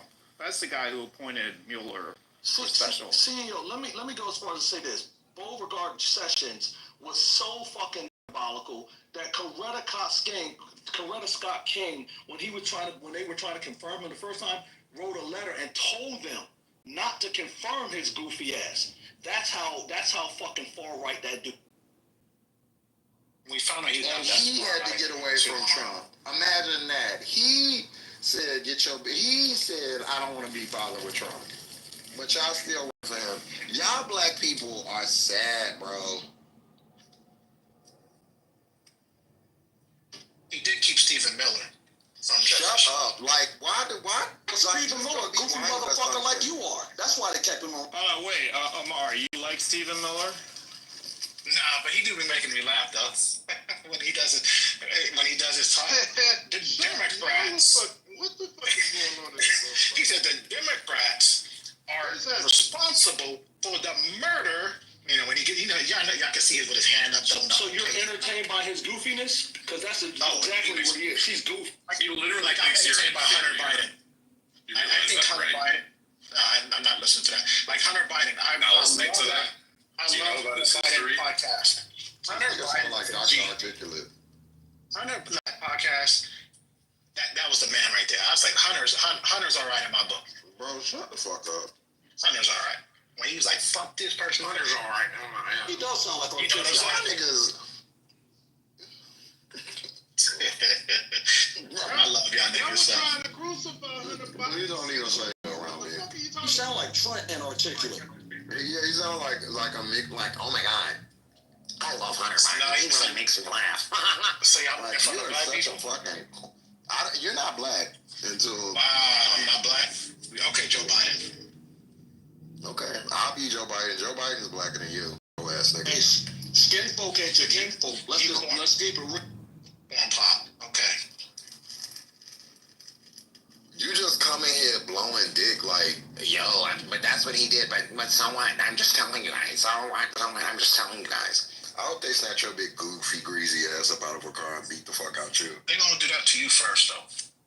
You know. And you gonna hit them with the in a part of your palm. You broke. I got a little money. Okay. This is the worst part about this, this phase right now, is that there's all these people who think like fascism's gonna skip them over, which it definitely won't. Definitely. They love to get cool. Like, what are we doing? They got the man who had the Trump restaurant. They definitely getting your coon ass with that badass lineup. They think if they bathe in the coonery, that like fascism is just gonna pass them over. I don't think about fascism. You wake up thinking about it. I wake up thinking about that song that they played a couple months ago on here? I'm sure you do. They all got deported. Yeah. Oh yeah, I will vote for Donald Trump, and then they all got deported. Yeah, that one. That's the one. I could care less if Donald Trump died today. Crazy. I would not lose sleep. Okay. I'm sure you voted for. But you voted for what he stands for. I'm allowed to vote for whoever. Yeah, because I want. And we're allowed to hold you accountable. Right, we're allowed to hold you accountable for your fuckery. What are you guys? What is this, Dark Knight? You guys gonna hold me in court? Absolutely. Next and call me fucking Bane. Absolutely. We're gonna say mean things to you on the internet, Amari. Call me Bane, because I want to be the Bane of your existence. Yeah, I want to hold you accountable for your coonery. Good. Do it. There's no reason why people should hear you say this kind of stuff, which, by the way, like, threatens lots of people I love. Like, the idea that he's president is not without consequence for me. Fuck out of it. Are you serious? Like, there's already lots of examples of that in my own life. People who have lost their jobs, which they had worked long and fucking hard for, and have done all kinds of amazing work in the federal government, or you name it, like all kinds of stuff that people have been impacted. People whose businesses have shut down because of the logistical nightmares he created as terrorists. And it's gonna get worse. Like, I know people have been deported. There's no people reason were shut down when whatsoever. COVID. Like, people lost their businesses and their jobs. You were the one person that was saying, "Oh, because they can't get the vaccine." Like, you were the one that was booty clapping for the vaccine. What's going on here? Like, you actually had I never have actually talked about vaccines. Yes, you have. You were saying because you know why? Because the conversation on this app about vaccines is actually the worst conversation that's ever. The military people, it was stunningly bad. You don't have the space to talk to me about anything. Because you guys were okay with a million and how many people died of COVID? How many?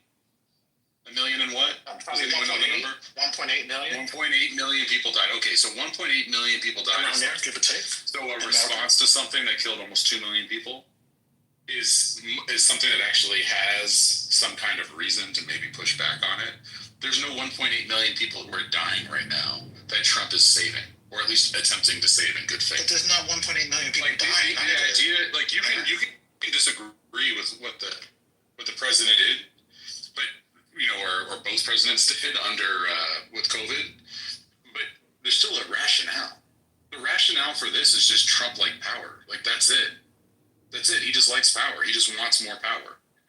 And the MAGA smooth brains are very, very happy to go like, oh, he's our savior. We're going to just do whatever he wants. He's so beautiful and strong and powerful, but he's, too weak-minded to take an insult from a political opponent. But, the strongest man. Hey, Your Honor, I just want to add, I don't want to belabor the COVID thing, but I mean, like, as if they didn't have enough of his fuckery in his first term, watching that clown damn near collapse on the balcony of the White House because he was suffering from COVID. Also telling Americans, I'm like, if this is not a national security or public health issue, that COVID was a Democrat hoax. Like, specifically, it was a Democrat hoax, and that was just going to fade away by Easter. Like, all of that misinformation and disinformation, putting the lives of millions of Americans in jeopardy. And 1.8 million Americans are no longer here because of his incompetence. What's wrong with that? But that's the shit that they wanted again. Yeah, so what's wrong with that? I'm not going to have that conversation with you, Point.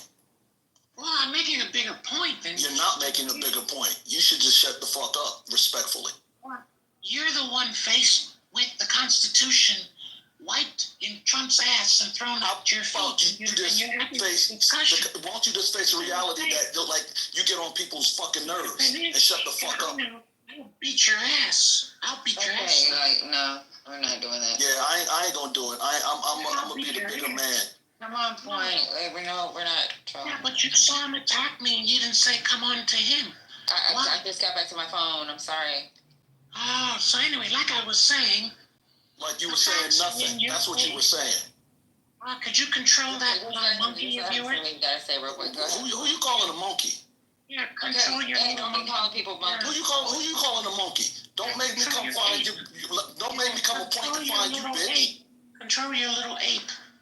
Okay, Cappuccino, come on now. Yo, fuck around. But again, let me finish my point. You want an FAFO? Okay, keep it on. You got it, Patty. Get to the point. You got it. Or I'm gonna drop you in the goo. So go ahead. Yeah. So the point that I was making is obviously triggering. So therefore, they resort to ad hominem, which shows low IQ. So getting back to what we're discussing, it's in your face that an orange Cheeto wiped the Constitution in his ass and threw it at your feet. That's a fact. Violation of Amendment 4, 5, and 6 is in your face as an American who's so agitated about points. Not agitated, but not agitated about the country you say you claim. So, you're talking about Magites who are so confused and in a cult, of course. And you're wondering why they're in power? Can you land, please? Can you understand the bigger point? The point is it's in your face and you're mad. And you have no defense. That's why you're angry. I'm not angry, point. Oh, you're just doing ad hominems because you're triggered. I'm not doing ad hominems. I rest my case. Yeah, thank you. And I'll beat your ass. Okay, sure. You want me to send you my address? We can find out. Let's not do it. No. Definitely. Nope. You go. Yeah, I want to pull up. I welcome pull-ups. Well, me and Point will go out to lunch. I got no problem with Point. Yeah, you have a problem with the dictator in your face. That's the problem. But Point, do you have a problem with the dictator, Point? On that. But rather than focus on that, right? Because you're so steeped in democracy and the United States of America, rather than focus on what I raised, you want to focus on what? Court gestures, people in a cult. That's not the issue right now. The issue is even bigger than red and blue. I raised that yesterday. I wasn't here yesterday, Point. Well, what was your point yesterday, Point? Wow, that's the problem. That's what you're focused on. What was your point yesterday, Point? I missed it. I wasn't here yesterday. Replays. Okay, I'll check the replays. Thank you, Patty, for indulging us. Painfully indulging us. Think you're gonna insult me and I don't pull up and beat your ass? Point. Cut it out, Okay, Point. come on, right, let it go. Point, no, I don't got no problem with her or him or whoever. Point. Which is also part of the problem and the delusion. Sit your ass The right coin. So now let's get back to DC. And that's where I wanted to talk. Back on DC. So go ahead. What's your point on DC? DC is too goddamn. DC is twofold. For those with small mindsets, you can only focus on one at a time. Not my problem. But DC is twofold. Because some of us are steeped in DC for more than 20 years, and it's the absence of the black father who are not supervising kids for the month. Oh, come on. All right, we're going to set this one down. Go ahead, Pat. You got this one. You see my point? And then the second part of DC is, yes, you have an orange Cheeto inflicting martial law. We get it. But I said to myself, let's really discuss the whole issue, not just a part of it. Yeah, it wasn't serious when your mayor was smoking crack, right? You're right. Let's move on. Go get your sweet. Well, first, he's never been my mayor, but go ahead. Do we want to talk about it and the black father in D.C.? We absolutely do not want to talk about that. Wait, you're not giving a black person points, so, but I do want to talk about that. No, you don't want to talk about. No, I want to talk about you're not giving being a black person, but that's a whole nother conversation. But you're trying to lecture black people. Come on, Point. I mean, cut it out. It is an issue. Why are we sitting here and acting like it's not an issue? Hold on, CEO. It's not an issue, CEO. 77% of the households are fatherless. But CEO, what? Just in DC? In DC, yeah, in DC. Please don't tell me that you're falling for this. Come on, CEO. I'm just saying of saying that is an issue. Like, it does play a role. It's not an issue. It's not. This conversation at all. It is an issue. A huge fucking issue for those of us that live in D.C. and know D.C. Not only from Northeast, Southeast, South portions of Southwest. We know what's up. We've known what's up before. We knew what was up before Trump. Before Trump got in office, we knew what was up in D.C. with absent black fathers. So don't fuck around and find out and try me. Because I know what I'm talking about. You're triggered because you don't know. You're triggered because you don't know. And that's why I'll beat your ass. Are you a good father to your kids, Point?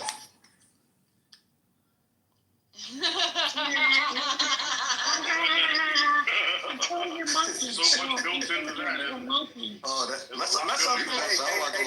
Let's unpack that. Yeah, are you a good dad? Your kids know that you walk around talking. How does your dad, your son feel when he get in a car? Oh, that His triggered dad now. say, shh. The fatherless homes in D.C. You're triggered now. That's why I'll beat your ass, you little hurdy-gurdy monkeys dancing on a string. Fuck out of here. Do your children know that you walk around talking like a muppet for 6 hours out of the day? They're triggered now. Talk behind an app, Point. They're triggered now. Let's talk about the mayor that set the culture for decadence in D.C. For drugs. The mayor of D.C. did for black people. For drugs and gangs. So let's talk about it. You want to go back? You want to talk about it? No, you don't. What does the mayor being on drugs have to do with anything? You don't want to talk about it. That mayor, bro. That mayor is the reason why black people have federal jobs in that city right and now. now you need the National Guard to help black men raise their kids. Don't you get it? Don't you get the I would get it if you were actually being serious and you coherently made a but you're not making any sense. It's your kids. I'm with Quinn. National Guard needs to help you raise them. Now you're triggered. Now you get my point. You need the National Guard to help you raise your kids, black men. Shut up, Ho. Oh, I hit a nerve. Oh, I hit a nerve. That's why they goo me. The truth hurts so deep, so badly. But take that, motherfucker. You just get kind of blowing you up. That's why my name is Point Taken. Take that deep. Motherfucker, pause. It don't be funny. Yeah, that shit is corny as fuck. But it was true. Yeah, but it was true. You could do better. That's why you can't address it.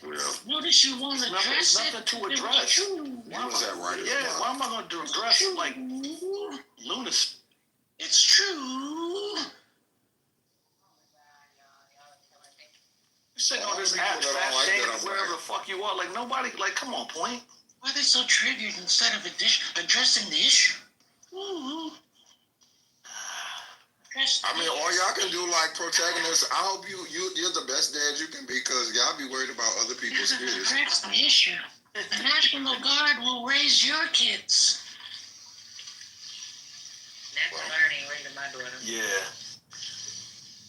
Y'all niggas better not have no issues with y'all baby mother.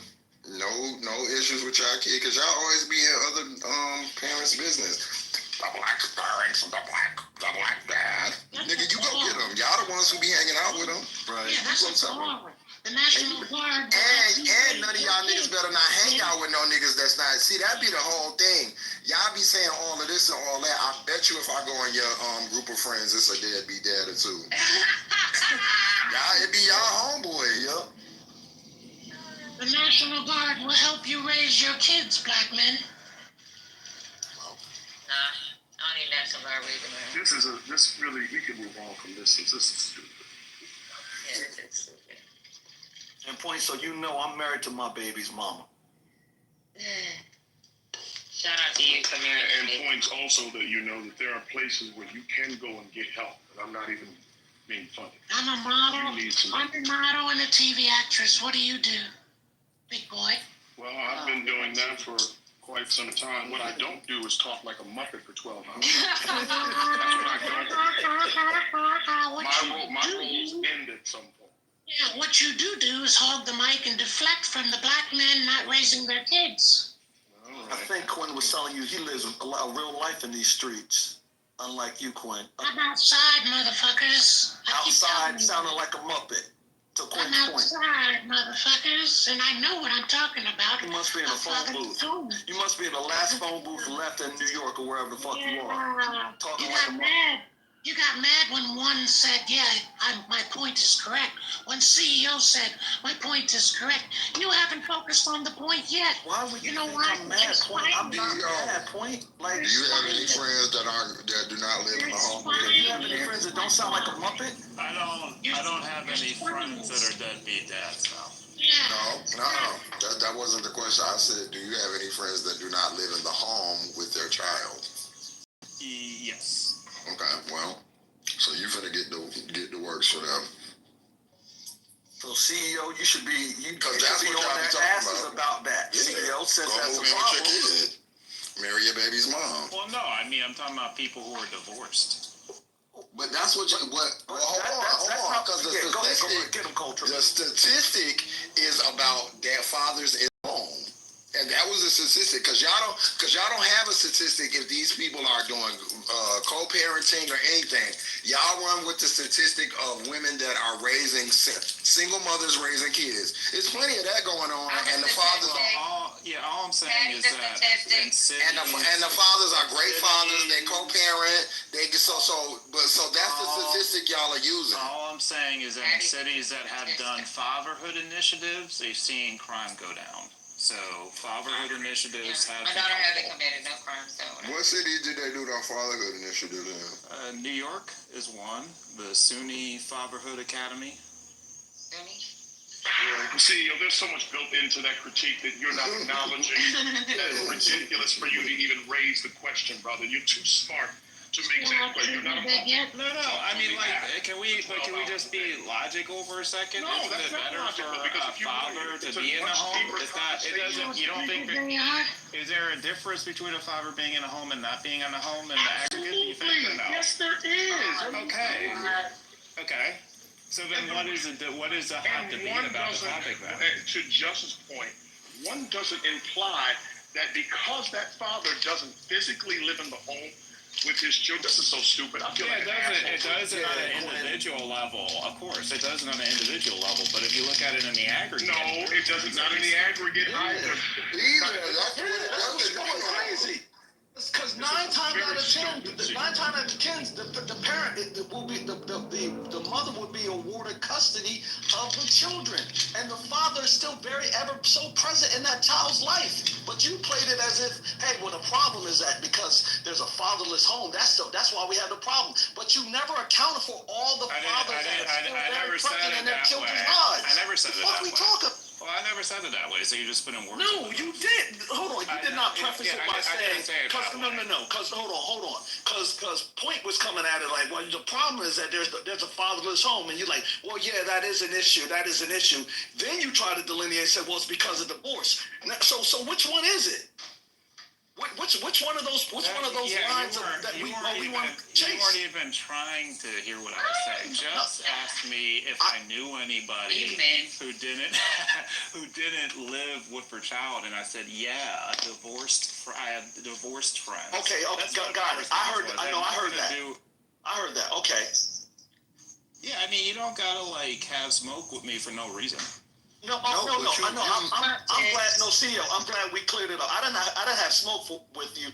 I just kind of lost it because I was like, yo, why is he talking about divorced fathers? But no, when Just said, oh, do you have any divorced friends who don't have whose fathers or who kids don't have fathers in the home? You said, yeah, divorced ones. Then that makes sense. So I don't have smoke for you. I was just saying, y'all use this statistic that doesn't have that has no depth to it. Like, okay, so whatever the percentage is, don't live in the house with their kids. That does not mean that they're not good fathers or they don't have a relationship. Here's the depth to it. So it is apparently about 47% nationwide in terms of black fathers, but 77% in DC. can we agree that's a lot higher? And maybe that does play some sort of role, or you all think that's unimportant and it has no factor? So do you have the numbers of out of that They're in 78%? denial. That's what it is. Denial. Hold on. Let me answer a question. So CEO, how many of those out of that 78% are fathers that are actively involved, like very present in their kids' lives? Or you don't have those numbers? I do not. Yes, I do not. I do not have those numbers. But like, And that's what I'm saying. So I bet you would be the same ratio as a 47%. Why would you bet that? Country. Why would you bet that? Because that's how statistics typically work. So if it's 47% nationwide and it's 77% in DC, then there's probably a 30% additional gap in terms of the ones who don't have anything to do with a child as well. That's just how statistics typically work. If you just think DC is a magical bubble, and even though it has a much higher rate, that's not a factor, I don't know what that's. Yeah, but you're not telling. It doesn't tell the entire story. That's the point I'm trying to make. I wasn't trying to tell the entire story. I'm not saying that you weren't, but the data points are. Let's be honest here, if we can. Because first of all, a mental patient is the one who raised this question. That's number one. Number two is that when you introduce this, it's meant to diminish black men in general, and black people in general. It's meant. That's not why I bring it up. I'm not saying that that's why. I'm saying that the purpose for the stat. First of all, let's start from the very beginning. It's from a Republican talking point that evolved out of conservative think tanks. That's where the bullshit came from, along with the disparities about Chicago and about Baltimore and about all the other states. So that's where it evolved from. That's where it started from. Number two, the reason why it gets raised is because people don't have the wherewithal and the information to be able to combat it. It starts to diminish black women, and black men. To suggest that they're not being responsible, that they're inherently irresponsible and not taking care of their children. That black women are being left 70% with black children, and black men are all doing God knows what and not taking care of their children. That stat does not speak. When you state it, it doesn't mean that that was your intent. But even stating it in general is a reminder, and it speaks to people who don't have the information of the exact place where it started, CEO. That's my point. It doesn't give full context. It's meant to diminish. So when you say it without context, that's what it does. Yeah, and that's the point. That's the thing. You led with 78%, but you didn't give the real true number on how, like what's the breakdown of that? Okay, if 78% is the number in DC, what's the percentage of those fathers that are still present in their child's lives? If that number is 46, if you said that it pans out to what it may be either nationally or just in other regions, then state that number. Don't state the number that's meant to just make black men look like that they're just out here just being complete deadbeats. The number is to suggest that there is something unique going on in DC that is different than the average of the rest of the country. Is there something wrong with stating that? Yeah, because why would it be? What's unique? Don't know. The only thing unique about DC is that it's a black place. No, unemployment rates are higher than other places. Okay, that could be a factor. That's a unique thing too. That could be, there you go. That could be a factor. Right? That could be a factor. But one way to go about it is opposed to just arbitrarily debating about it is maybe lifting up the hood and figuring out why. Yes, right? but that could be a useful exercise. Well, you're right. It's not even driving the conversation. And it has to be doing is just supporting the narrative. That's exactly it. And you have to do it. And listen, if you were to say that number, but this is the reason why this is the way it is. If it was a full conversation, but I don't know. Maybe we could discuss it together and figure it out. Then you shouldn't, and you're smart enough to understand. You shouldn't repeat things you don't understand the complexity. I disagree with that. It is an important detail that on average black men are not in 47% of homes, but in DC it's 77%. That is worth talking about. Absolutely. If you were making comparisons to other places. I am making comparisons to other places. The 47%. It's 47% nationwide, 77% in DC. So what do you like? What's your solution? What's your plan Other than fatherhood initiative. Several people have a fatherhood initiative. Oh, how innovative. But several people have just mentioned it, and so this is the thing with like that whole situation. If y'all gave a fuck for real, if it was genuine, then fine. Let's have the time. But y'all be just saying it to be like, to be shitting on people, and then it's not even like a whole like statistic. So right, and that's exactly what I'm saying. Just like if you're giving the stats for Oklahoma with the same kind of demographic and the same the earning capacity or the same economics as they would be reflective of DC, and they reflected the same thing. This is part of a full conversation, not isolating a place where black people reside in the most amount of numbers. Of course, there's going to be more black people doing more things if most of the people in that region are black. Right. How is that? That does not account for a higher percentage. Yes, it does. This is within group. This is in group. This is in group comparison. We're taking in group comparisons. You just said in group comparison nationwide is 47%. In DC, it's 77%. In group. Bro. In group. So there's a larger concentration of black men. It means for every 100 black men, it's 77 in DC, 47 nationwide. What are we talking about? Okay, CEO. You don't understand this kind of stuff. So riddle me this, CEO. I mean, if you were so bold to just state the number, okay, so then what's the further conversation is, you said, well, there's something unique going on, so then, but you never brought any other supporting claims of what that uniqueness is. It's just because we can discuss it. You said economics. You said economics. Great. Economics may be a factor. Good. Two things. I didn't make that. I was just giving the data point. I didn't know we were having a discussion. Like, if y'all want to have a discussion about why it's like that, we can do that. We can do the discussion. Yes, I do. Yeah. Yes, I do. So I don't understand why you do. Why? Because nigga, would you shut your ugly ass? There's nowhere to run from reality. You should discuss reality. So CEO, I don't think we're trying to have a serious conversation. Yeah, I'm not debating that, but that's what I'm saying. So like you said that, and that's why you keep hearing us kind of press, because it's like we want to have that engaging conversation. Like you threw out the number. Want to unpack it? Let's unpack it. I'm not interested in having that conversation, and the reason I'm not is because people don't have it in good faith. It's stupid, just like it started out in this conversation. No, I hear you. If it was in good faith, but yeah, right. But it's not in good faith, especially when and then to try to act as if people shouldn't, like the blanket number should just spark conversation. The conversation's been had ad nauseum. The conversation's been had on a regular basis, and the general consensus is when you have that conversation, it's not being had in full.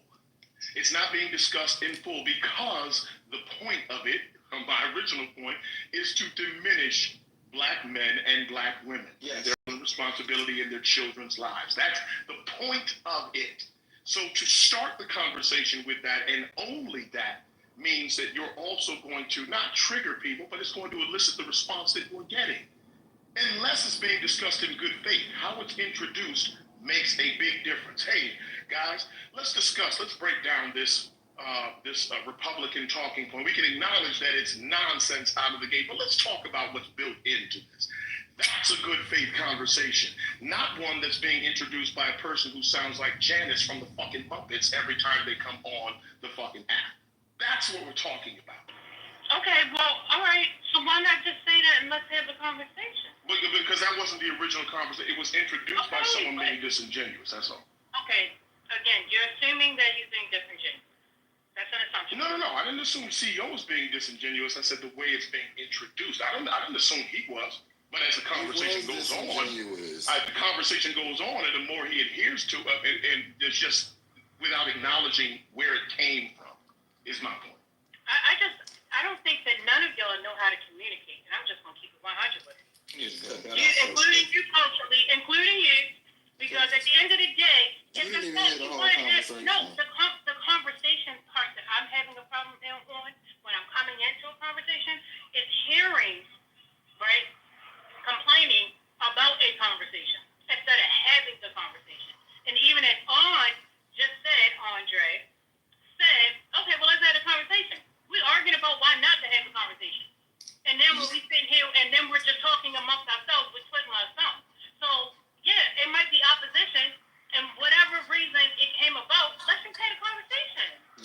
like if a white woman or an Asian woman comes and sits down in the middle of y'all and says, "What? Let's talk about black women's wigs." No, let's seriously have it's not being presented genuinely. It's not like, okay, let's break down why black women had to, wear wigs and all of that. You're bringing it up to be funny. First off, Point brought it up to be fucking funny, so we can have the conversation.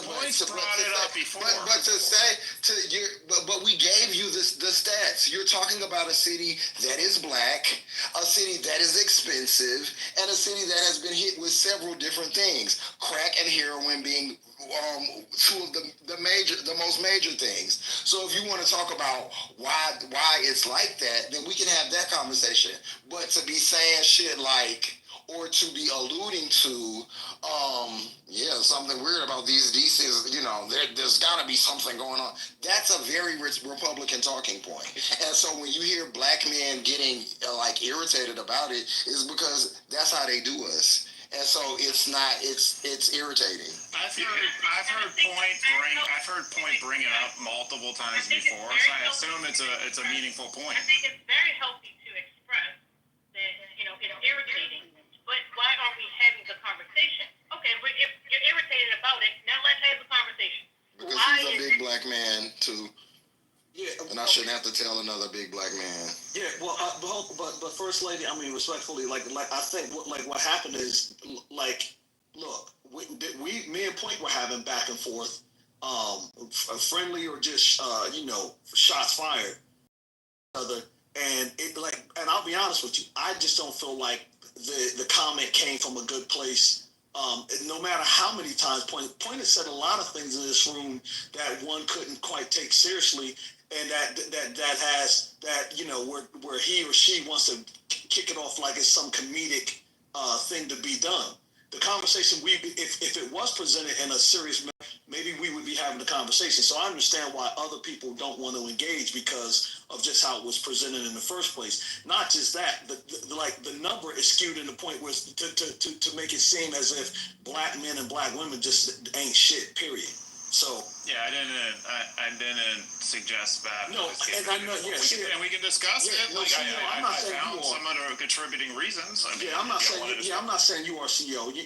I'm not saying. Yeah, and I don't think anybody said that you were. We were talking about where it originated. Now, if you're going to, even though I expressed that I was not interested in having it because I don't think it's worthy of conversation, especially when it's being introduced in the way that it has. But I mean, we actually did get into some of the points. Is that and really it's the things that it actually misses, that it does not encompass, what it doesn't talk about, and just the statement itself is what it's meant to do. But it doesn't expand the conversation and talk about the things that are built into the so-called stack when it's always. So let's expand the conversation, like First Lady was saying. Several times now. Well, we've had that conversation ad nauseum, much like we talk to dumb people on a regular basis. Listen, I've been listening for an hour. I've been listening, and I've been listening for. That's a red flag. Seriously. Oh God, nothing. Y'all need to call them. Because clearly y'all don't have them inside of your heart. You just be on. Don't tell me what I be on. Oh no, I'm not. Because in 5 minutes you'll see. But go ahead. The thing is, I don't mind having the conversation. Y'all are too impotent to have the conversation. We don't mind having it either. We want to have it in good faith. An ejaculation. Well, then say that. If you don't. That's what we said. Okay, but and the person is agreeing to have it in good faith. This is a new person. That's not how it was brought up. She brought it up trying to be funny, or whatever. But we already know. But y'all can't about Point. I mean, seriously, y'all can't be getting triggered by Point because Point is crazy. Is a three-legged dog. Well, I don't have a problem with having a proper conversation. I'm triggered by Point. The problem I have is is what kind of conversation are we having? Like if we're having one in jest, that's different. I don't know, but if we're having one serious thing, then he shouldn't be a point of that. I'm responding to Andre when Andre said, well, let's have the conversation. And then I heard you specifically say, no, I don't want to have the conversation. Yeah, I just thought it was was pointless. Yeah, I did. I did say that because I don't. And I said that because of the way it was introduced and discussing it is offensive. It almost feels like an explanation of sorts. And we've had the conversation again ad nauseum. But the point is, if we're having a conversation, well, that's what a social audio on the stage. Nah, you're right. But having a conversation, but what kind of conversation are we having? I don't know. Why don't we ask Andre? Well, no. I'm not. I wasn't asking you. I'm asking in general. Okay, Andre, can you answer this question? Well, no. Listen, so First Lady, I agree with when I even made the statement, I was like, yo, if it's coming from a place of like honesty and a good place, then let's have the conversation. But to Quinn's point, this was all posed not coming from an honest place so that we could have a conversation. It was somebody out here just, being performative, trying to make a point. That was it. So, like, I can agree why people don't want to have the conversation. Let me ask you a question, On. Let me ask you a question, On. Because I think everybody on this app know Point, is a jokester. She does what she's been doing it for years. Hold on, one second, Quinn. I'm about to ask. One second, Quinn. One second, Quinn. Can you hear? Are you okay? He was sitting there talking. What's going on?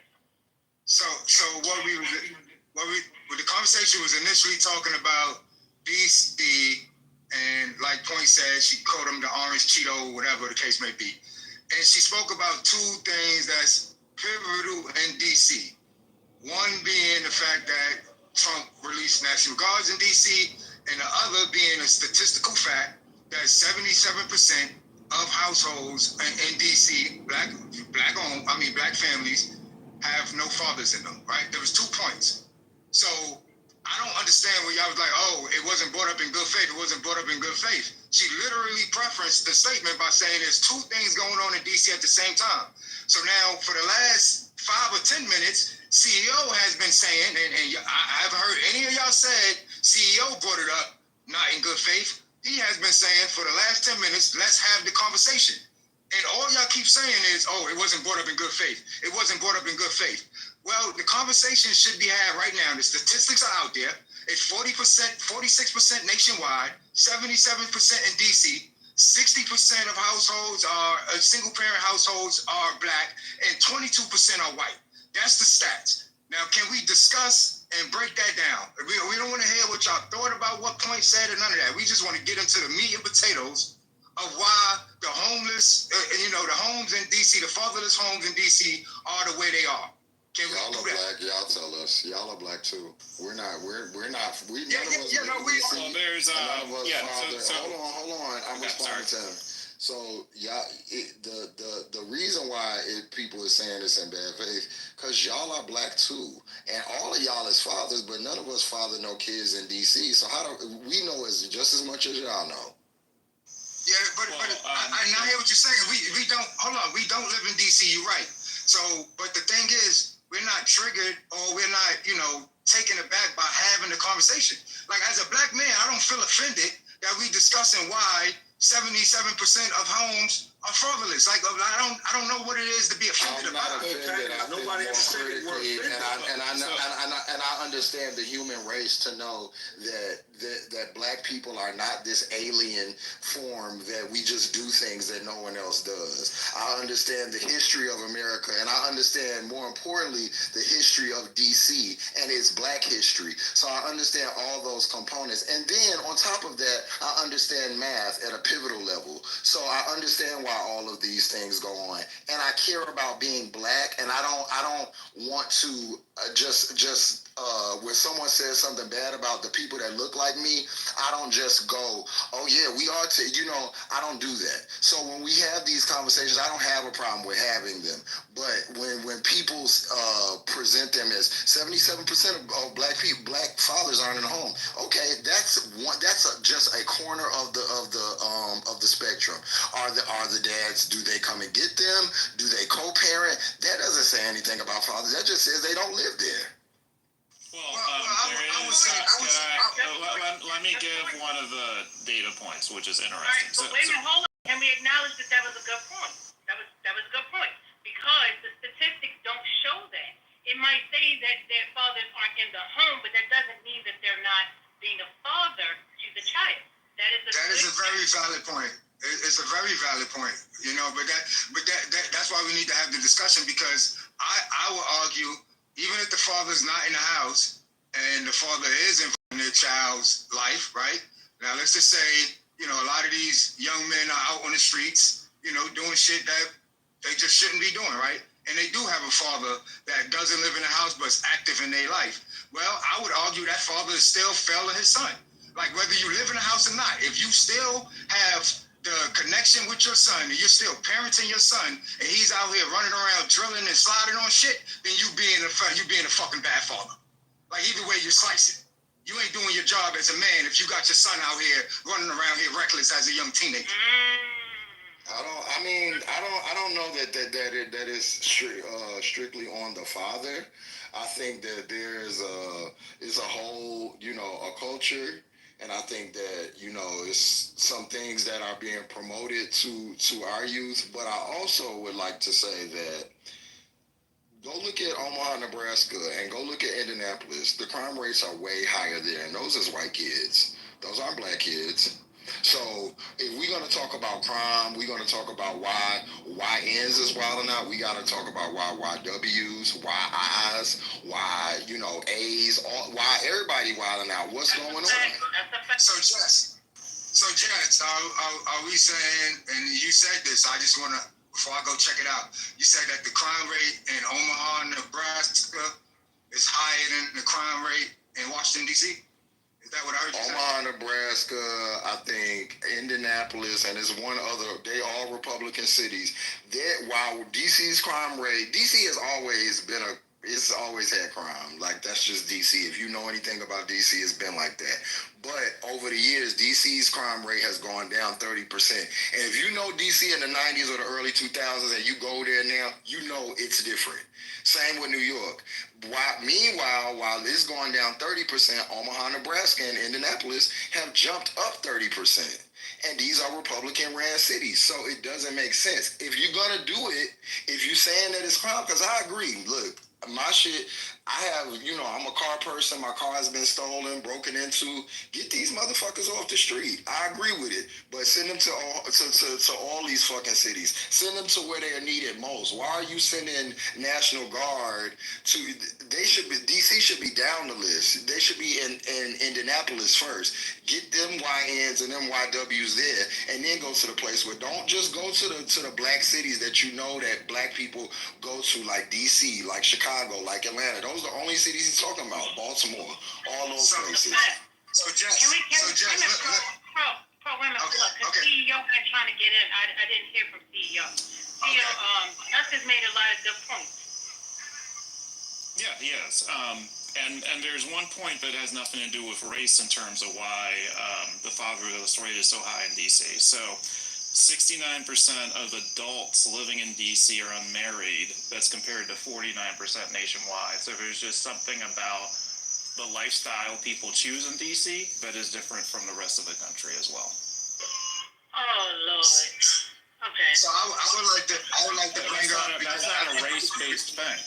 Okay, but that doesn't help progress the conversation. It helps explain some of the numbers. It doesn't explain anything. We're talking about the problems. What I heard, and I could be wrong, I heard you personally say, I think it was you said that the reason why it is the way it is in DC is because of fatherless homes. Did you make that claim? I said that was a factor, not the driving factor. Point said that was one of the two reasons. I don't think that's one of the top two reasons. Okay, but then you further down by doubling down and saying, well, you know, these people are living differently than the other people outside of the United States. Like, come on, like we're trying to come together now. What's going on? Yeah, so the obviously the stats are skewed in a way, and it's a lot of variables. You got to add context to it, because even when he says 69% of the households are unmarried, right? So that could be the determining factor to say that 69% of the households are fatherless. But we all know there's a lot of people that's not married but still live together, right? So a father can actually be in the house but that household could be deemed as fatherless just because the parents aren't married. So there's, it's a lot of context to it, but I wanted to go back to the cities, and a lot of things is why is Trump targeting certain these cities? So I just Googled, not just Googled, but I'm going back to something I've been checked out. It's the top 10 most violent cities in the U.S. for 2025, right? You got Memphis, Tennessee, St. Louis, Missouri, Detroit, Michigan, Baltimore, Maryland, Cleveland, Ohio, Little Rock, Arkansas, New Orleans, Louisiana, Birmingham, Alabama, Kansas City, Missouri, and Oakland, California. This is in order from 1 to 10. You know what all of these cities have in common? They are all Democratic cities. Every last one. No, they're not. I got this. You want me to tell you the mayor's name and their political party? Because I can run that too. All right, just go ahead and finish that what you said, sir. So every last one of those cities, the top 10 worst cities in America, are all Democratic ran cities. Every last one of them. So when we talk about why is he targeting these communities, why he targeting these communities are the fucking worst communities in America. Why wouldn't you target the worst communities in America when you're a president that's running your shit on law and order? Like, whether we subscribe to it, whether you agree with it or not, we know what he ran his campaign on. We know what he was going to do. We know what he stood for. He said he's going to be hard on crime. So if you're going to be hard on crime, wouldn't you go to the 10 worst city first? Like that, come on, some of this shit is just like basic common sense. None of the cities you said is the cities he's sponsored. I didn't say DC, but DC is the capital. He's starting off with. But none of the cities you said are cities he's mentioned. Yeah, your point. Yeah, you didn't really support. He did mention Baltimore. You didn't really support your point because he isn't going after any of the cities that are in red states. Did you notice that? Say that again. Among those cities that you named, which one in a red state is he going after? Well, a few of them are in red states, but they Democratic ran cities. But is he going after any of it? Doesn't matter a Democratic run because they're in a red state. You notice he's not going after them, right? You do notice that, right? Do you know why? I can't say that. Do you know why? Because he's doing this for the midterm, so he's going after the cities that are going to score him the most points. Yeah, that may be a hell of a valid point. See, I'm not going to argue against that. I'm not going to argue against that. You may be, it could be strategical. Maybe he's doing that for the midterms, and then if he's really serious about what he's saying, he'll target those other cities after the midterm. He won't target the midterms. He'll never target them. Almost every large city is run by a Democrat. Every large. So when y'all say this whole thing about like it's all Democrat ran cities, all of them are. The only one that's not Dallas and Miami. That's the only large cities that don't have a Democratic mayor. But Jess, that's why a lot of them have white mayors, and you see he didn't mention Detroit. Because it just got a white mayor and their crime is off glass. And why are you mentioning Baltimore? Baltimore has the lowest crime that they've ever had on record right now. He also didn't mention none of the cities that he meant, that protagonist mentioned either. Right. So I'm wondering. Those cities did also have black people in common. CEO, can you repeat about why he was doing this and how it? Because when they run for the midterms, he's going to be able to say he cleaned up the blue states, right? So it's just a midterm play. He'll never go after St. Louis or anything that's in a red state because it doesn't harm political.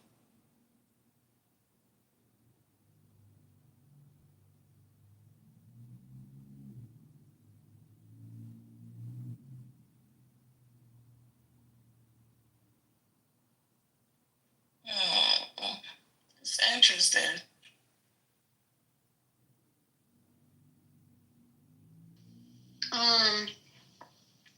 So yeah, what do you have to say about that, Pro? Come on, stop, girl.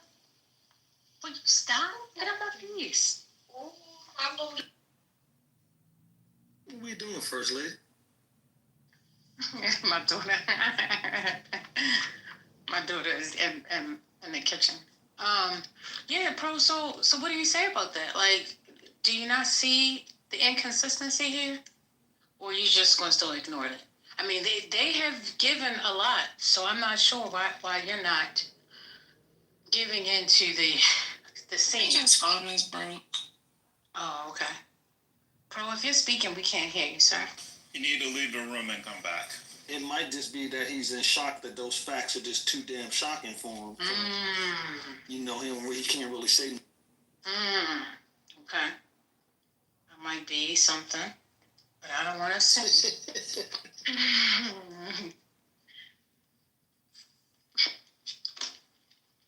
You know, at least I got a room open, right? Like, no, yeah, Yeah. I guess, I mean, Just, you going over? Is Just still here? I can't see. I just walked. Yeah, I'm gonna go over.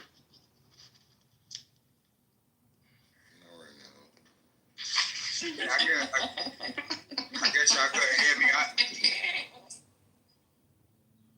The iPad, I don't know. I couldn't hear y'all either, so I don't know. I don't even know if y'all heard the last thing I said. We didn't hear nothing you said. But one thing about Trump, this whole term, that's even different than his first term, is everything he does is hyper political or for his pocket, like 100%. Well, we mentioned that all of those cities that you mentioned were not only Democratic cities, but they were heavily black cities. That's number one. We also mentioned that those said cities were in Republican states. That's number two. And we also mentioned that those cities that you mentioned weren't the cities that he mentioned. He mean Trump. I don't know if you heard that part, but that's what we were talking about. No, I didn't hear that, but I wasn't bringing the cities up to say that Trump was talking about those cities. He was just, I think Just had mentioned something about Omaha, Nebraska, different cities saying that the crime rate was higher. So what I looked at is the top 10, worst crime cities in America, and I was reading off that list of what came up. That had nothing to do with Trump. Yeah. I just was listing the top 10 cities. Did they have a gear to it? Chicago in the top 10, but He was going off 2025 so far. I know the list. Yeah, 2025. Chicago is not up there. Yeah, so that's only for this year so far. Correct. I was just concerned. Chicago is not up there, you said? No, Chicago's done it. Chicago's not up there. Yeah. No, but Trump mentioned Chicago. And did. because it's a blue state, a black mayor. Well, let's be honest. Like, no. Let's deal with that right there. I'm about to deal with it. Like, wait a minute, hold up. Let's make sure we got all the facts and we agree on the facts. Okay, I just want to make sure. You gave the list of the 10 states or cities that have the highest crime rate. Is that correct, sir? Yes. Okay. And if I'm not mistaken, Chicago was not on there. Is that correct? Correct. Okay. All right. Go ahead. I'll listen to it. So I'm saying Chicago could potentially been mentioned because of how Chicago have been. So as of 2025, it's not top 10, but as of previous years, Chicago is definitely in the top 10. And we've seen Chicago drop, we've seen 600, 700 bodies in 1 year in Chicago. Like, this has been going on since Obama was in office. Even before Obama got in office. I have a formula. I just want to give a formula real quick. So here is a formula. It's B plus B plus B equals National Guard. And here's what I mean by that. It is black mayor plus black population plus blue state equals National Guard. Can you find an instance that isn't in that equation? definitely can't tell you off the top of my head, but I do some research. I'll let you know if you're 100% correct or not. What? Okay, so but for the sake of argument, since we're here, because we don't normally get a chance to, have a long conversation with you for whatever reason, but I appreciate the dialogue today.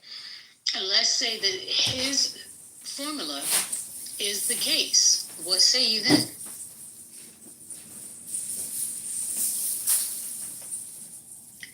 Yeah, it's a lot of goddamn crime going on in those areas, and he's targeting them for political reasons, just like CEO said. Wait a minute, babe. You missed something. I'm talking about the fact that we have a formula, right? Black mayor, black populated state, right? That's the formula. Now, Chicago is not in that top 10, but yet and still is being targeted. Where's the math and the common denominator? What's the common denominator? Because you don't have the same formula, right? In this particular situation, when it comes down to the other part about being the part of the top 10, other than the fact of you saying, oh, what was going on for previous years? Well, then let's go back to previous years and look at the top 10. But we didn't do that. You did it for what's current right now. You see what I'm saying? You see how you try to make adjustments when it comes down to math, and when it comes down to your check. If you work X amount of hours, you want all the hours that you got, right? Why are we cutting than previously before? But that was the excuse you just gave, right? No, I'm not giving no excuses. You asked me why, because I mentioned the top 10 cities. That ain't have nothing to do with Trump, right? That's just stats I pulled up for this year. And then you asked me if Chicago is not up there, then why did Trump mention Chicago? So I gave reasons on why possibly Trump mentioned Chicago. I wasn't making no excuse. I'm saying that this is probably the reason why. Maybe I used the wrong word. I said excuse. You're saying the reason. Whatever it is, but you don't see that being problematic. I'm talking about the process here. That is still, you're making leadway for him to do this. Now, Baseball has asked an interesting question in the chat. Hey, Mr. Baseball, good to see you, brother. He said, why doesn't the mayors want Trump's help? Anybody want to answer that? I would love to hear somebody answer that question. There was a lot of crime going on in my city, and I can't deter it, or my police force is not doing a good job. I wouldn't have no problem with the president sending in help to clean up the crime, personally. But I would like to know other people's answers. All right, let's let Brooklyn talk. Go ahead, Brooklyn. I believe, this is just a belief, I don't know, I haven't asked a black mayor in a black city why they don't want Trump's help with the National Guard, but I believe it may have something to do with those said black mayors having experienced America's war on crime in those same black neighborhoods. I think that might be it. Because said war on crime proved absolutely nothing. It actually hurt the community more than it helped. So now we're going to go from police brutality to that of brutality from federal agents and National Guardsmen. I don't think it's a good idea. Well, I think they also may not want it because they've already been doing good work. They've already been doing good work reducing crime. Yeah, exactly. If he sends a National Guard there, he's going to end up taking the credit and say it was. Yeah, he's going to say it was. It's not going to get better. It's going to get worse. Actually, it's going to get worse for the people. Beyond that, see. Go ahead, King. What happened?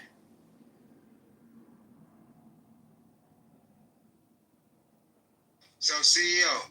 Yes. You said that Trump do things for political reasons and for the primaries and so on and so forth. and I concede to that. I would say that most politicians do things for political reasons, have some type of political aspiration before. He's also doing this thing. Hold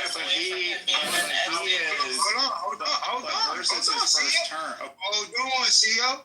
So my question to you is, with that being said, do you think that maybe these black mayors don't want Trump to come in there because if Trump come in there and actually stop and prevent crime and they drop drastically, that can hurt them in the primaries because now Trump could be looked at like the savior or the hero that cleaned up their communities. So is that possible, that they don't want him to come in there because they don't want him to possibly do a good job and get any credit for it? Well, I'll just say I don't think that's the reason for the Baltimore mayor. So I haven't looked at the statements enough of the other mayors, but I will say with confidence that is not the case with the Baltimore. Yeah. Can I be heard? Yes, we can hear you. You keep cutting off, but we can hear you when you do not cut off. Keep muting my mic. It might be messed up. You might need to leave and come back in. But what is this credit? Like, I never knew anybody that wanted as much credit as Trump for anything. So I don't know if credit may be the. Yes, it is. You're right. Are you familiar with posse comitatus or the 10th Amendment protagonist? Well, damn, we can hear you now, King. Protagonist, are you familiar with posse comitatus and the 10th Amendment?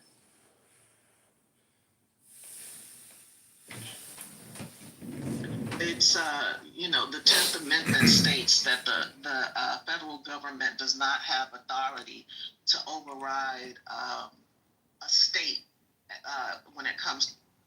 Once the authorization was authorized, and then Netanyahu then goes on, to play catch up and yeah, exactly, because Zemmer does not like him at all. Who authorized the investigation? The chief of the IDF, which is Wood. So he has authorization to do that, and so he did. Yeah, but is that so-called investigation going to be transparent? We need to think about adding more police. Maybe we need to think about what we're doing. We give a lot of money to Ukraine. We give a lot